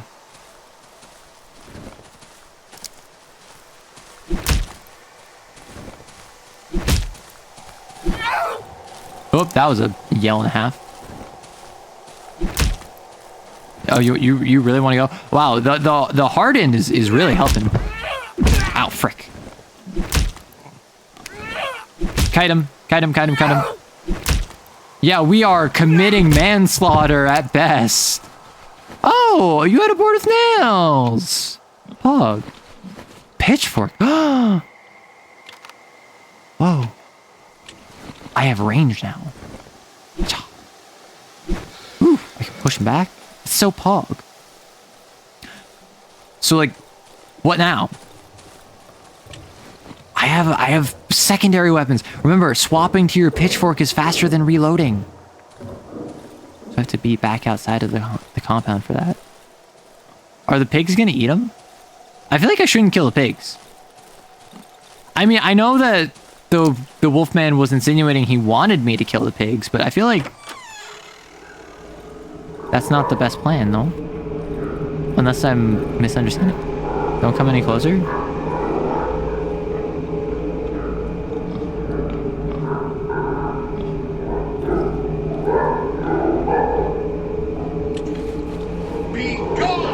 Why are you killing these guys? Arrow loves murder. I mean, to be fair, they attacked me first.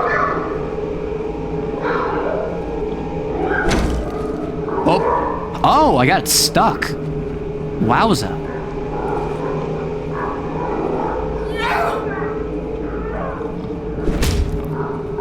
Ha, idiot. Like in fairness, I did not start this. Ow, frick.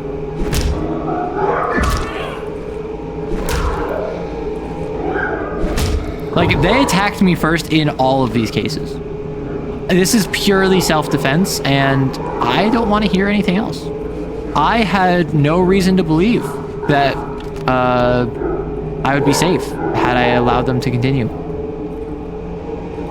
I had to return back, take on my loot.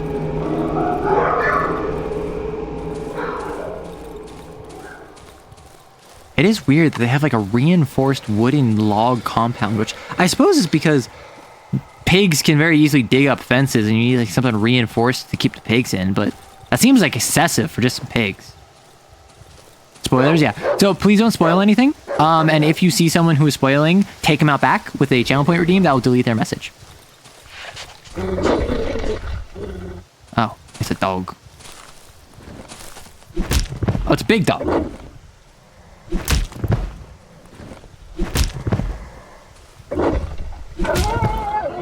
Yeah, I need to repair it.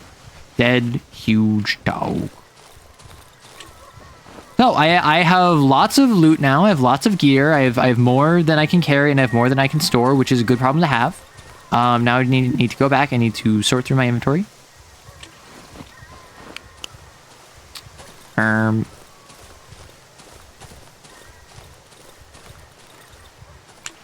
And we can go here. I can drink in my water. Sip, sip. Arrow permission to retaliate? Sure, go for it. We're like, this is a fairly quiet game. I'm mostly just yapping on the back end. For narrative games, I will like start banning people if they are shooting each other during sections, because like during Disco Elysium, for instance, when we were confronting the final person, like the killer of the mystery, people were spamming, and that was not very cash money.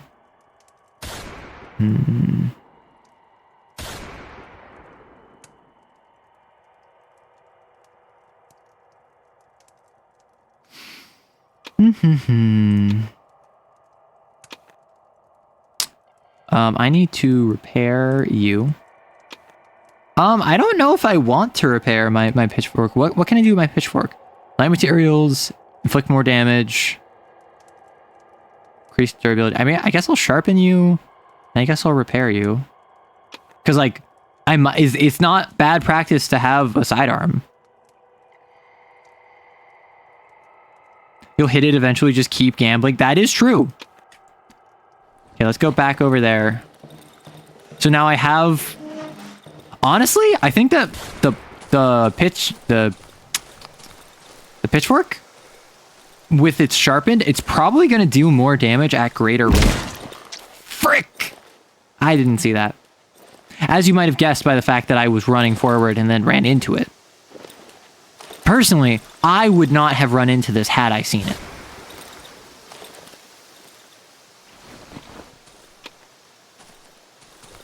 Though, that's also just me. I don't know about you and if you would just decide to run into a bear trap upon seeing it. Here, let me get this. I got tons. Oh my gosh. Okay.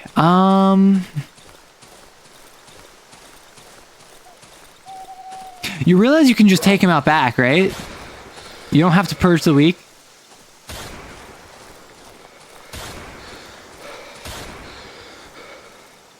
Like, hey, I'm down to just see my community, like, clean house. Though I don't think that's the most efficient use of your points, personally. Though what do I know, you know? Mushrooms. So the way that Purge the Weak works is that it chooses one random chatter and bans them. However, that one random chatter can be a bot, it can be yourself, it can be me, it can be your target. What?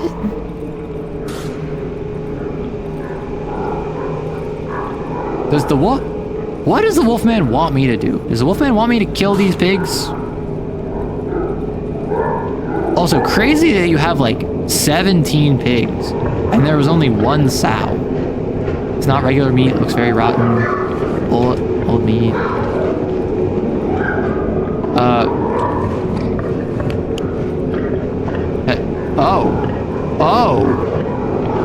Oh my gosh. Oh, frick.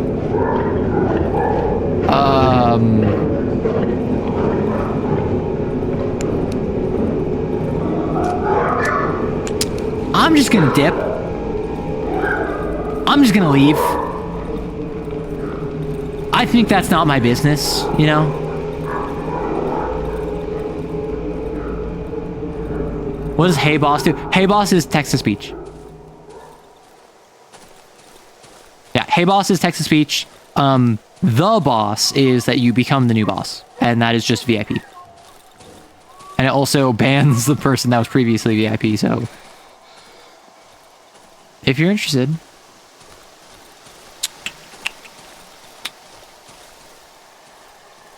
Seems blocked from the other side? Weird.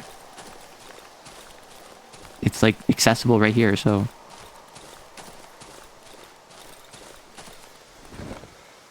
No, bunny rabbit! Ah, dang. I wanted to murder you. Yeah, why is it blocked from this side? Is this like a... I need to break these? Or... Yeah, obviously no spoilers. Anyway, I'm sorry for somehow spoiling lore that I did not know that inferred from the Wolfman. I don't even know what you're referring to, so don't worry about it. All I know is that the Wolfman is apparently a furry. Barricaded window. Wooden logs. This is quite the bloody business. Pig heads. By the look and smell of these dismembered heads, it seems they've been here for quite some time. Lever? I need to turn the power on to use the lever. What does the lever do? Okay, this is a pool of blood. Chair. Which I suppose, like, if this is a slaughterhouse, I'm not gonna be squeamish about blood. Hello?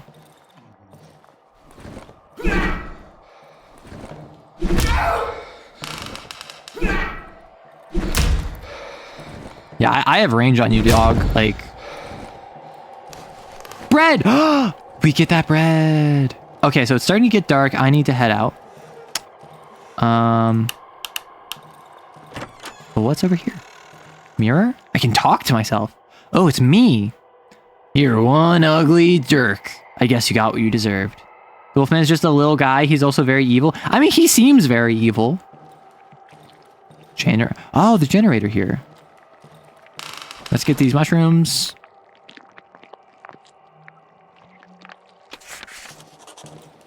And let's run back home. I could eat some bread. I probably should eat some bread. Yeah, I must return to my hideout before nightfall. Luckily, it's just like a straight shot, so it shouldn't be too much of an issue. It's just, it is still a shot that we need to make. I actually don't know what time nightfall is. Is it 1900? If so, I am screwed. I don't think it is. It's gotta be a bit later than that. Gabagoo. Yeah. Gabagoo. Hey, Gabagoo. Hey. So you get it. You understand what we do here. This is my house? This is my house. Welcome home, me. I'm so welcome. Generator on. I'm gonna get inside first. Right, that is still barricaded. I'm gonna cook real quick. Jesse! Jesse, we have to cook!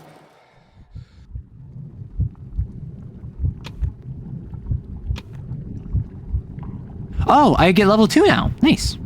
My vulnerability to poison will increase. Eep. My sight will get worse for a short amount of time when I receive damage. Okay, these aren't that bad.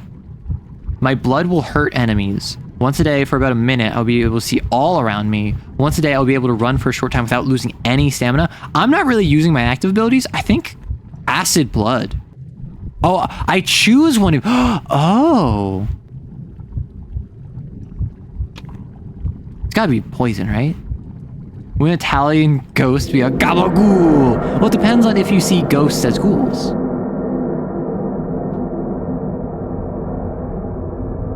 It's bad? Oh. Whoop. I suppose that makes sense. Although I think bad is probably better than if I wasn't gonna use it, you know? Smell of grass and trees.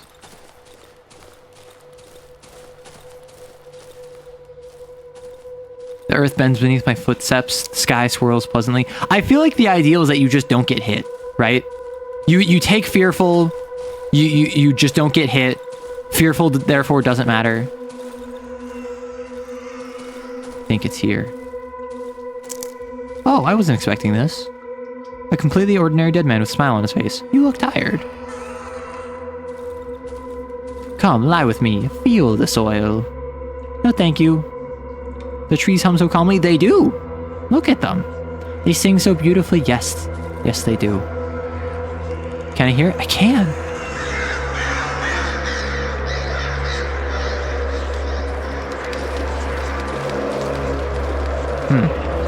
Oh, it's gone.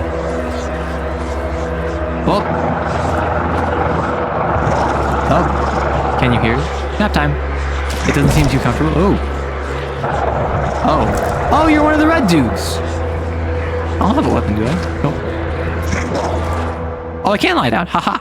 Haha. I'm a little bit of a hater, if you can't tell. Against xenomorphs or against acid blood? Because, like, if it's just, like, beef you have with acid blood in particular, like the perk from the game, like, I guess that's valid. But if it's just, like, anti-xenomorph propaganda, come on, that's not cool.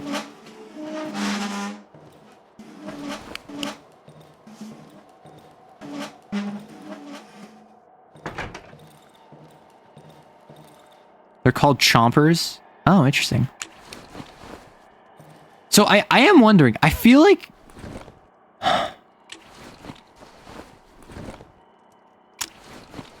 Is there like a swapping to my secondary is faster than reloading? That feels kind of accurate. So what if I build like a sustain build? What if I bring my other lamp in here? I just stand here, I activate moth. I have my pitchfork. I stab them, they hit me.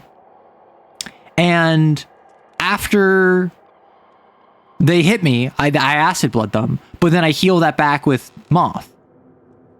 You know what would feel? To be fair, them scary. I had to pause a lot playing Alien Isolation. I haven't played Alien Isolation. I've seen it. It sounds cool. Haven't played it. Would you recommend? Because it interests me. I just don't know. Oh, time goes double fast at night.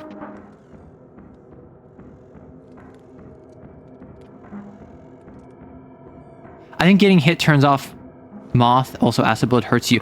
Oh, is that why it's so bad? Is it so bad because it also hurts you?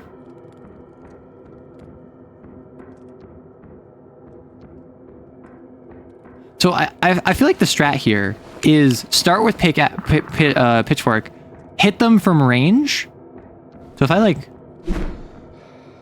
and then I do that, right? I stab, I dash, and then I swap to my secondary. How do we feel about that? I'm not going to get scared. There's nothing scary about this.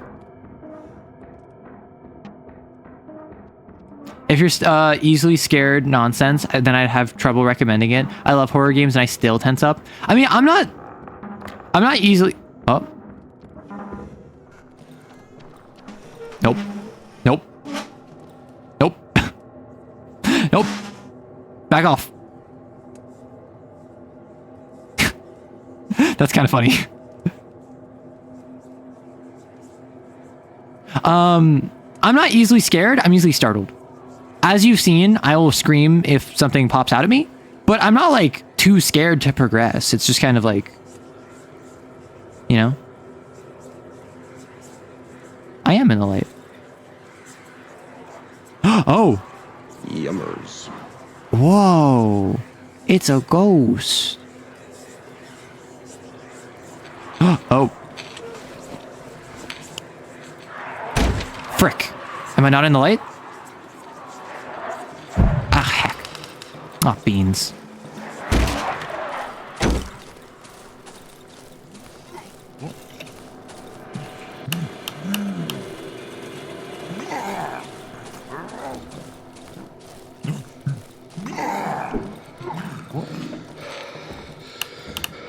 Oop. Oh. Nope. I can't harvest a mushroom. Oh! Oh, that sucks. Oh, frick. I'm so dead. Ooh.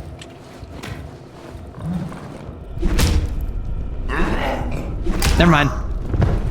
I'm so back.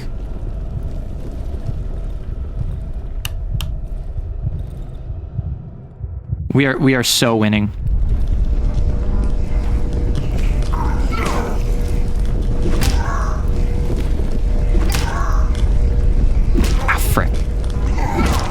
Ah, frick. Ah, beans. Ah, criminy. Go for the bright one? I tried! I grew up with the movies and I was so scared of them. Ah, criminy. Well, do not use the pitchfork indoors. Hello, Arrow Chat. Is Bloodlines 2 worth it? I have heard secondhand. Don't trust it.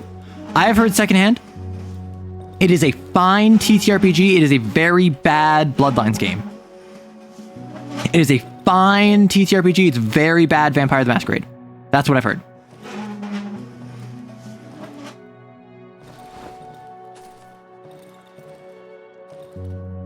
I'm a fool, I know nothing, but I take the role of a silly clown, but I won't turn my back on life. Listen, you...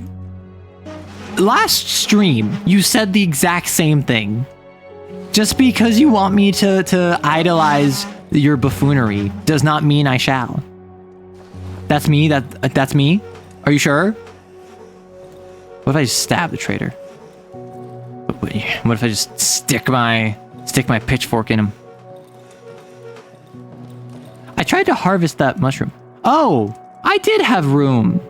Why did it say I didn't have room for the poisonous mushroom? Sadness? 60 essence, holy heck. Do what? Do it? I won't. Like, saying do it you won't only works if, like, I feel a sense of needing to validate my perception of myself. I know I'm not gonna do it. I was not saying I would do it. I was just kind of like, yeah, that'd be funny. Oh, ooh, what if I... Actually, what if I sharpen this pitchfork? Right now it's 80. I'm not a huge fan of the pitchfork. What if I sell these? Right? What if I sell the pitchforks to the wolf? Which, first off, I think I need to every day trade for the odd glowing mushroom. Which means if I sell you, so if I sharpen it, I would be missing out on a bunch of scrap. I don't think sharpening is actually worth it. I think I just sell the 85. What pronouns do you use? I forgot skull emoji. I use any. I tend to self-refer with they, them, but lots of folks defaulted she, her. I really don't care. If you want to call me he, him, it, it's, I don't care. As long as people know who you're talking about. Great, now you won't get massive spoiler. Media that's accurately described as it's a good X but a bad Y, with the Y being series thin, is always interesting. Yeah, I don't think that's an excuse. I don't think that bolt handle. I don't think that's an excuse for it being like, I don't think that means that you should say, oh, it's good media. But I do think that it is worth mentioning that, like, hey, just because you don't like this as a part of the series it's a part of, it can still be okay on its own. It doesn't have to be, like, held up by its own merits. Let me get some of these lower gas cans in. Gosh. I know I just placed that, but... So I have a question. Why should I not set up shop in the generator room? I put a lamp in here. I have the generator here running. I barricade all the windows. I put a thing blocking the doorway. What would stop me from that? I actually didn't know you prefer they, them. Whoa, thank you for mentioning it. Yeah, a lot of people, I think because I have a more, like, androgynous leaning femme model. Locked, I need a key. Can I can lock pick. Use key? I don't have a lock. I have a lockpick. I cannot lock. Because if the light goes out, the floor demon would come. What does that mean? I can just put the sofa there. I can chill on the sofa.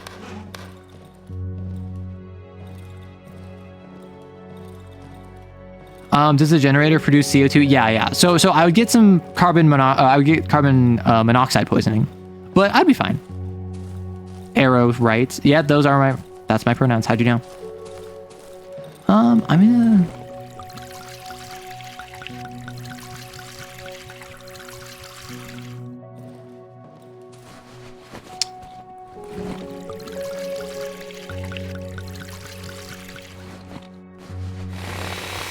Neat. Okay, so, plan for future nights. Board with nails. That's my primary weapon. All right. An insect? When did I get an insect? What the hecky? Oh, is that why my inventory was full? When did I get an insect? Weirdo. Let's put this back. This back. I think I sell the pitchfork. Crazy, I know. But I was crazy once. They put me in a room, a rubber room with rats. I think I sell the pitchfork. And I'm dying often enough I need points with the trader. I think I just sell it to him. I think I sell my non-sharpened pitchfork. And I buy the odd-looking mushroom. I'm at net positive. I have nails. I have wood. I don't have like an axe blade or a shovel blade or something, but I think I rock that. I mean, like, it's interesting in just a neat way. I generally dislike good X, bad Y when it's a series I like. Yeah. I think it's no, you're fine. You're fine. I think it's something where a lot of people see it's a bad Y, but it's a good X. It's a good X, it's bad Y. And they make assumptions that is somehow better or worse. And I don't think that's the case a lot of the time. I think that a lot of the time, what matters is that the property you are looking at is... I think... Ooh, what if I throw a Molotov at the big giant pig monster? Hey, I'd rather be. Arrow, real question, no memes. Would you rather go on a date with the Wolfman or the Trader? I'd be open to either. I'd be open to going on a date with either the Wolfman or the Trader. The Trader has been nice to me. However, like, he's been kind, but it's been very transactional. The Wolfman has like a pet name for me. The Wolfman is a carnivorous, like, man-eating survivalist, so I know that he's independent. The Trader, I don't know how codependent he is. Maybe the fact that he gave me a free gasoline can is indicating that he's kind of like unhealthily attached. Yeah, he calls me meat. Like, some people are into that. So, thank you so much for the raid, Ratherby. What were you up to? I assume you're playing Darkwood. But in either case, I'm Arrow. I'm primarily a YouTuber that does TTRPG content. I talk about Lancer, I talk about Vampire the Masquerade, I talk about D&D, I talk about Kane, and we're playing Darkwood right now. There you go, you're playing Darkwood. I just got to the Silent Forest, and I'm on like night 3 of the Silent Forest, and I have died all 3 nights. So that's how my progress is going. If it's a TTRPG, then I'm all down for it. I love when my TTRPG game sessions are good. That is very true. I'm in for a trip. I have been struggling in the Silent Forest. I have died all 3 nights I've spent in the Silent Forest. However, I'm very sorry. We have a tradition here in my channel. We believe in castle doctrine. We shoot on sight. So if you want to retaliate fire, you can follow if you want. But otherwise, like, you may temporarily get banned. Don't worry about it. You'll get better. But my chat likes shooting people, so I give them the opportunity to shoot raiders. But thank you so much. I'm gonna struggle with Darkwood some more. So if you need to raid a run, by all means, have fun. And right now, my main goal is I have no idea what the frick is up with the pig pen. Like, I saw a giant squealing pig monster there. So my goal is I'm going to go over, I'm going to throw a Molotov cocktail at it. And I don't know if that's a good thing or not. I don't know if that's smart, but I think it would be funny. Yeah, have fun with that. That does not sound promising. Oh, I have a question. What are your thoughts on the tier 2 perks? I grabbed Acid Blood, and someone in chat immediately told me that is the worst perk you could have chosen.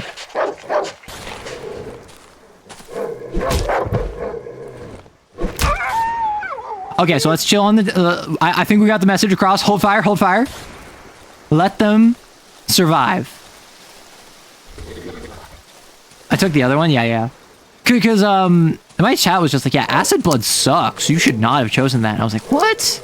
What did I do? We're killing so many people. Listen, that's how war works. War does in fact change. Oh, hi. You wanna go? Okay, I'm gonna pet that dog. You see?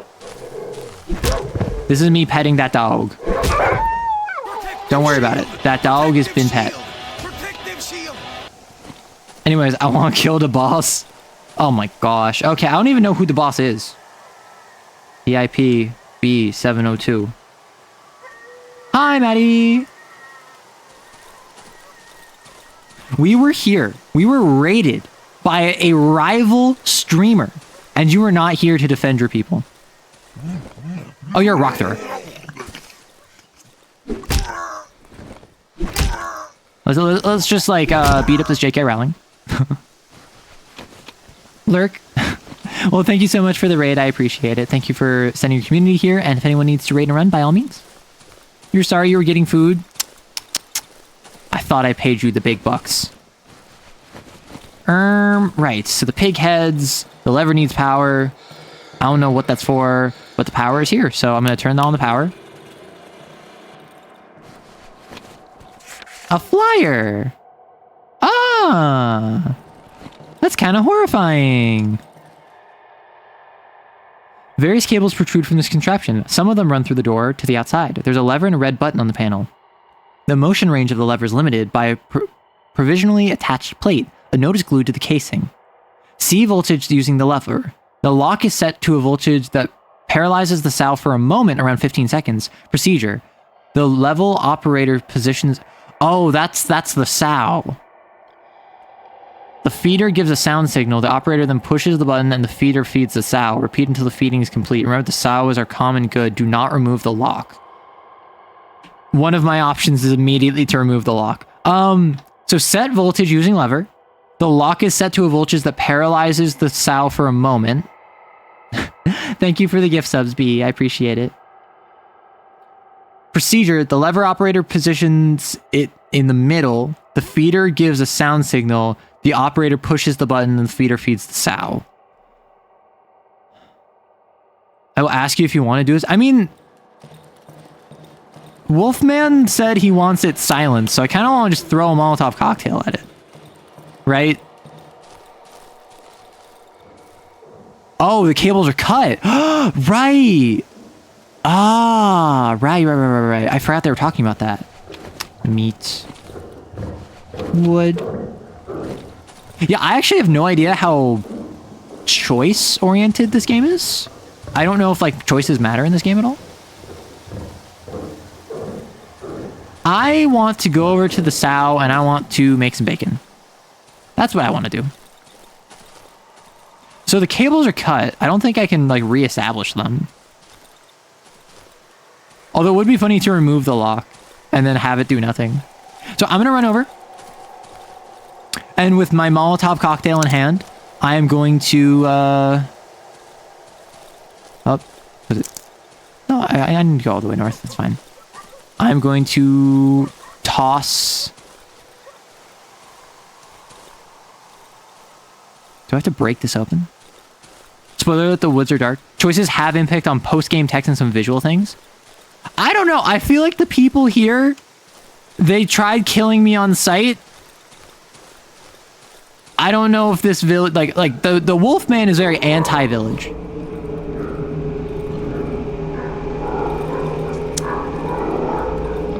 I don't know if this is the right choice, but this is the choice that will make me, like... This will give me my daily dose of serotonin. And that's really what I need. Let's make some bacon. Ow, frick.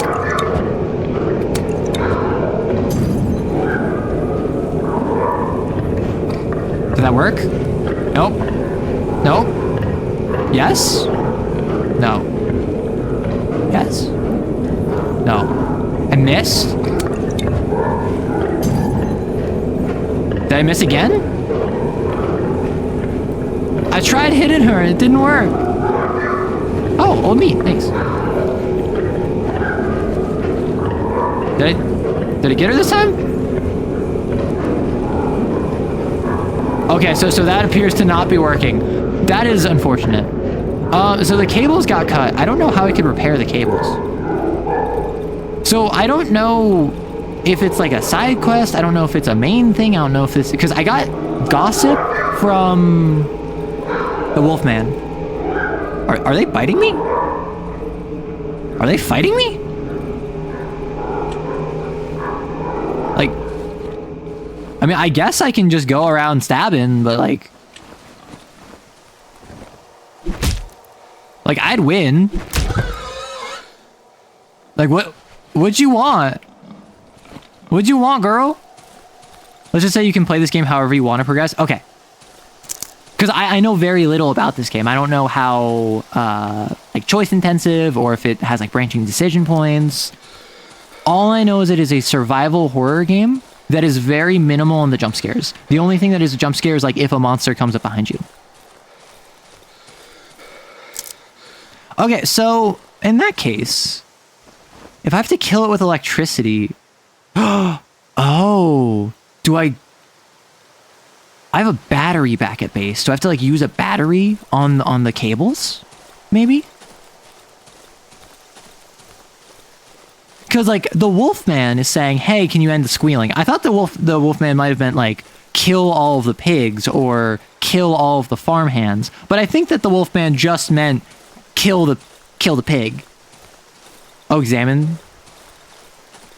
Okay, yeah. I'm gonna put my stuff back at base first because I'm out of looting area. Oh, whoop. I'm gonna go back to base. I'm gonna put away some of my stuff.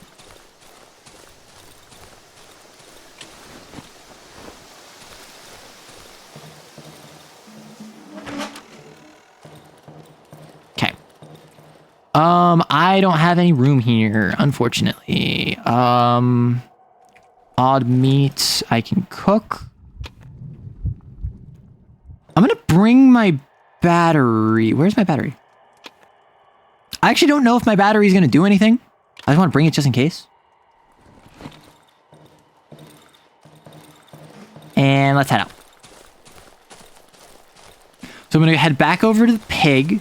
I'm going to examine the cut cables. Because I didn't realize I could do that. I missed that bit. Arrow question, do you still want to do the idea of commenters promoting for like and subscribe? I was joking about that. If people choose to do that, they can. I am not going to seriously ask about that. As funny as that would be, I don't actually know how amusing that would be.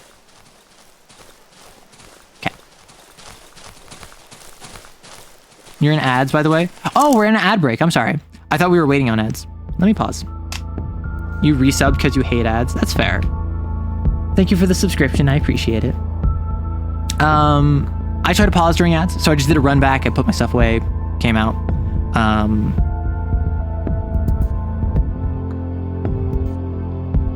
Like, ads suck, and I have to, in order to remove pre-roll, I have to do 3 minutes every hour. So... it ends up being a nice break. It ends up being a nice time to drink some water, get up, stretch, if that's what you're inclined to do. I don't do that because I'm not smart, but...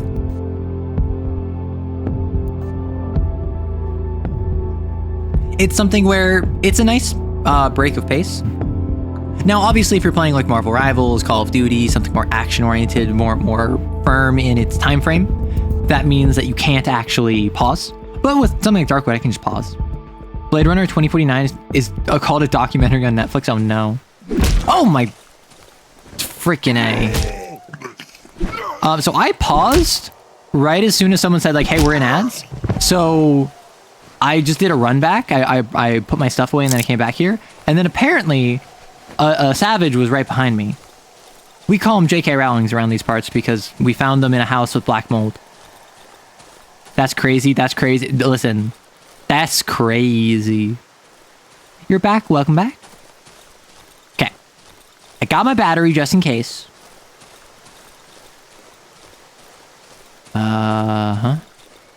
Build. I don't know what that is.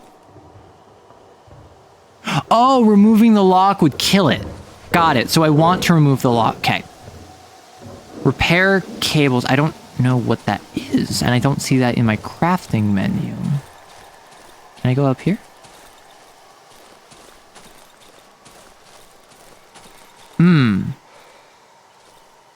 It's a shame you can't hop these fences.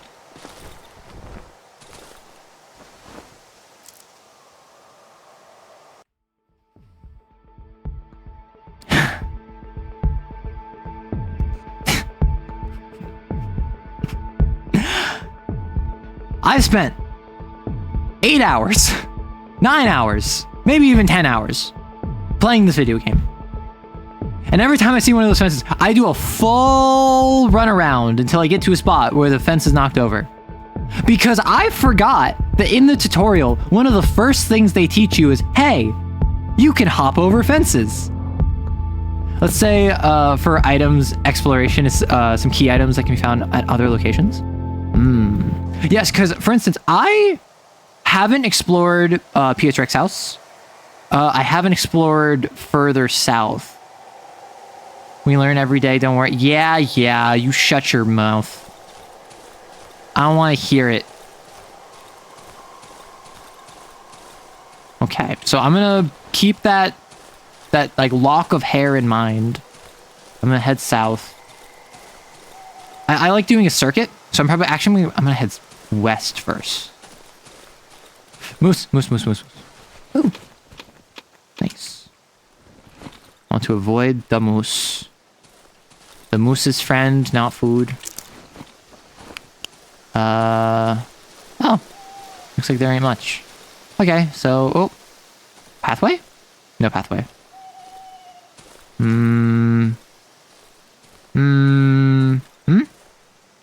Poor jerk probably died of starvation. All they got is scrap metal. It's so weird, like...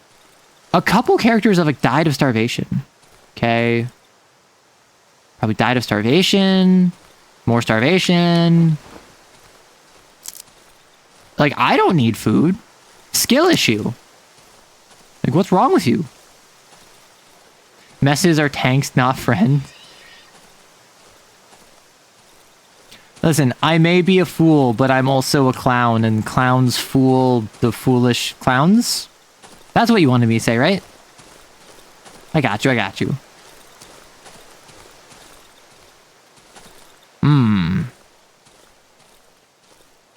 I have to avoid these poisons because I took the ability that makes me take way more damage with poison. Which probably was not the wisest choice, but hey, we live and learn. So fun fact, the first thing I did when I got here, after going to the hideout? Hello? No, I thought that was like a doorway. The first thing I did after going to the hideout, I went north to check out the old wood, and I went over and I fought one of those like red boys. So, oh, hello. Hello, wolf. Hello, furry. Corpse. Ooh. That's... Obviously the pills are not very effective if the person who had them died. Yes, meat. This is basically us going on a date. I can't sell the battery, so the battery is plot important. I can sell you meat. I can give you my meat, and you'll thank me. Yeah, I'll just free up some area. I'm a fool. I know nothing. I may sound like a silly clown, but I won't turn my back on life.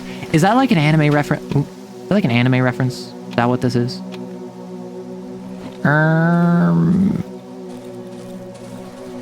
Are you an anime? What if I... Okay. What if I go back over to the old wood? Like, I went up there before, and the thing that came after me was not that bad. Guilty Gear? Yeah, that sounds like Guilty Gear. I had a full, like, lore dump of the different gears on one of my streams. That was entertaining. Like it was just me going on it was just me going on the wiki and people explaining to me what, like, the difference between the gears are.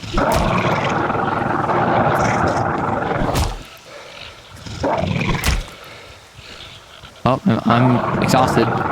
Okay, these guys are not as bad as I thought they first might be. I say, immediately taking damage. But they give me red meat. And they give me odd meat. So, I'm gonna run. I'm gonna do my run back. I'm gonna drink from my well. I'm going to expire from dehydration along the way.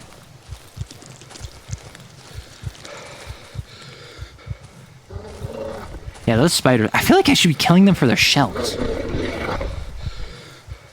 Oh, frick.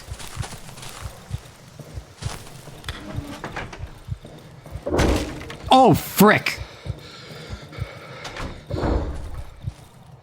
Heck. I guess I'm going to the well. Sippy my well. Where is the dog? Why? What is the dog doing? Oh, it's just tearing up my house. Oh, great. This is what happens when you let your dog off its leash. Come on, I'm gonna pet you at a high velocity.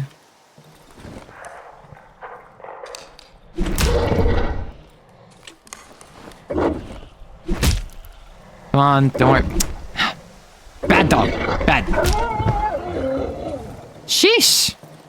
Some people never learn. They don't even know how to take care of their dogs. Bam, bam, bam, bam, bam, bam, bam, bam. Bam. What the dog doing? He is exploiting the working class. That is what, like, unironically, I love that meme. The what the dog doing, he's exploiting the working class. It's just a picture of a dog in a little suit.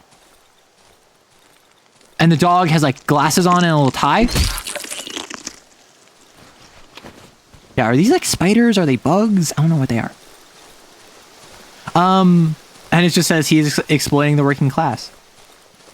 And I find it so silly. Because a dog would never exploit the working class. The dog is the working class. So what is up here?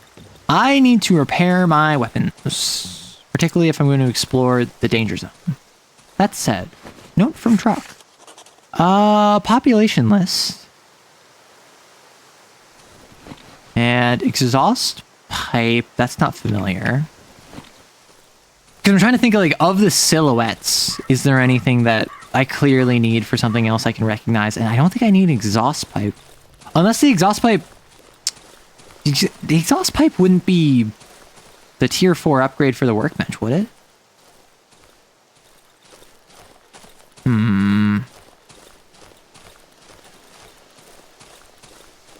That's what the dog wants you to think. No! I love dogs. Okay, so I'm going to make my way back. Bro, where the hecky? Okay, so I'm off to the left, so I need to go to the right. And then head down. Got it. So there's a corpse there. Got to keep all these specific locations in mind. Let me cook. Okay, with the efficiency increases, this is much easier to get the oven than I was worried it might be when I first played this like a year ago or multiple years ago, right? Oddly enough, so I'm gonna repair this. I'll repair the pitchfork. Oddly enough, I think I'm going to... I kind of want to place a bear trap here. Oh, the doorway got broken. Eee. Big dog. Big dog. Small house. Broke it. We're going to force you to listen to the songs. Oh, I mean, if I wasn't going to get copyright struck in a nanosecond, like, I would love to do a stream where I listen to the Guilty Gear Strive songs. Because the only one I know is The Town Inside Me. Right? And how apparently everyone loves that song because everyone loves Bridget. I have a question. Listen, I understand a lot of you are trans women. And I understand a lot of you love representation because, like, who doesn't love representation? How is Bridget, like, not as like a mechanical character, just like as a flavorful character? Because I feel like a lot of trans women in media are like, oh, silly goofy klutz. I'm so cute and small because I don't know how to do anything. And like, That's not like a character you can't have. It's just a character that I've seen a bunch, so I'm curious if that's like a stereotype that she falls into.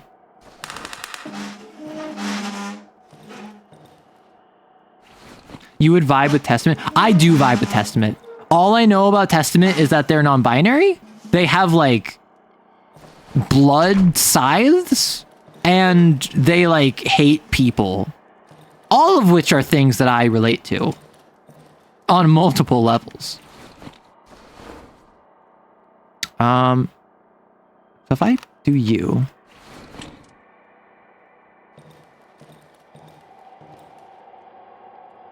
so if I set you down there,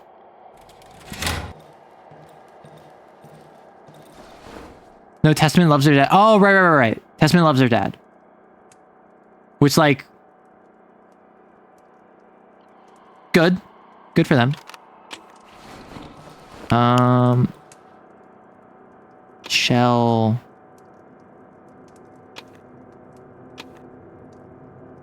What's the exhaust pipe do? Yeah, so that's like a gas can. A gas nozzle is what it's looking for.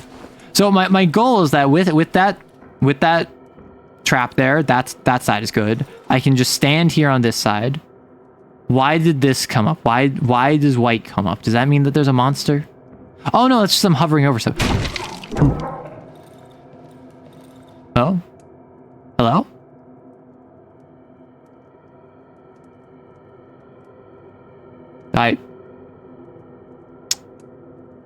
You know? How rude. You know? You're not even gonna come in after just banging on my door like that? How rude. I will say, Silent Forest, not very silent. Very eventful. They just got their dad killed by accident. Aww. I can't relate, but like, aww. I do like I think I did a minor deep dive into Testament. I learned about the main character, who I cannot remember the name of. I learned about the difference between a gear and a human, which I don't remember what the difference between a gear and a human is. I learned there's a huge war. I learned that the big robot lady was actually the wife of the guy who has like 4 wives now because they're all like clones of each other. I think, I don't know.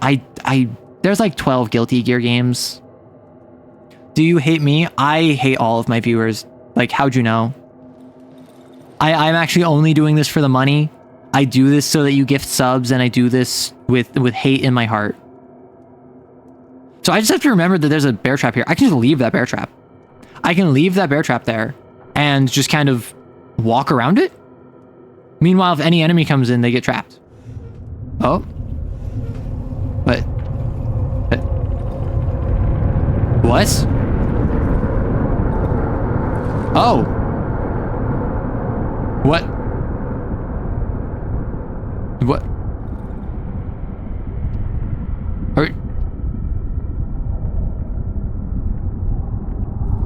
Why? Arrow writes Malice Incarnate. I don't know what that means, but I'm just kind of looking at this goobly goo. Why the goobly goobin? That's the floor monster?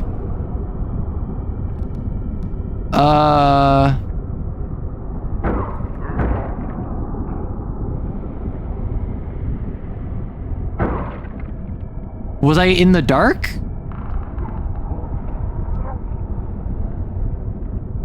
Gasp. As long as it's transformative. The people who make Guilty Gear Strive say you can listen to... Oh, really? Because I know a lot of music... Like, obviously, like, copyright and auto sensitivity. But, like, a lot of studios are really strict about it. What is this?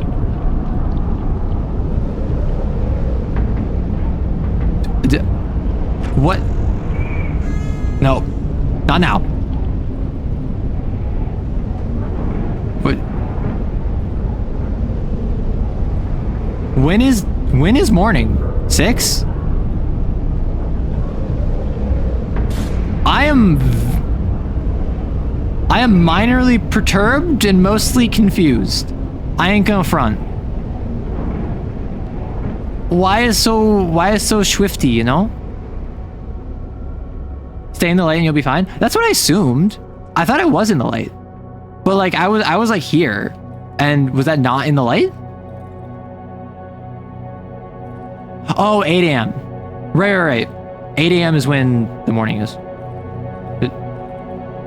Yeah, like I thought this was pretty clearly in the light. Darn, this wood do be dark. Oh. Dog? Oh, just sometimes doors open. That makes sense. He has 4 female clones of himself? I didn't realize they were clones of him. I was just told they were clones. Okay, so I'm gonna leave this. The wardrobe got busted, I guess. Weird.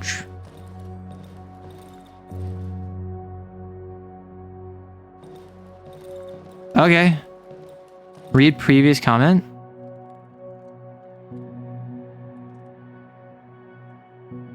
Are you talking about M. Bison? No. So we're talking about Guilty Gear Strive. Because I am not familiar with Guilty Gear Strive, really. But I did do a deep dive on stream a few weeks ago, where I just kind of like had chat ranting at me while I browsed Wikipedia pages, and I was very confused. But like I had a good enough time. Like that's what matters, you know? Oh, at least it's not Elder Scrolls Devoth Fear. Understood. Strive mentioned. Listen, as someone that does not play fighting games, why is this chair? Was someone in the cuck chair watching me be assaulted by the floor monster? What is the floor monster? And why do it be like that? You feel? But yeah, so like as someone that doesn't play fighting games, like I've played like Mortal Kombat, I've played Super Smash Bros. I've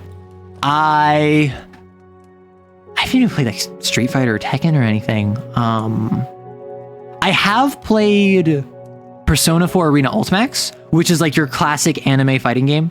It's like a BlazBlue, I think. How would you recommend Strive? Like as someone that just like doesn't really like the technical aspect per se of fighting games. Solid? Yeah, that's fair. Because like I just don't know enough about the game to give a reasonable like, oh no, I definitely wouldn't be interested. Because like I enjoy Persona 4 Arena Ultimax mostly because I enjoy Persona, but also just the fighting. Like I've just played it before, which I is not very common for me. Oh, I got reputation with you because I actually survived this time. Whoa. So I want more of you. I'm going to sell you a shell.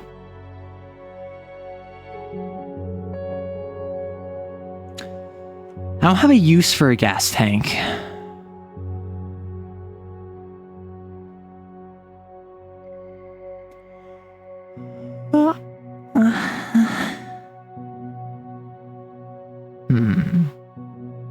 A red egg. Funky. Imagine having 4 clones of yourself, which you married. I'm okay. If you're polyamorous, the 4 doesn't really matter, right? Let's break this down. We have Guy. We have 4 clones of himself, all of whom are female. He's married to all of them. First off, is this polygamy? Is it one guy with 4 wives, or is it like 5 people in a joint marriage? It sounds like it's polygamy, which is points against him. I think that it's points against him if it's going to be polygamy, because like polyamory can be pog if everyone involved is having a good time. Polygamy, generally not pog. They're not clones of him. Oh, they're clones of his wife. That makes it so much less weird. I thought it was, okay, so like Guy is like B. The A is a clone of B, but just like with X and Y chromosome swapped. And like X is B, both X and Y chromosome swapped. That makes significantly more sense. So this is obviously a wife guy. What is his name? straightforward tabletop role-playing game is one, surprisingly good, has lots of expanded content from Brazil. Who is the Brazilian fighter? It's not Blanca, is it? Blanca's Australian, right? Isn't there like one of the original 8 fighters was from Brazil? I wouldn't want to marry myself because I'm not attracted to me. That's fair. Yeah. Cammy is a gender-swapped clone of M. Bison. Really? Okay, so he's a wife guy. What if you're a wife guy and you love your wife? What's better than one wife? More wife. So he gets more wives. I assume his wife died or something. So he clones her, gets 4 wives. That's weird. But like, is it toxic? Probably not. Is it that each one is like an identical copy of the other and they're all like the same and they share a hive mind? That would be fine. I feel like out of all of these, so like, okay, let's say that there's like there's 4 wives. Either they're all autonomous and just share the same genetic profile. They're a hive mind where they all like all act autonomously, or are so closely intertwined psychologically that they act as if they were a hive mind. Or they're all like exaggerations of, so like this is the part of his wife that was super into knitting and she was a really good mother and she loved housework, and then this other one, like, so I was W, but X was the side of her that was a combatant and really aggressive and is more like focused on physical health. So like they have different like emphases, so they are different. Or they all are the exact same, but they grow in different ways. I feel like out of all of these, them all being autonomous and just their own people who happen to be genetically the same is obviously the least weird, because then it's just like you're dating 4 people that look the same but act different. You're married to 4 people, all of whom have like slightly different interests, but like the same general habits and the same general upbringing, but they are different from one another. I feel like the hive mind is not that weird, actually. Because at that point, you're just dating one person with 4 shells. Like, is it just me? Or is dating a hive mind not that weird? I feel like if you're going to smooch one drone of a hive mind, you're smooching the entire hive mind. Therefore, like, it doesn't matter if you have like 2, 4, 10, or 50, quote unquote, wives, if they're all part of the same hive mind. Because at the end of the day, you're just married to the hive mind. Blanca, Laura Matsuda, Sean Matsuda, and Carlos Miyamoto are from Brazil. Oro is from Japan, but lives in Brazil. Nice. Because I didn't know if it was Blanca who was the Brazilian. I think there is some confusion in chat about 2 different guys with 4 cloned wives. There are multiple guys with cloned wives? Just watch this later. Feel free to post it on the Discord. I'm sorry, Arrow. There appears to be confusion in chat. I think loving a hive mind is fine if they're all the same person. Oh, okay. So like this. Hive mind, where like it's all equal across the way. / alternatively, in addition, a strict 2-level hierarchy where there is a single overmind that dominates the will of many drones. I feel like both of these are totally acceptable, right? Because in either of these circumstances, you are either dating everyone collectively who is on the exact same wavelength. Like if you're dating like a robot, for instance, that is like part of a collective consciousness, or you're smooching an overmind that controls everything underneath it, and like effectively it is one brain spread out across like 10,000 bodies. I feel like it gets more weird, oddly, when you get into like the Zerg. So like I feel like if you're dating the Tyranid the Tyranid hive mind, that's Pog, because the Tyranid hive mind is like one consciousness. Well, actually no, the Tyranid hive mind is more segmented than that because it's synapse creatures. So I feel like the Zerg for smoochability is actually lower than a pure one mind dominating many or a bunch of collective minds that are all like in perfect tandem. Because the Zerg have hierarchy. And that means that if you're dating and you're smooching Kerrigan, like the Queen of Blades, you're not smooching every Overmind. You're just kind of smooching one of them. And then that has like a bit of a consent weirdness where what if it's one big hive mind with 7 overminds, one of whom you're in a relationship with, one of whom is favorable to that relationship, and then 3 of whom actively don't like you. And then the others are all neutral. Like if you smooch one of them, they are part of the same overmind. They're part of the same system as everyone else. Is that acceptable? Cammy White is a genetically engineered, perfected clone of M. Bison, created by Shadowloo to serve as a potential vessel for his consciousness. Okay, can we talk about Bad Batch for a second? Now that we're done talking about smooching overminds, Bad Batch Clone Wars was disappointing on so many levels.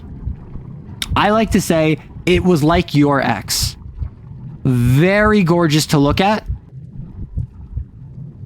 Had no soul. But one of the weirdest things about it, The Bad Batch, a show I was actually very excited about when it first came out. Omega was a perfect clone of Jango Fett.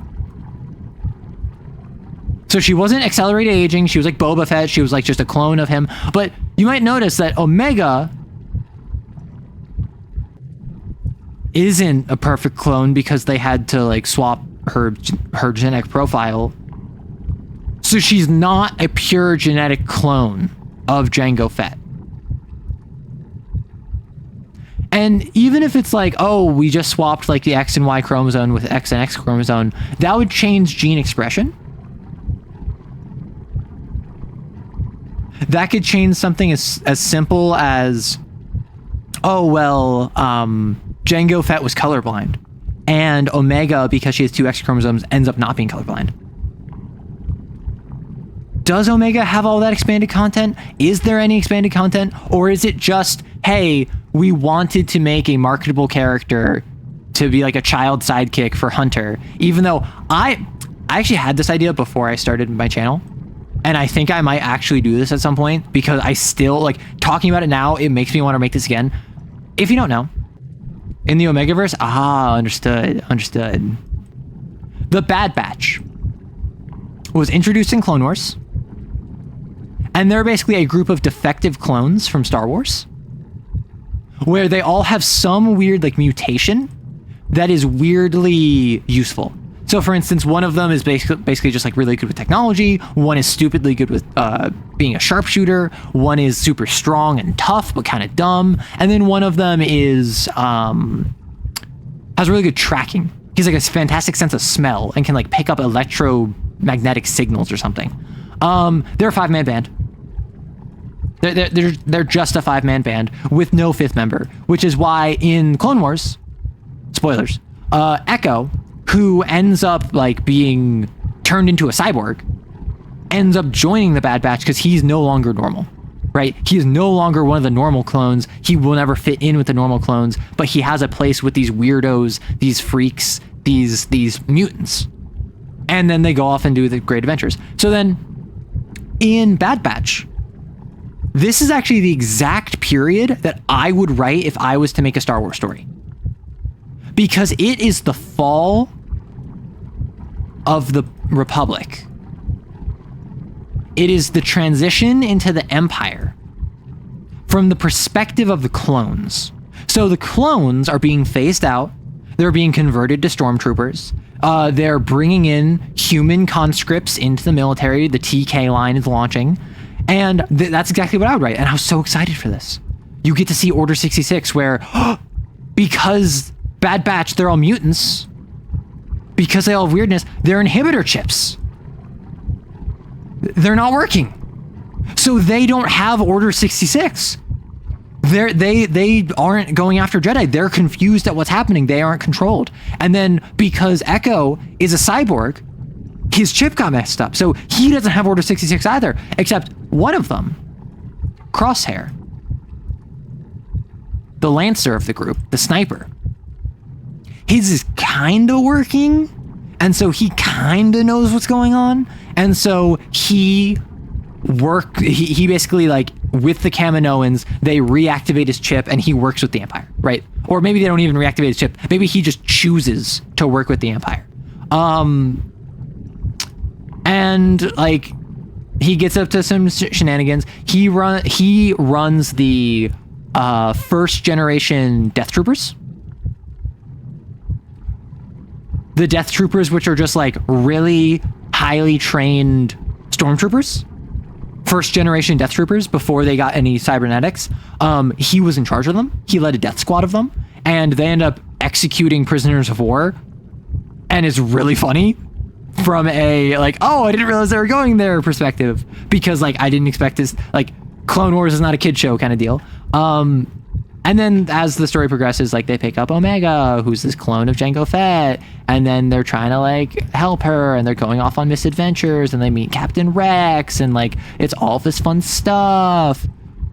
But ultimately, watching it, I left feeling, why did you have the evil Lancer character go evil, and then he's evil, and then he wants to kill the others because he's evil, and then the other guys like him because you're still in there, and he's like, no, I'm evil for the sake of being evil. It wasn't interesting. My revision, very simple, would be take Hunter, the leader of the group, have him join the Empire. Because he's just your generic good guy leader. He's competent. He's a little bit of a Rambo. He's a bit of a loner, but, you know, with Omega tagging around, he's got to learn to, like, be a good dad, a good role model to her. And, like, they went for the very generic, like, kind of gruff, but ultimately good guy looking after a child character and softening to her. Like the father, adopted daughter dynamic that we've all been so tired of. If he went to the Empire and Crosshair stayed loyal to the Bad Batch, what happens? You have a 5-man band where it is your big guy, your smart guy, your Lancer, and Echo wasn't really the heart. This show did Echo so dirty. Bad Batch does Echo so dirty. He is not useful. All he is kind of like, he discriminates against droids because he fought against them throughout the war, and that's it. His experience as an ARC trooper never comes up. The only thing he does is, like, play for laps a couple times, and he works alongside a separatist once, and he hates it the entire time, and at the end he's like, you know, you're not so bad for a droid, and, like, that's all he does in the entire series. Suddenly you have these guys, and they have to figure out, like, what do we do without a leader? Big guy, SpongeBob pants, okay. So, like, if you get rid of their leader, suddenly the Lancer probably tries to take over, and that fails horribly because he's not a leader. The Heart is the new guy, so he can't go in. The big guy is not smart enough to be a leader, and the smart guy is not able to deal with the emotional intelligence of leading a group. You need to get up early tomorrow. Good night, B. So, like, oddly enough, like, Omega, who's the child character, might have to be, like, take over the role as Heart, and, like, Echo could take over the role as leader, which I think would give him a much stronger position in the Bad Batch. He's the leader not because he's trying to supplant Hunter. He is the leader because he's an ARC trooper. He has external experience. He knows how the other clones operate, and so he's going to get them back to Hunter. And then you would have a nice contrast of, well, back when Hunter was leading us, Hunter's not leading us anymore. And then boom, like, tension, all of that. Like, ooh, Lancer butting heads with the new leader because the Lancer actually always respected the old leader. And, like, the big guy doesn't respect the new leader. And, like, I love Echo.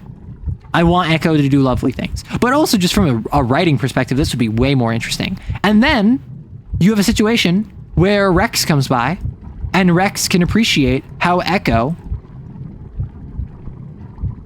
is like leading a new team, and he's like, some things never change, and then Echo goes like, well, I never led Domino Squad, and Rex is like, oh, don't worry, I figured you would have in time. And then you have a nice moment with Rex and Echo, and like you can have building, and then you have the exact same plot beats. Hunter still goes full Arsenal. and just executes prisoners of war. When they're going out, like Omega is still getting connected, not just to Echo, who is our new hunter in this situation, but also is like being best friends with Wrecker. Crosshair is actually like quite fond of her. Tech would be teaching her technology stuff and hacking, and like suddenly she would have a relationship with the entire group instead of just the leader. And like this, and then at the end when they confront each other, when they fight Crosshair, right? Instead they'd be fighting Hunter. And Hunter would know all of their moves. Hunter would know how they operate. Hunter is like good at everything, but not great at anything. But he wouldn't be able to account for how they developed under Echo's leadership. And then suddenly that's what throws him off. And then the droids get reactivated. They all have to work together, just like in the show where Crosshair works together with the Bad Batch. And then they all leave and they're like, hey, Crosshair, come with us. And then Crosshair's like, nah, I gotta stay with the Empire. This is the bed I made. I need to lie in it. And then Hunter could have the exact same thing. Like you hit the same plot beats. I'm not even saying to like change the plot. I'm saying the plot can stay the same. You don't even need to bring in the Clone Rebellion, even though I think everyone watching that show wanted there to be a Clone Rebellion. I'm not even saying anything major. I'm just saying swap Crosshair with Hunter, have Echo fill the role of leader, have him not be welcomed, and then have him earn the respect of each member in turn. And then Omega has more of a relationship with everyone instead of just one character. And then you get to see how the Bad Batch evolves over time, and probably they would become a bit more standardized. You could have a really cute thing where Echo, because he was so like obsessed with orders when he was in Domino Squad, he would teach them like, hey, you have your special moves, right? I can learn all of that immediately. And Echo would be able to take on all of their special plans and actions, because like they did that in the show, they did it in Clone Wars. And then he would constantly be calling out like barks and orders. And then when they fight Hunter, Hunter would be like, wait, how do you know all of these? It took us years to develop this. And Echo's just like, hey, I'm a fast learner. And then you would have banter with that. And then you can like have them evolve in a different way that still feels true to what the Bad Batch is. I haven't been too invested in Star Wars since the Clone Wars final season, aside from Andor and Visions, the latter only for Studio Trigger, but I dig this. Like, I have not kept up with Clone Wars outside, I've not kept up with Star Wars really outside of the Clone Wars. Like, in the last probably 8 years, I have watched the, like, season 7 of the Clone Wars, like the final season of Clone Wars. I tried watching Rebels a couple times. I got, like, to the final season of it, and I just bounced every single time. And I've heard Andor's great. I saw Rogue One. I saw all of the sequel movies. I didn't like any of them. I'm not gonna lie. Like, I'm on record of just like, listen, you hypothetical viewer, you hate the sequels because you're sexist and can't handle a female protagonist who actually has power and autonomy and growth. I hate the sequels because they suck. We are not the same. Like, I don't like Rey as a character. Does she become a bit of a Mary Sue? A little bit. I'm not gonna argue that. I'm not gonna argue she becomes a Mary Sue. But like throughout the Force Awakens and really into The Last Jedi, she really isn't a Mary Sue. She is just a protagonist that happens to be a woman, so everyone calls her a Mary Sue. In Rise of Skywalker, yeah, a little bit. Yeah, she does kind of get that. I don't know. Like, Star Wars needs to stop focusing on Skywalkers. That's not a hot take. That's a very boring take. That's a very well-trodden take. But like, Star Wars is at its best when it's like 40K. And it used to be like 40K back with Legends, where it was a ton of different completely unrelated stories. And yeah, you had the mainline movie franchise following the Skywalker saga, and then you had like continuation books talking about like Luke Skywalker and Mara Jade, and then you had like the Yuzhang Vong as like a big meta plot that was after the movies. It's like, oh no, how are things going to come together? But ultimately, like, the strength of Star Wars is being a universe that many people can get lost in. Star Wars, the big thing behind it has always been, oh, it's Glorp Nonsko.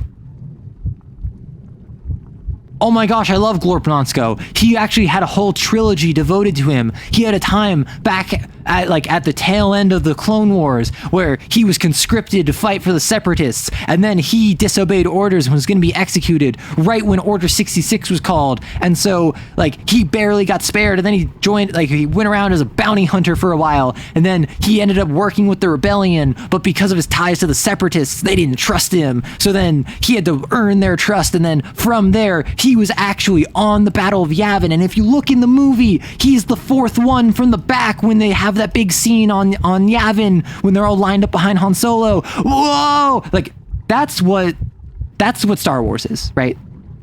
I think it's stupid. I think it's silly. I think it's ridiculous. But that's what Star Wars is. And if you try to take that away from Star Wars, I think you're fundamentally missing the point of what Star Wars is. I like Mep Blango. We're talking about Glorp Nonsenko. Heck yeah, exactly. Like, Glorp Nonsenko is just like, oh, did you know in the famous Death Star scene where all of the generals are talking, did you see those two guards back by the front entrance that Vader walks through? Well, actually, did you know this guy over here had a comic book where he features as the deuteragonist, and he was helping out a bounty hunter behind the Empire's back. And this guy over here is actually Force sensitive.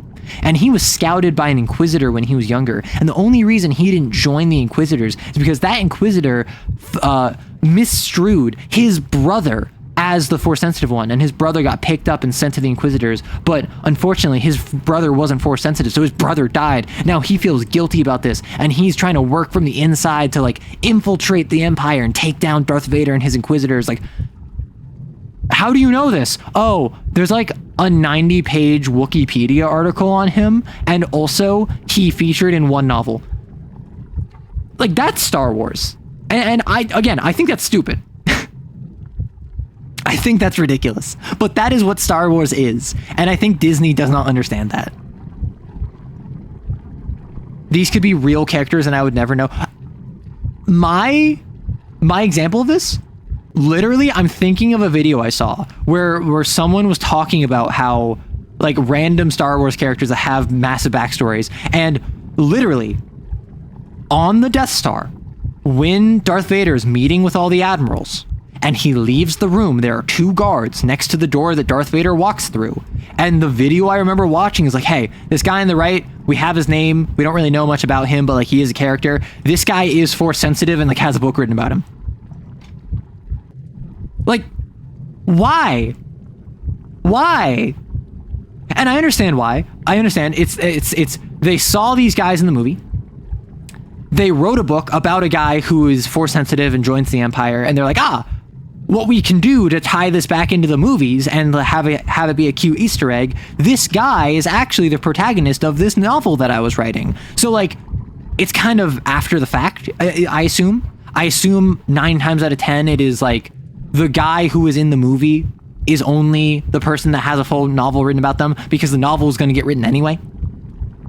It's kind of like how Battle of Yavin Rebels. What's that one image I'm thinking of?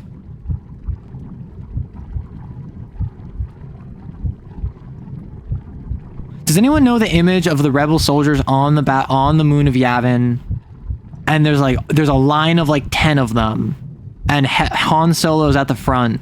Because I know that, like, there's a guy who has a really white beard, and it's been confirmed multiple times now, is that was Rex, right? Rex participated on the Battle of Yavin. And that the reason they did that is because they, like, in Star Wars media, they gave Rex a beard. They gave him a really white beard, and then they saw on the Battle of Yavin, oh, there's a guy with a beard. Let's make Rex look like that, and then we can say that was Rex. I battle my Yavin every day. Inside you, there are 2 Yavins. One is a moon base. One is the Death Star. You are the Star Wars Return of the Jedi. Glup non sequito, yeah. Although I do like the joke about Star Wars names. What's the Star Wars name meme? Where it's just like, yeah, here it is. Like, Star Wars has 3 types of guys. Fump Gizgo from the Womfley system, Stab a Bad Guy Man, and Chris. And then the 3 examples they give are Aldar Bedo, Savage Opress, and Pablo. And I love this. This is stupid. Like, Star Wars Heritage Post, like, this is the worst thing ever. And I love it. Like, you know?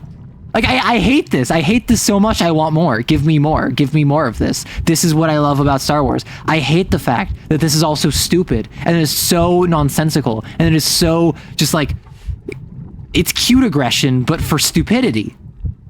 I need it in my veins. I love Star Wars, in case you didn't know. Like, I have not kept up with modern Star Wars. I very much like growing up and into my teenage years and like into my young adulthood, I very much enjoyed Star Wars. Clone Wars, I rocked it. It's probably my favorite TV show. I played a bunch of the video games, but ultimately, like, Star Wars is not like my favorite media franchise ever. Like, I can't recognize I can't name the different models of ships, right? Outside of like the Lambda or the LAAT or the Venator. It's so dumb, but it's so good. It's so funny. It's so good.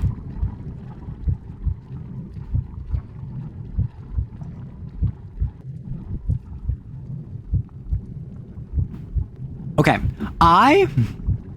What the heck?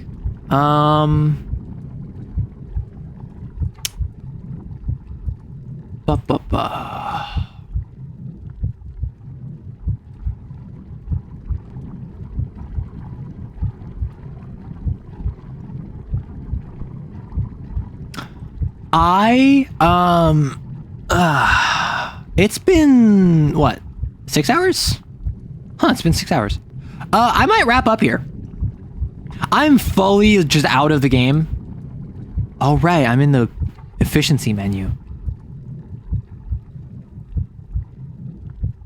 Star Wars is at its best when it stands on its own with its own nonsense. Yeah, kinda. Yeah. Like, Star Wars needs to stop prioritizing the battle between the Jedi and the Sith. We saw that in the original trilogy. We saw, funny enough, the prequel to that in the prequel trilogy. We saw what led up to that, what made that so compelling. I am someone who, I think the prequels suck, but I really enjoy them. Right? I can like something that I know is bad. I think a lot of people say that the prequels are better than they are because of nostalgia glasses, because of rose-tinted glasses. I think they suck, and you should acknowledge that, and that freedom allows you to be like, ha, yeah, they sucked. I have not kept up with the sequel stuff, and I think that the sequel suffered for a multitude of reasons, but more so than anything, they tried just telling the same story again, right? They tried telling the Jedi versus the Sith. They literally had Starkiller Base to stand in as like a super Death Star. They had the fleet from the unknown region that just came out of nowhere. They had Emperor Palpatine, but again,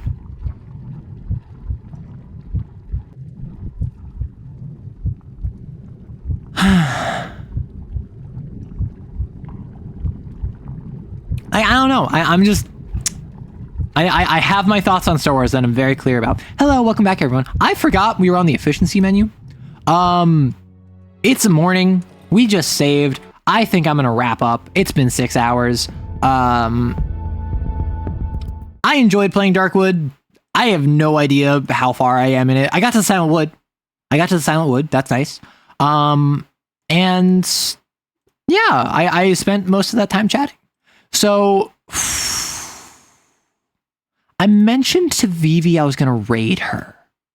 So I don't want to back out of that, but Neko's still streaming. He rarely streams when I'm alive. Actually, no, that's fine.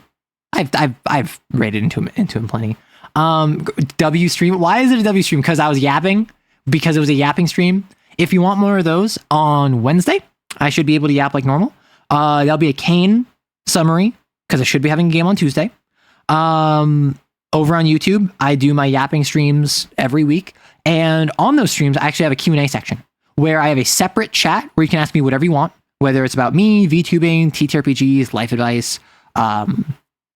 Before I go, does anyone here have any questions? It can be about TTRPGs. It can be about me. It can be about editing. It can be about... Because like earlier in the stream, I was giving advice on like how to get into editing, right? How to get into like making shorts. I love just kind of like spreading positivity and like... I love building up other people. And I know it's so gosh to say that. But like I want it to be known. I want it to be known that that is something that is a regular occurrence in this community. I want it to be known that I will support you as best I can, so long as like you're not being parasocial about it. Let's get some music. But if you don't have any questions for me, then I think I'm gonna let you go. I have stuff I need to do. I have some responsibilities I need to take care of. So I'm gonna send you over to Vivi. This is a